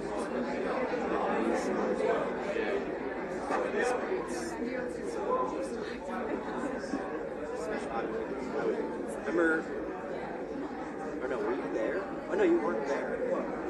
The PGA Awards, everyone was packed up. Everyone had packed up. Everyone, except for me. Emma Stone came. Like, and then George was like, literally they were turning the lights off in the middle of it. Yeah. Like, sorry, the show is starting. It was in the same room. So they had to turn the lights off. And it was just like, I was just like, that's just rude. Like, it's Emma Stone.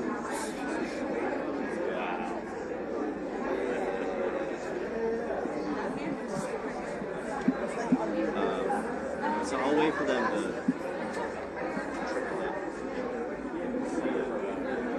But if it starts getting too slow, then I'll probably just call it 15 minutes.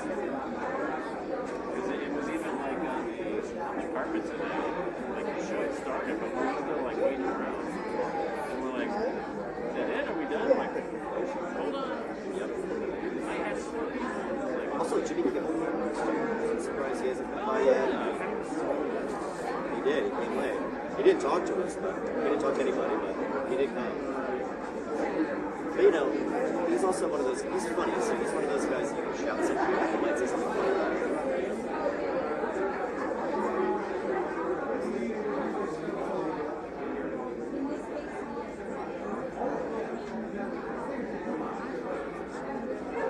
Just be like, Matt Damon was shit talking. He would not shut up. Man, it was ruthless.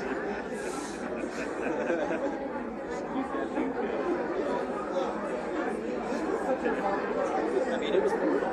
Most of it I can't repeat. I can't even say why. Yeah. Do you have any rebuttal?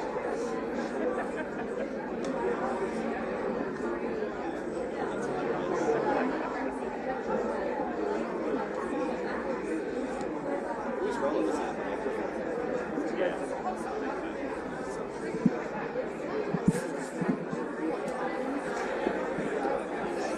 Steve? Who gave us him and Still there. They're just sitting down. Oh, I didn't even know. When did he do that?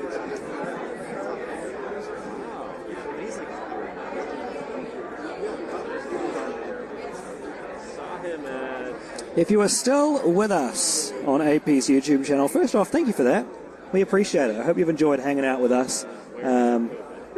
As we've enjoyed the hecticness, the craziness, the glamour of the Vanity Fair Oscar party. It's been a hoot. We've had some good names stop by, which has been nice. Was it like something that he was just scheduling to do, or did he... Oh, okay. Got probably maybe an hour to go left of this carpet, I would say. But as of right now, there is not a single star on the carpet. It's the quietest it's been all day.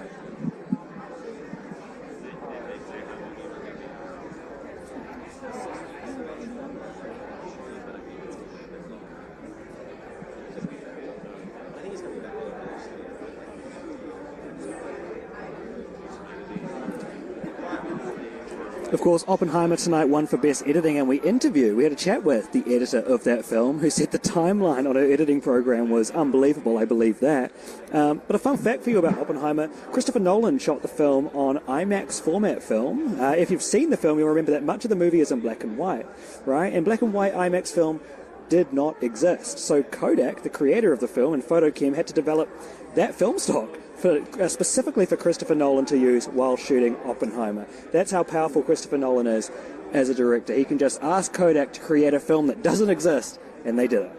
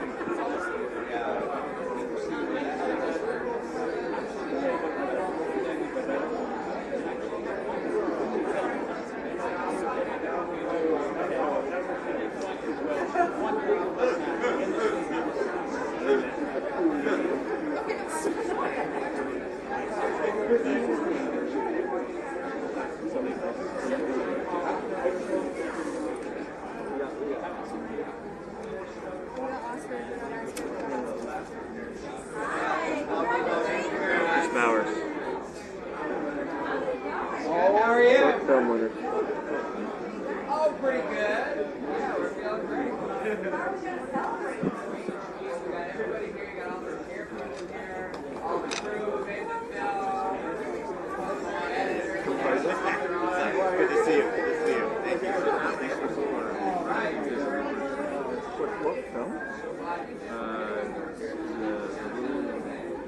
repair shop.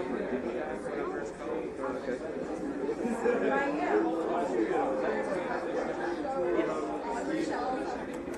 Yeah, I know. Yes. Oh yeah. It's also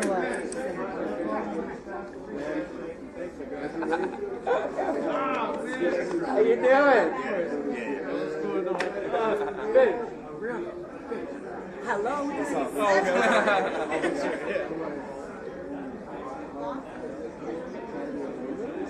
Yes. How does that sound? How does that sound? Pretty wild. Yeah, I'm not used to it yet. That was brand new. True for you. Yeah, I'm spoiled. When they called your name, what did you do?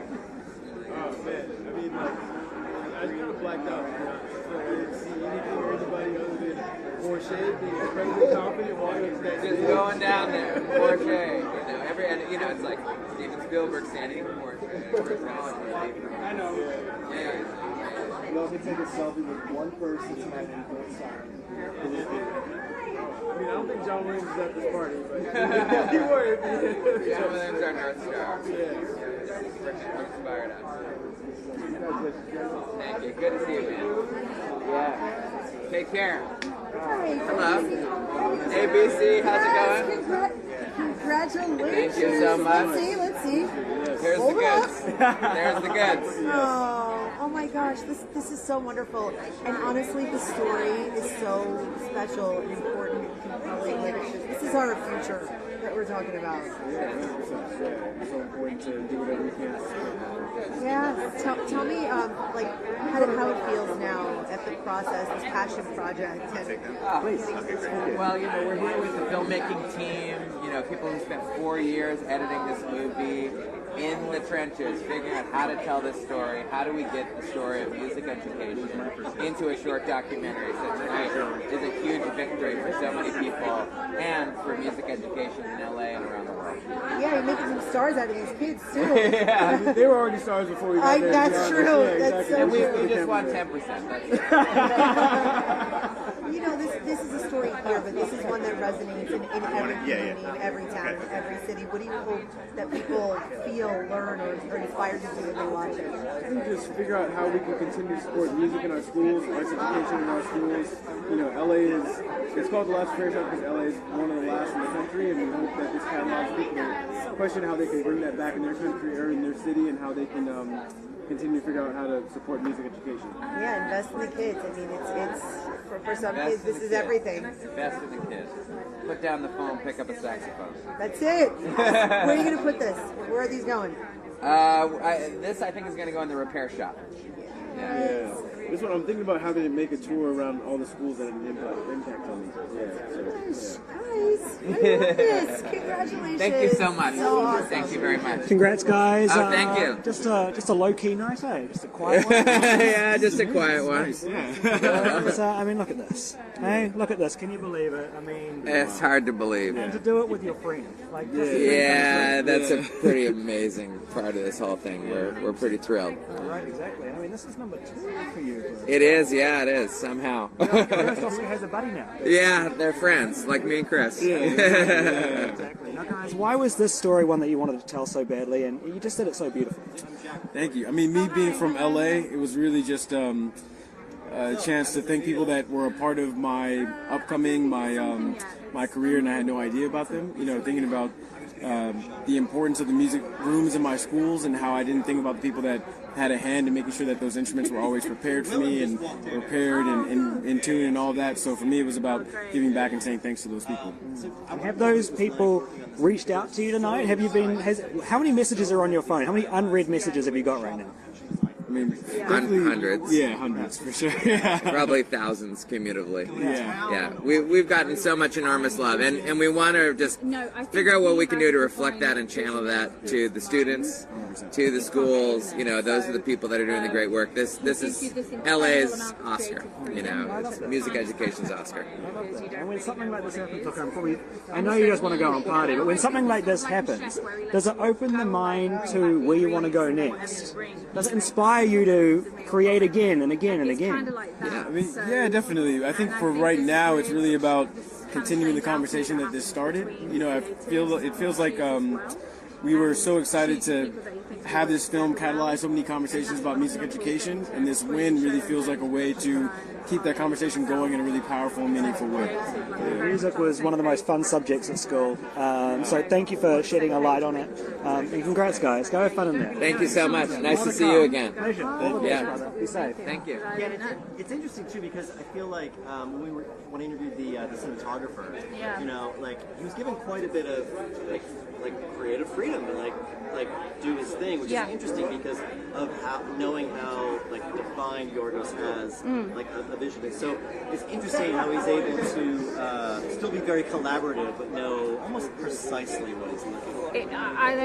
I really don't even know how that happens. I couldn't even begin to tell you. And I did the favourite with him, and everyone sort of thinks, oh, you know, you must have a shorthand. And it's like, no, that means nothing. Like, you just don't know. And I don't know how it all comes together in the way that it does, because you're right. He clearly, you know, he's not winging it. He knows exactly what he's doing, but he just allows you to go away and bring it back to him. So it's I don't work with any other director in the same way, and I don't know how it works. But I saw Colin Farrell once interviewed, and he said, "Oh, I've done like 3 films with him," and he's like, "I have no idea what happened on any of them. But if you phone me, I'd work with him again." And it's that. It's like that's the perfect thing. You're like, I have no clue. I mean, that's kind of what my experience watching The Lobster, to be honest. Yeah, of course. I have no idea what I was watching, but I think I loved it. Yeah. So that's pretty accurate. Yeah. That's amazing. Well, you're here at the party of all parties now. So now that you've won, what are you looking forward to the rest of the night? Just celebrating, you know, this is obviously the ticket to get in the Vanity Fair party, which is amazing, and just really looking forward to celebrating with the rest of the gang. It was a really good night for Poor Things, so we're just celebrate. All my friends are here, my team's here, they flew over, so yeah. How excited were you when Emma won? Oh my gosh, I was going crazy. For me, it's the performance of the year. Obviously I'm biased, but for me it is the performance of the year. It's a performance of a long time, to be honest. I think it's an incredible... Damn, guys. You've done a pretty good job so far. I think we've spoken to about 6 or 7 people that have had Oscars in their hands. Make that 8 even. I was like shocked when I was watching it. I was like, Yeah. wow, what a bold choice. I mean, Part of the excitement of this, right, is being able to speak to people at the height of their career. You know, they work so hard. They do all the hard yards and go through all of that decades some of these people have been working for. And it all comes... wraps up with a little bow on a night like this, and they can take home that gold. Well, congratulations. Thank you so much. Have a great night that you already have. Enjoy the rest of it. Oh, I will. Soak it all up. Thanks. Really good to talk to you. Likewise. Thanks. Thank you. Thanks.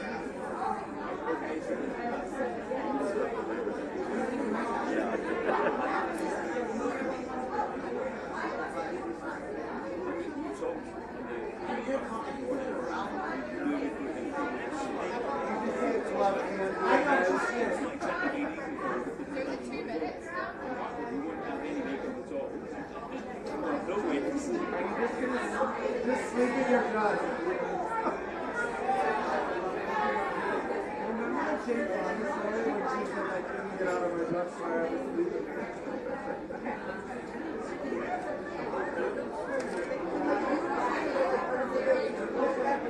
It's true, I was like, oh my god. My mom's done the same. She's like, your dad was here, so I couldn't get out.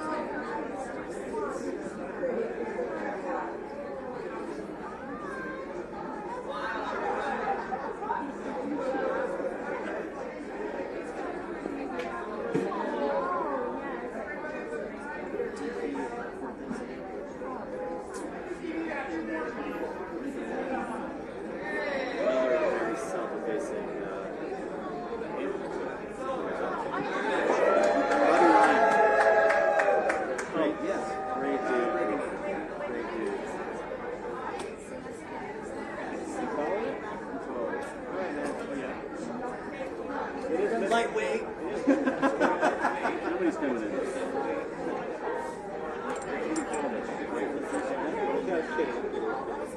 I'm only the crazy person. Right? You'll get the Well, I mean, gosh, why? Yeah, so you're going to Somebody's coming. Telling you. This is how it goes. Cord!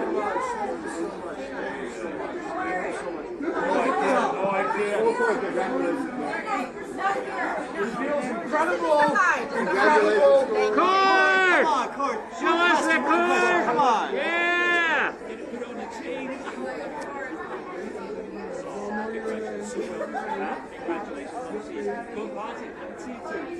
Well, I tried.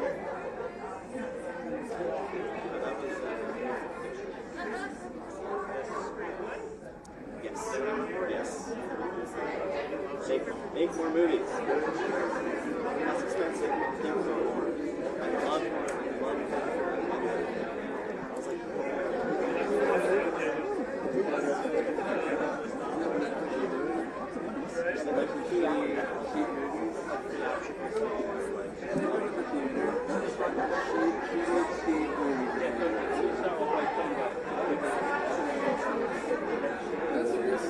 No, that's not it.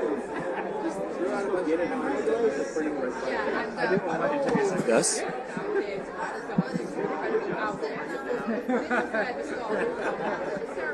We set up a whole take a seat.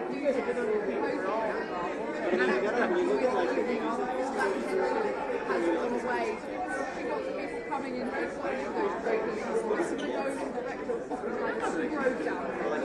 great earlier like independent movies. Or like look it up. Margot Robbie of the Barbie fans, but the film only came away. No, it was probably like 8 nominations tonight. but it wasn't 200. It wasn't 230. They didn't use it. They also didn't do 4-hour ones. Titanic? Yeah, that was back then. Okay, that was one example. Gone with the Wind? Yeah, the two. Avatar? Yeah. Lord of the Rings? These days, aren't we? That we have a really short attention span. Say for all that.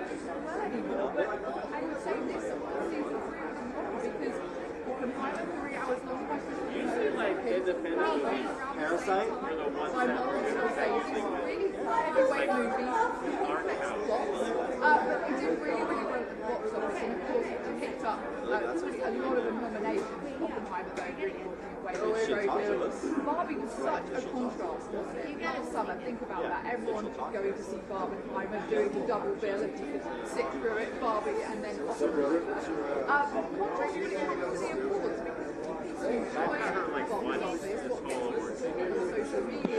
That was really annoying. You almost got it. Doesn't necessarily do well with awards. It's kind of two different stories. Want to both those, sir? This way, please. Let me tell you, now's a great time to arrive at the party because there is absolutely no line to take photos. Just step back. There you go.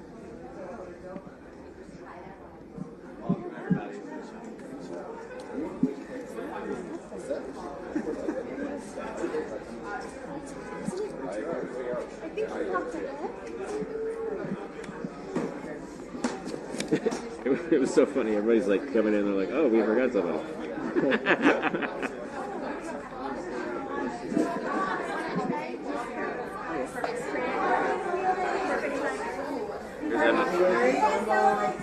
Emma, let's see that.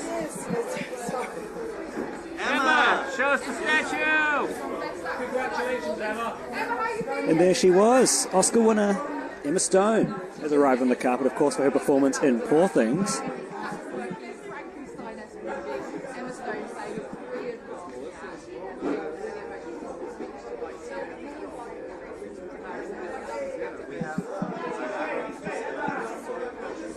Let me know if you see it.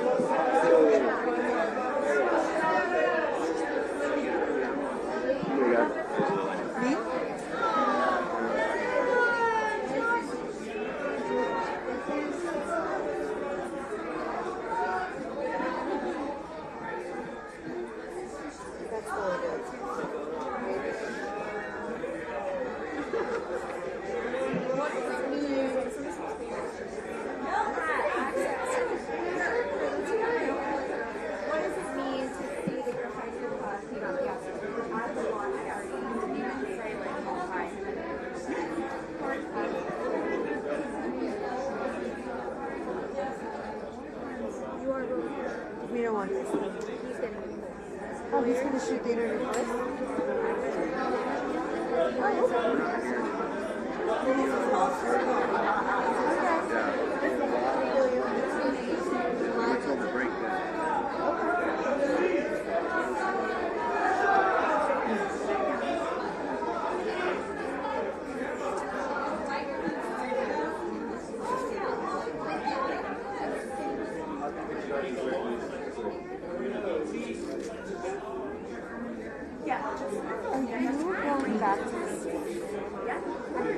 No, you don't have to. No.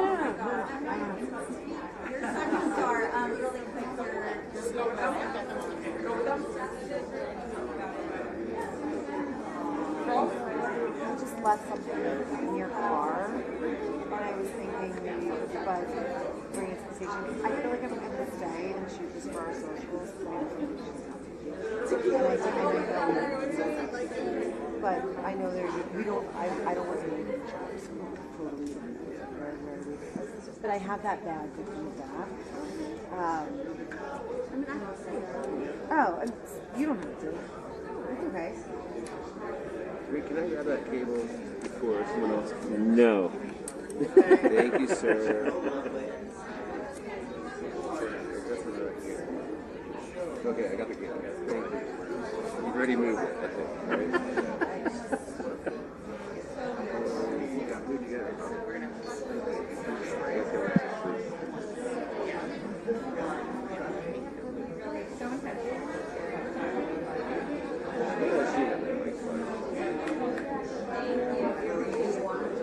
I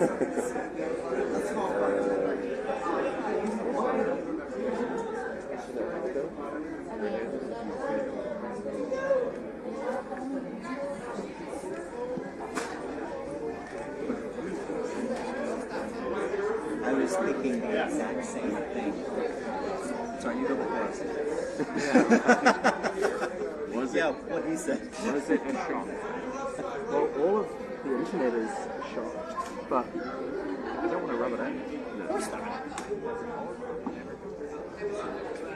Obvious. But then it's like the elephant in the room.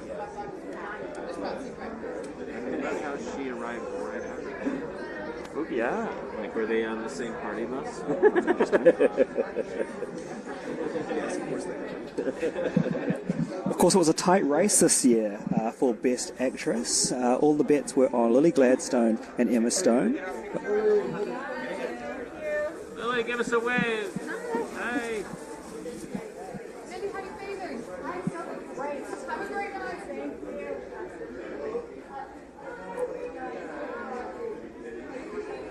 Emma and Lily arriving within 3 minutes of each other.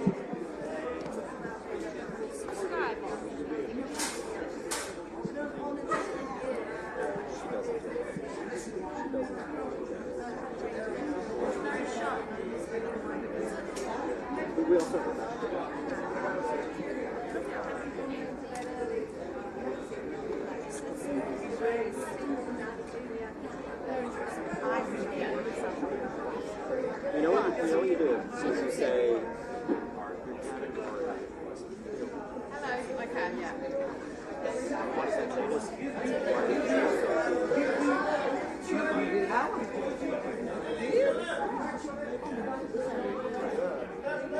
what is the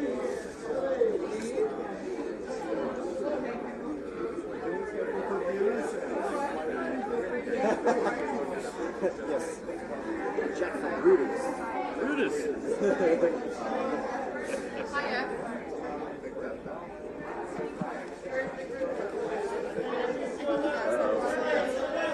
Live is first. Jennifer Lane.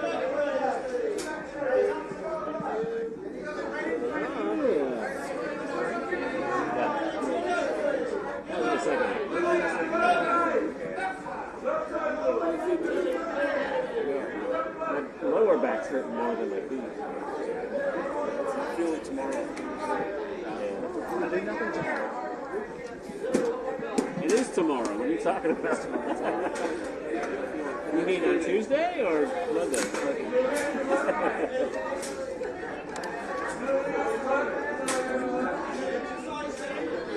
Oh, it's been such a blast hanging out here at the Vanity Fair party. So much going on, so much to see. I am such a Hollywood nut. I can't get enough of it. That's why I moved halfway around the world to experience this. And I mean, it really is exactly what you imagine. It's so cool to see these people. I mean, look, when a Kim Kardashian comes down the carpet posing for photos, you can't help but be like, wow, there is someone in their element doing what they love.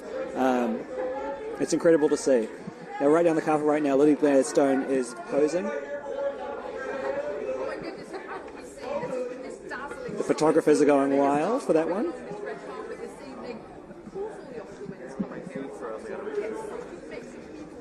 A lot of journalists here are starting to pack up their setups, indicating that the night is slowly coming to a close, but we ain't going anywhere, because who knows who's going to walk past.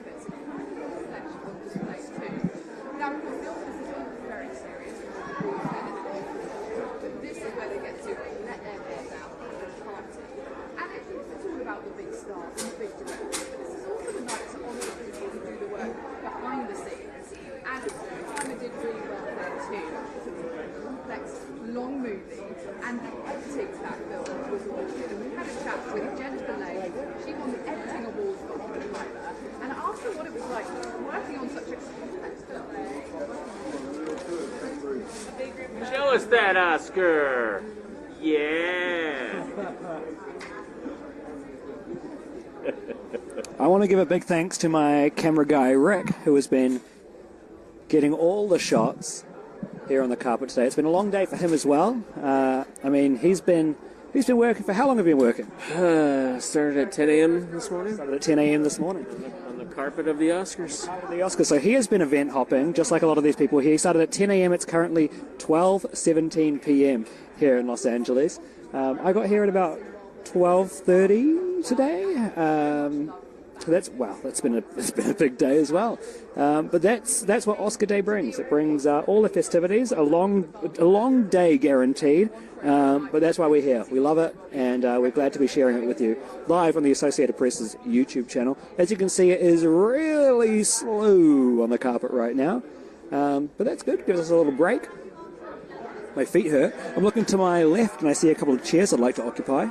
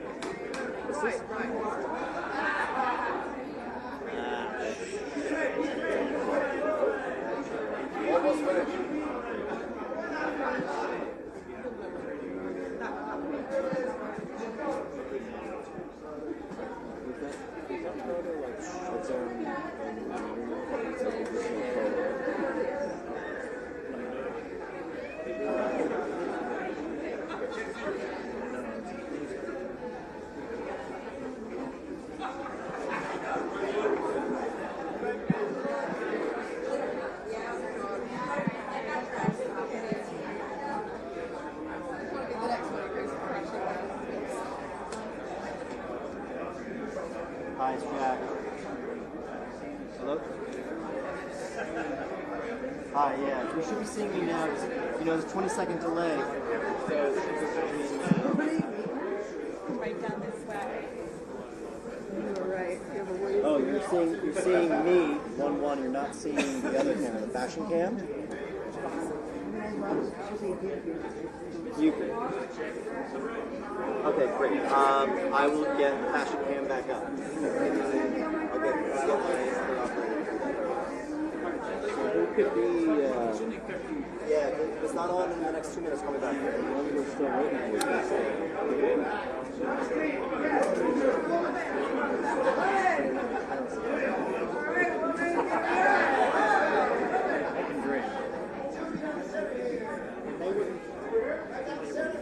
Excuse me, sir.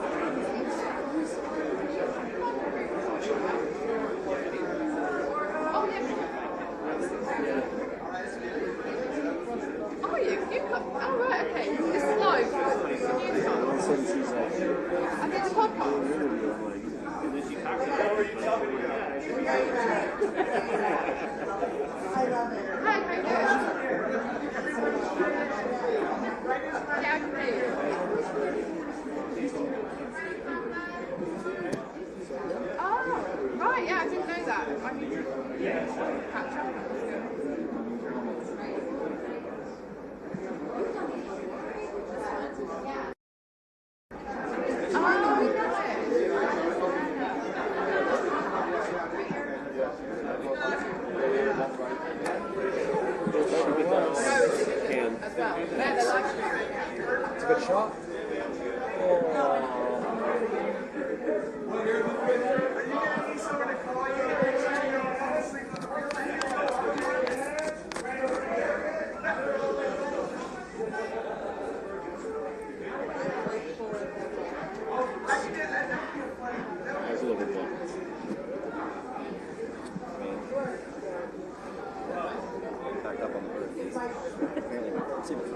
Oh.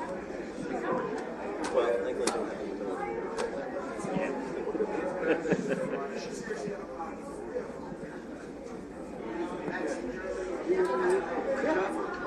Yeah, you were right. You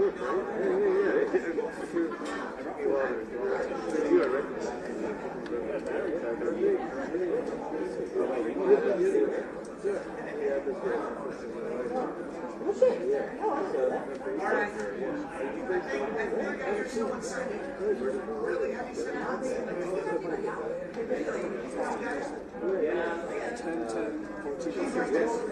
You can buy them all. You gotta hold out.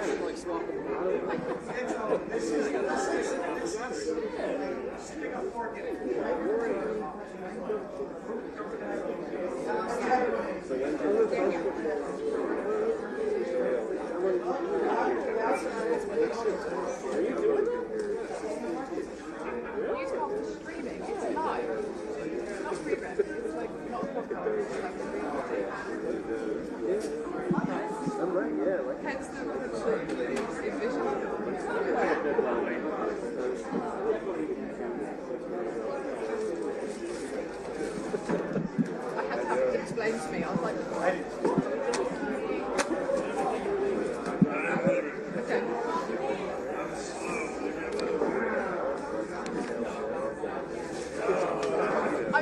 Here's a fun fact to keep you entertained. Of course, the Best Picture went to Oppenheimer, as everybody kind of expected. But the average duration of a Best Picture nominee this year was 138 minutes. The shortest was The Zone of Interest, clocking in at only 105 minutes, with the longest film being nominated for Best Picture being Killers of the Flower Moon at a whopping 206 minutes, which is around 3.5 hours, which is crazy. That's half an hour longer than Oppenheimer. The trend at the moment kind of seems to be long films. It'll be interesting to see if that trend continues going into the next year. And one of the questions I've been asking these people tonight is like, you know, when a film wins an Oscar or you know, a certain style of film is nominated numerous times at the Oscars, does it kind of change the course of the movie business over the next year? Are more studios looking for films similar to what won an Oscar the year before? So it'll be interesting to see the types of movies that we see nominated next year. Crazy to think that a year ago it was all Everything Everywhere All at Once, The Whale, and here we are talking about Oppenheimer and Barbie a year later. Who knows what it's going to be next year? My bet's on the Joker. So, really nice mix of people up and down the carpet. And really talented.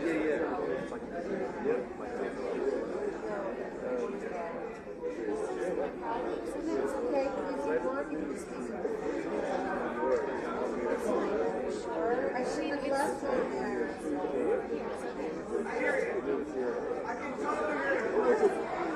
you know what? It does feel more natural this year. Unnecessarily. I've done it so much. Look, I know red carpet expert. I've been here a few months in LA, so this is new to me. But I've done a few red carpets now, the Golden Globes and the Grammys, and there you're watching people going into the ceremony, so nobody knows what's going to happen. There's lots of expectation. It's a bit more stiff, and kind of everybody's still fresh with their hairspray. Here, it's different, isn't it? Everybody knows what's happening, and they're ready to just relax or party or celebrate. So it's kind of different. I mean, one of the things is that actually after the red carpets, you start to see the same again and again, and you think, oh my goodness, this is what you ever do, get dressed up and go to all the ceremonies. It can be a bit repetitive, but you realise how much fun it is in the industry when you're here. I mean, celebrities don't queue for much. They were queuing to get into photographs. They were queuing all the way up. What's the worst they could say? We love you all, and we're excited to be here. Thank you. Thank you.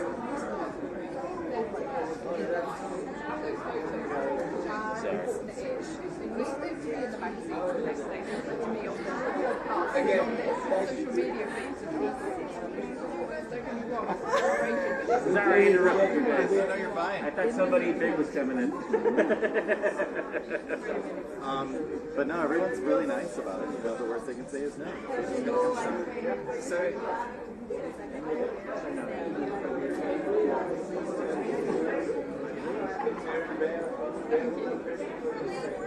you're like, hey, you're doing photos all the time. Would you like to sit down?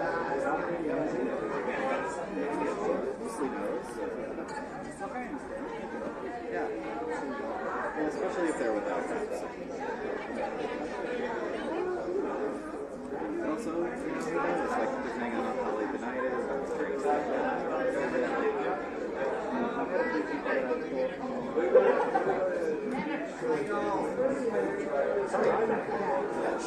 too.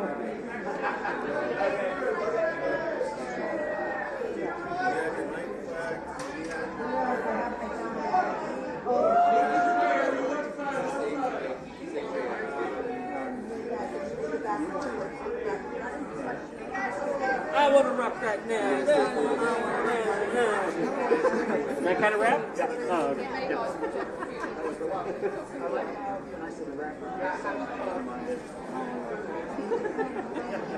Did see with that or a Beastie Boys song? Yeah.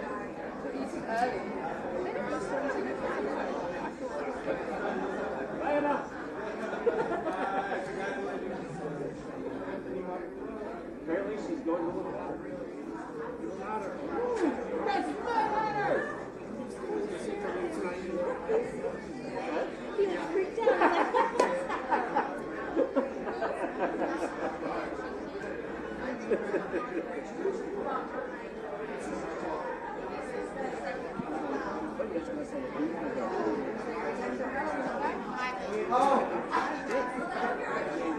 Ronnie, thank you.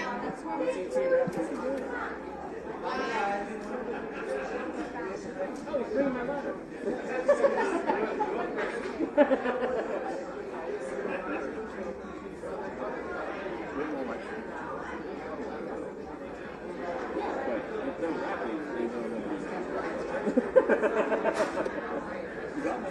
Oh, somebody's coming.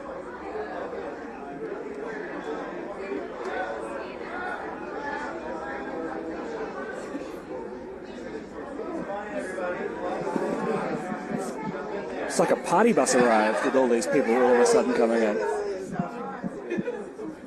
Show us your Oscar! He said, nah. It's like, it's not mine, I stole it.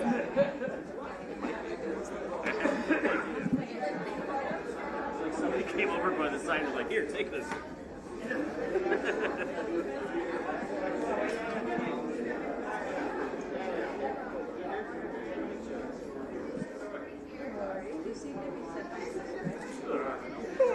What number is that? Oh.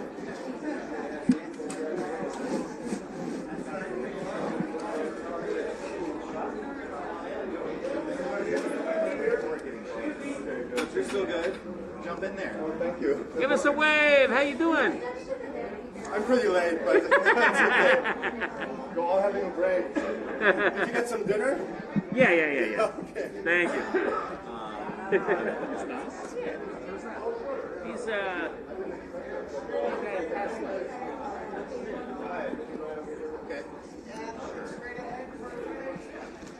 Yeah, I can try.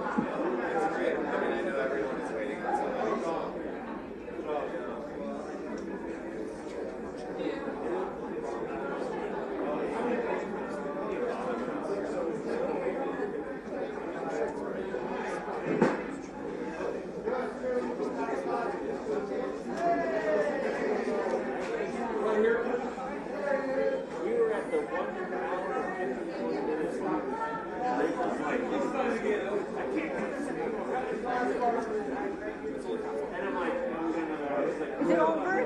Can we plus? Yeah, go ahead. Thank you.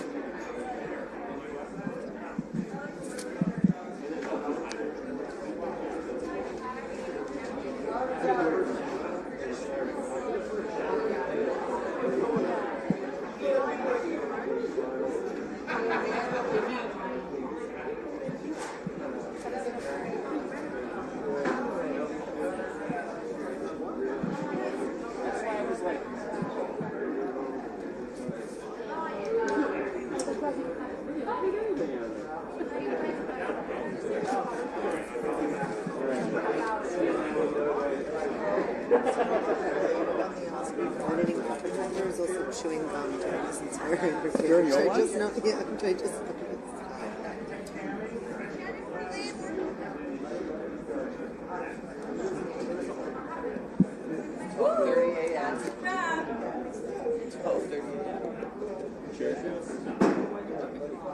Raises, all of them. None of us won the Oscars.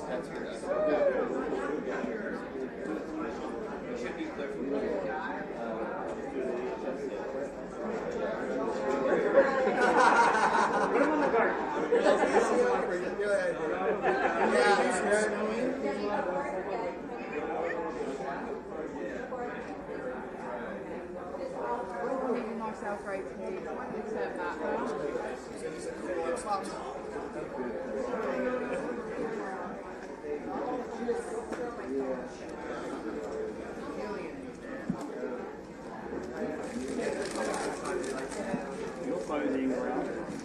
Like I'm, managing my. Your guy. How's it going over there? Lonely? Wow, he's not lonely as much.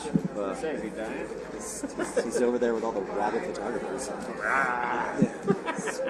Over your shoulder! Over your shoulder!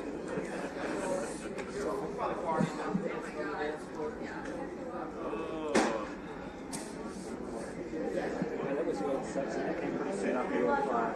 Well, you caused that. I did. You're so right.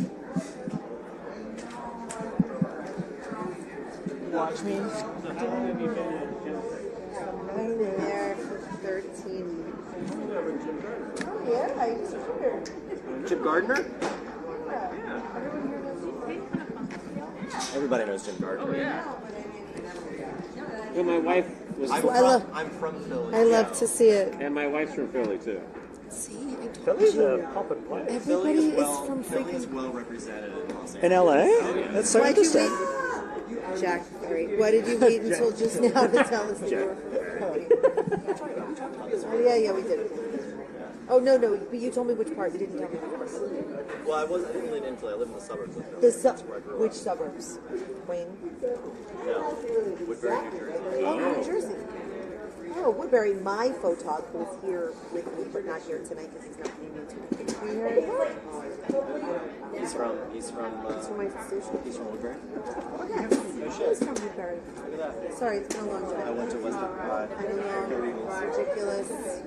I love it. Go other Eagles. Go other Eagles. Go West Eagles. Yes. Yes. So anyway, but not Jalen Hurts. Not go Jalen Hurts. I asked him like 3 times. I texted the station. I was like, and you need to tell everybody how he behaved. Let the people know. See, look, I even wrote this. That's awesome. Yeah, no, Because it actually. Well, you were talking about Philly earlier. It's effective, like people get it. No, I know. Yeah. People know action is. I know. So I've been there for 13 years. And so then, yes, of course. Yeah. You're right. Oh, she was born in Philly. She lived in Society Hill. Yeah, beautiful. I love this. Hey, look, if you've been sticking around watching the live stream, thank you so much for that. We are seeing all of the love in the chat here on YouTube, so thank you for joining us. We've had some great conversations tonight. We really have, and it's been a thrill and an honor to be doing it here for the Associated Press. But don't worry, we are not going anywhere until the last person enters the carpet. A lot of the camera crews around us have packed up already because, as I say, it's nearly 1 in the morning. But the entertainment journalist in me wants to not leave until I see every single person walk by and try our absolute best to grab a word or grab a shot, grab an image of some of the biggest names in entertainment.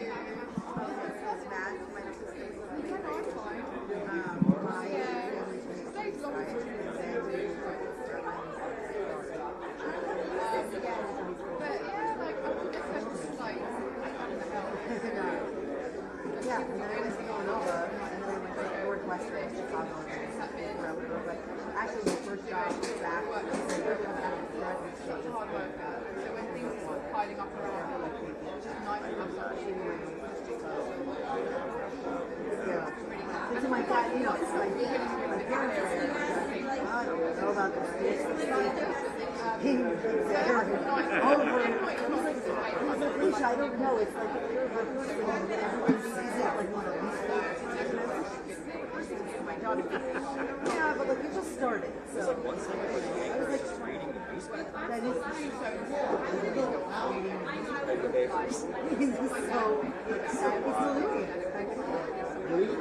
Still doing it. I love that song. I loved it. So weird. I know. So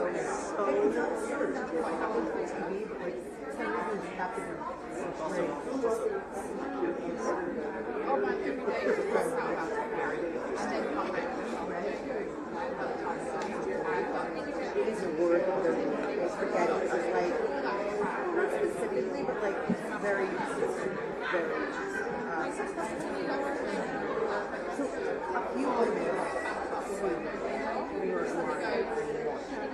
for each and they went into this whole thing called role story set up these makeup people and all the you have to read, I mean, he was like, yeah, it was after I had already left, but it was a very political. Avatar would always do a theater show. Yes. I like that. So her and my daughter were saying, so, yes. Yeah. And my actually,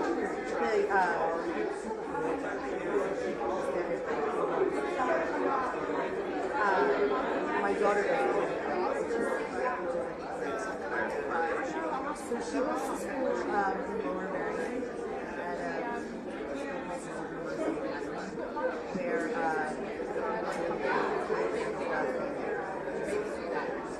anyway, so my friend Broadway stuff on New York One and just one of my friends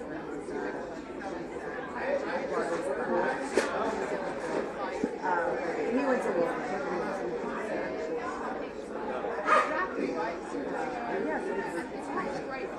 The reason I work this job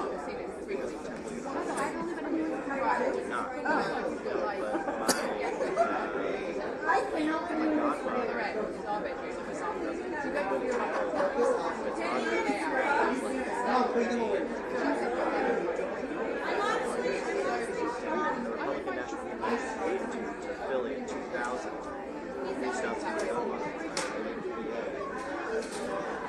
I was like, senior years.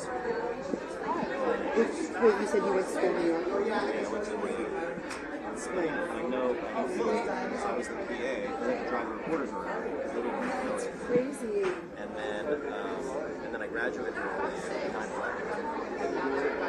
So I called the guys that I worked with, and they were like, hey, do you need this? And they go, and I came that night. Just started working.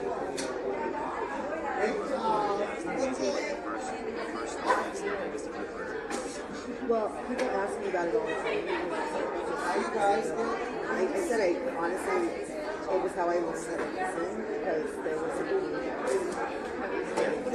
yeah, I know. And I was like 20, years old. You know what I mean? Same, yeah, same.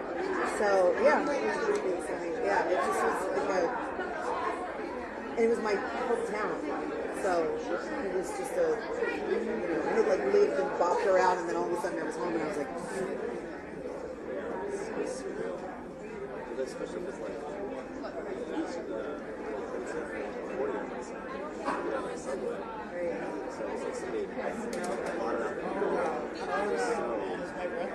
I was like, wow. So I was working with my husband. That's how my husband and I met. He worked there too at New York One. And we were just friends at the time. Like Chelsea Market. My acting studio at school, right across the street. I love that area. I love. It's totally different. Actually, when I started working there, it wasn't in Chelsea Market. It was in Healthcare. Oh, okay. And then they moved it to whatever. So anyway, Matt and I moved to New York. And my brother was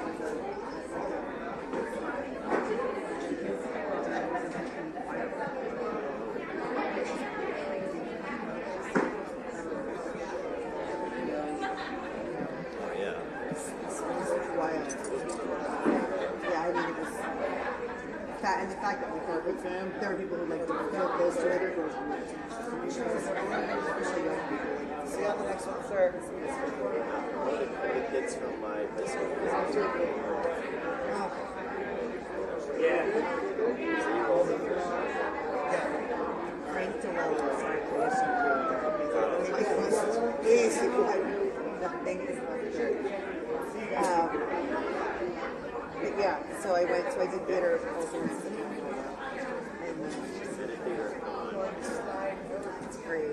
Now my 10-year-old is like, we have one kid, she's and what's crazy is that she's not a very outgoing person, so we didn't really like discuss it. A lot of the best actors. And, you know, but she looks exactly like my husband, which is funny. And so 2 years ago, she's in the 4th grade, 2 years ago they gave her a lead. You know, last year, in the 3rd grade, they gave her a lead. Graders. And they were like, you know, she was always doing like little baby theater. And then there was a pandemic, there was nothing. So this was like the comeback. Like, this was the first year they had a show again. And they gave her a lead.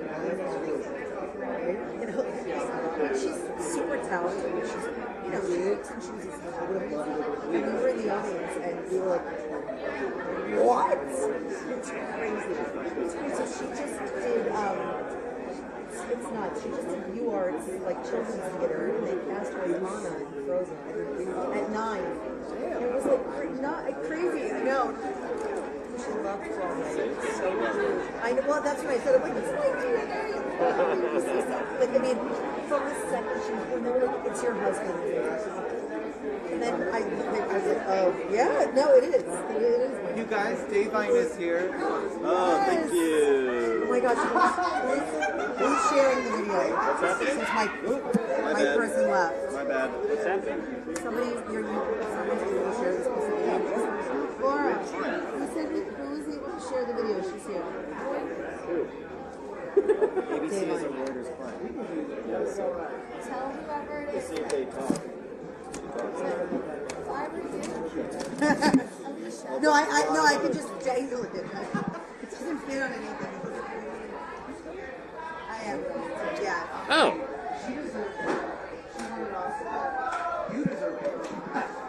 Oh, Andrew. No! How did you get over there? Your tie wanted to rap. The tie was like, I'm done. Where's your logo? Check this out. Yeah. You want to set? Oh, God. That rocks. Oh, there it is. Just needs a cushion on the top, right? I know, that's pretty cool. Love that. Yeah. God, that's nice. Yeah.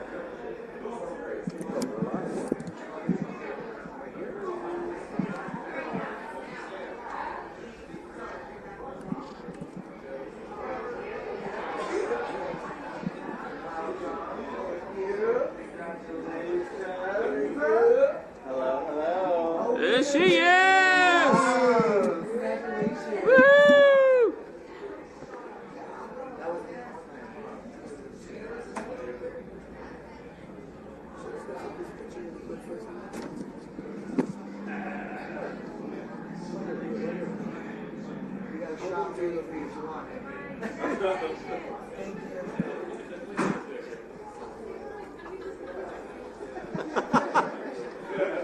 Divine Joy Randolph arriving on the carpet, a little bit exhausted, barefoot. But the press down the end giving her a round of applause.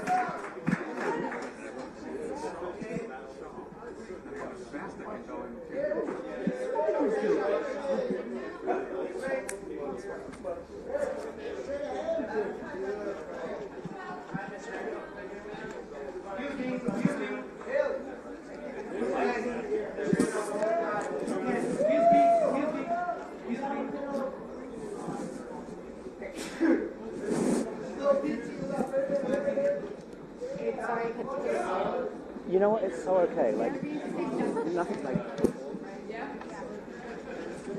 You had the shot and everything ready. I had the perfect question. Yeah, she was ready. But the dress I was. think there was the whole like, it was like she didn't want to sit there and get it ready.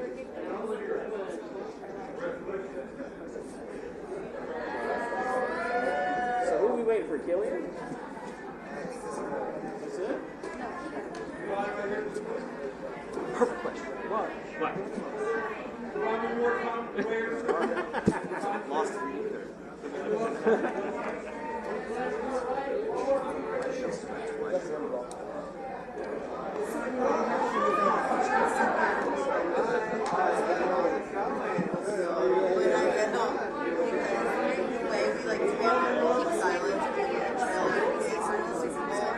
We're not here.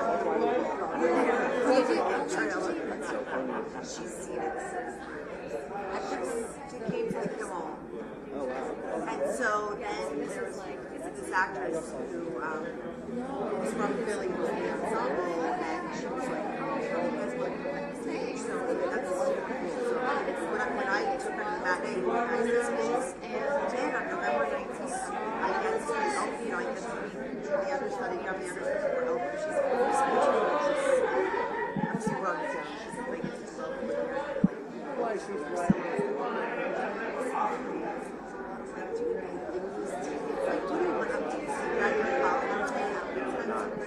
Gonna go see the same show. She just tried to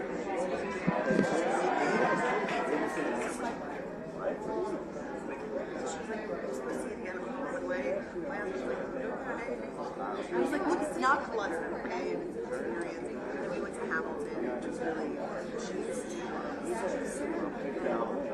and Juliet, she loves. And we're going back. She's like a big glove. And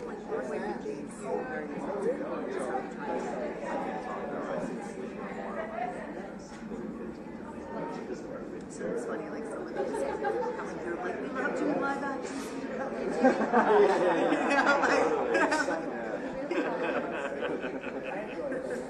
Sterling came around and like, Frozen 2. There are people. It's the way, like, it just gets watched over and over again. I know the content. She's obsessed. Came to the Kimmel, and my husband went to her. Yeah, I kept feeling like nobody talked. And it was like, we're also not accepting any questions.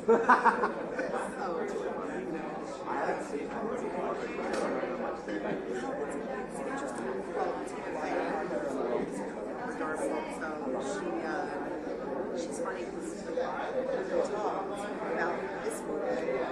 She was like, we had to make some adjustments.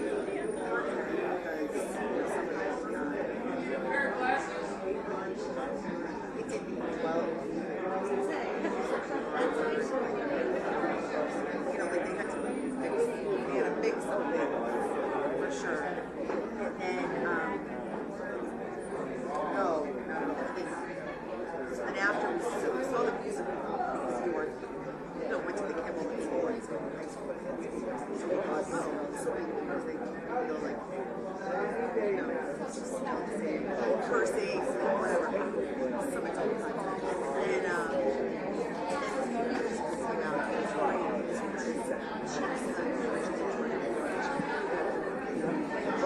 And so anyway, she's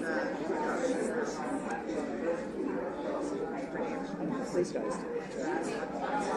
She's great.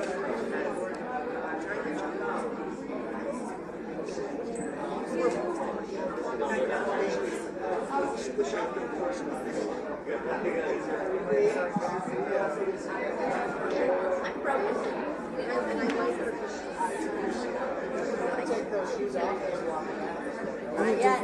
Nobody's going to judge you.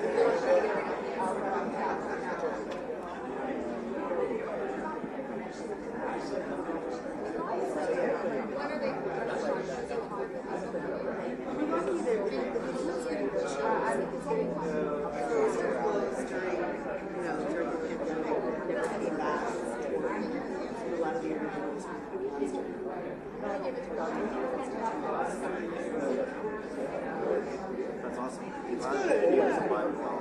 But it is. There's seats, it's like two seats are practice. It's just fires across the way.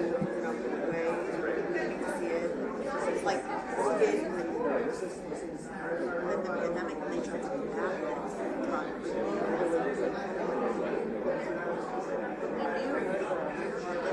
A family friend was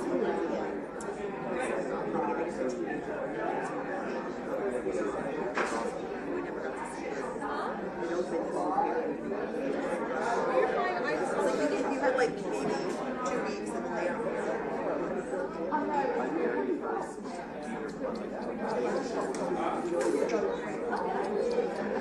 Yes. Yeah, we're not there. Yeah. So. Yeah, I think there's stuff. Summer siege next year.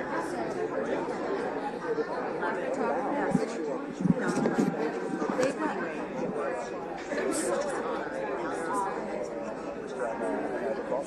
or a chat, certainly not. Audition on a Wednesday night. So I'm like, I'm looking at it, okay, this is cool, right? So it's like, the cast, this is how they want to go. It's like, I want you to open it. But I had to scrap. And they do cool things with it. They don't necessarily, there's no tight gas there. Everybody can keep it like. So, I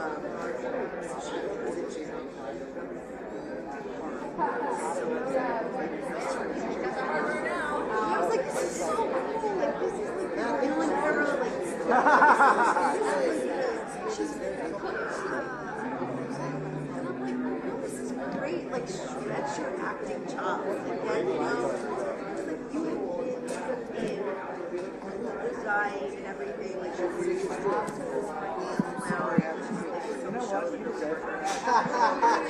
I'm gonna take it. So I know, but I got to do it. Of course. Rehearsal, she's like, oh, let me have to do an I said, don't use an animal.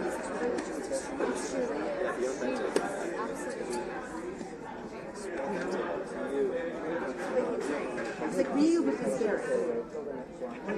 Because if you're not scary, the story needs to be. I wish you too. I wish you to luncheon actually. Yeah, I did. I loved it. It's also like, you think it was good? It's very nice. Oh, and the tits on there? Isn't it? I know. Isn't it so fun? Are you rapping? I'm meeting because I have an 8 a.m. call tomorrow. So, yeah. She said she was not 8 a.m. She said, because I think it's for sure. Good to see you guys. Get home safe.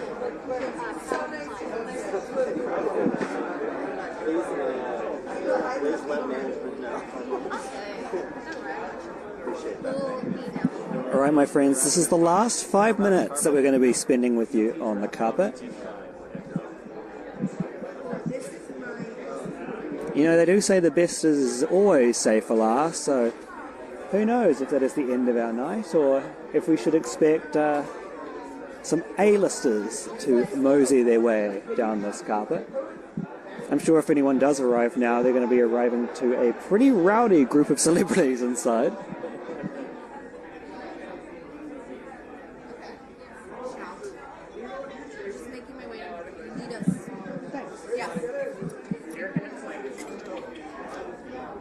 I don't know for sure yet, but you know, I know. You never know. There's always one that could, and it's the second you turn the thing off that, yeah, I know, right?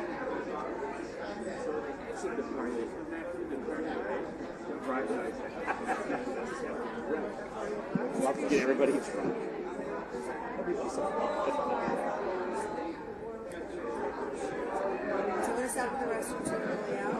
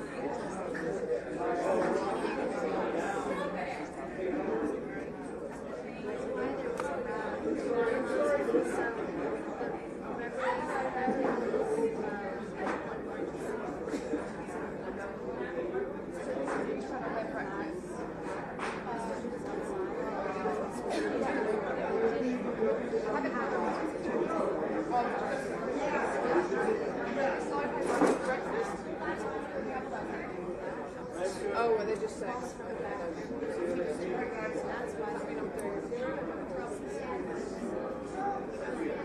Guys, can you tell us, are we doing two way with the news channel?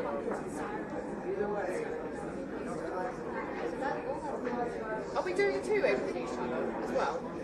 Live headline, that's right.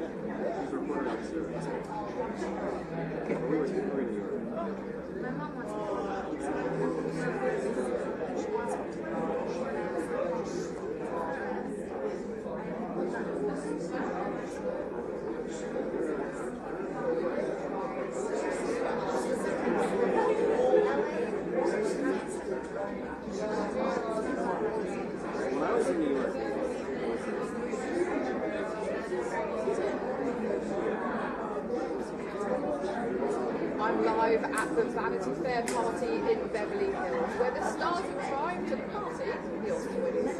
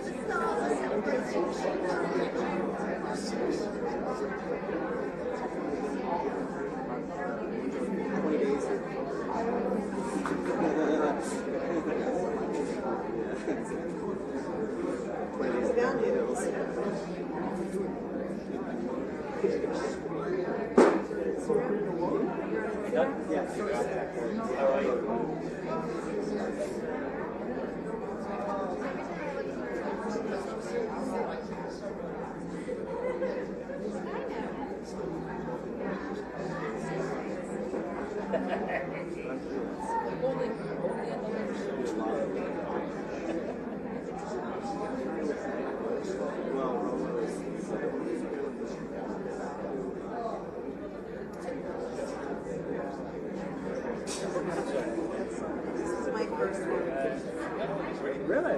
No, like,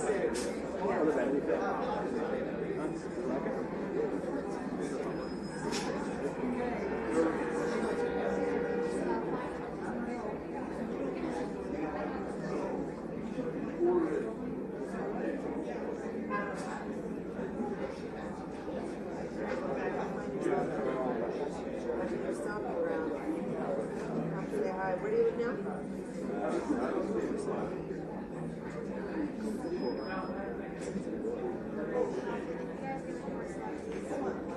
How do you like this?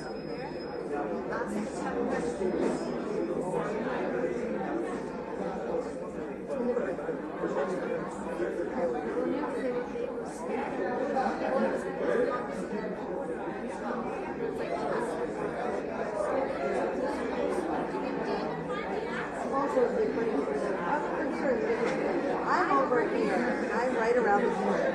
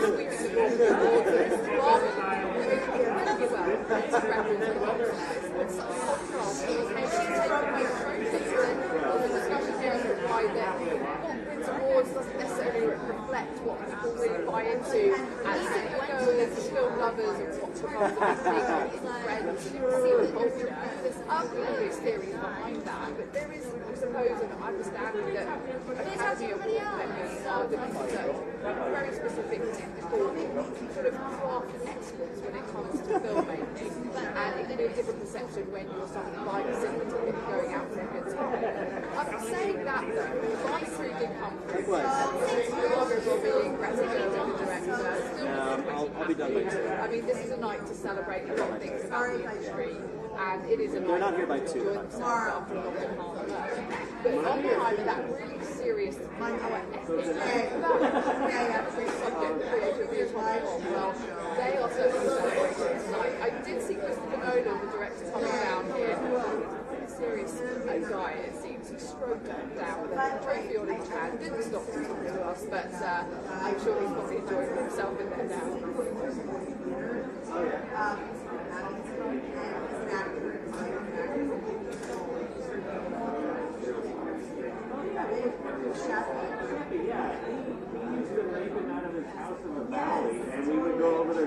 It is. Some films go straight to streaming now, don't they? And the thing is, when it comes to award ceremonies, the audiences for that have gone down too. Not so many people tune in. It's not such an appointment to view as it once was when there were not so many channels. Lots of people might pick up the best bit of the awards on social media the next day, but it's still really in the industry because it's a sign of prestige. Bring a lot of money to certain studios and it gets your picture in lots of magazines if you're an actor or an actress. And so it's still it's considered very important. And when you're here in Hollywood, LA, it's a small world, isn't it? And these kind of things matter for prestige, even if it doesn't quite so much. All right, what are we doing? Watching at home, you just want a bit of entertainment.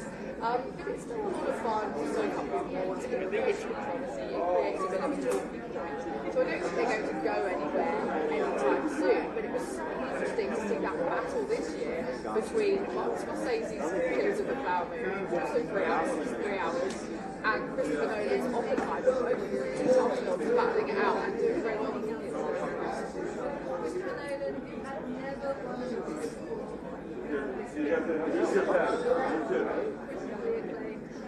There are other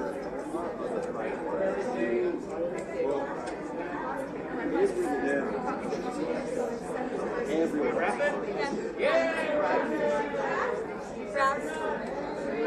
Wait, are you wrapping the carpet?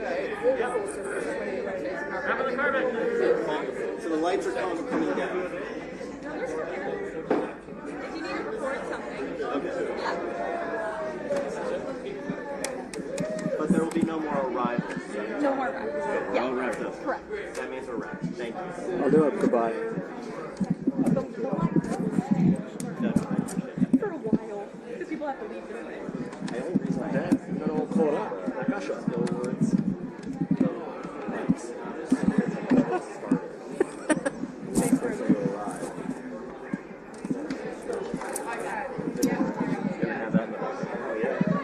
never happened with us. I was like,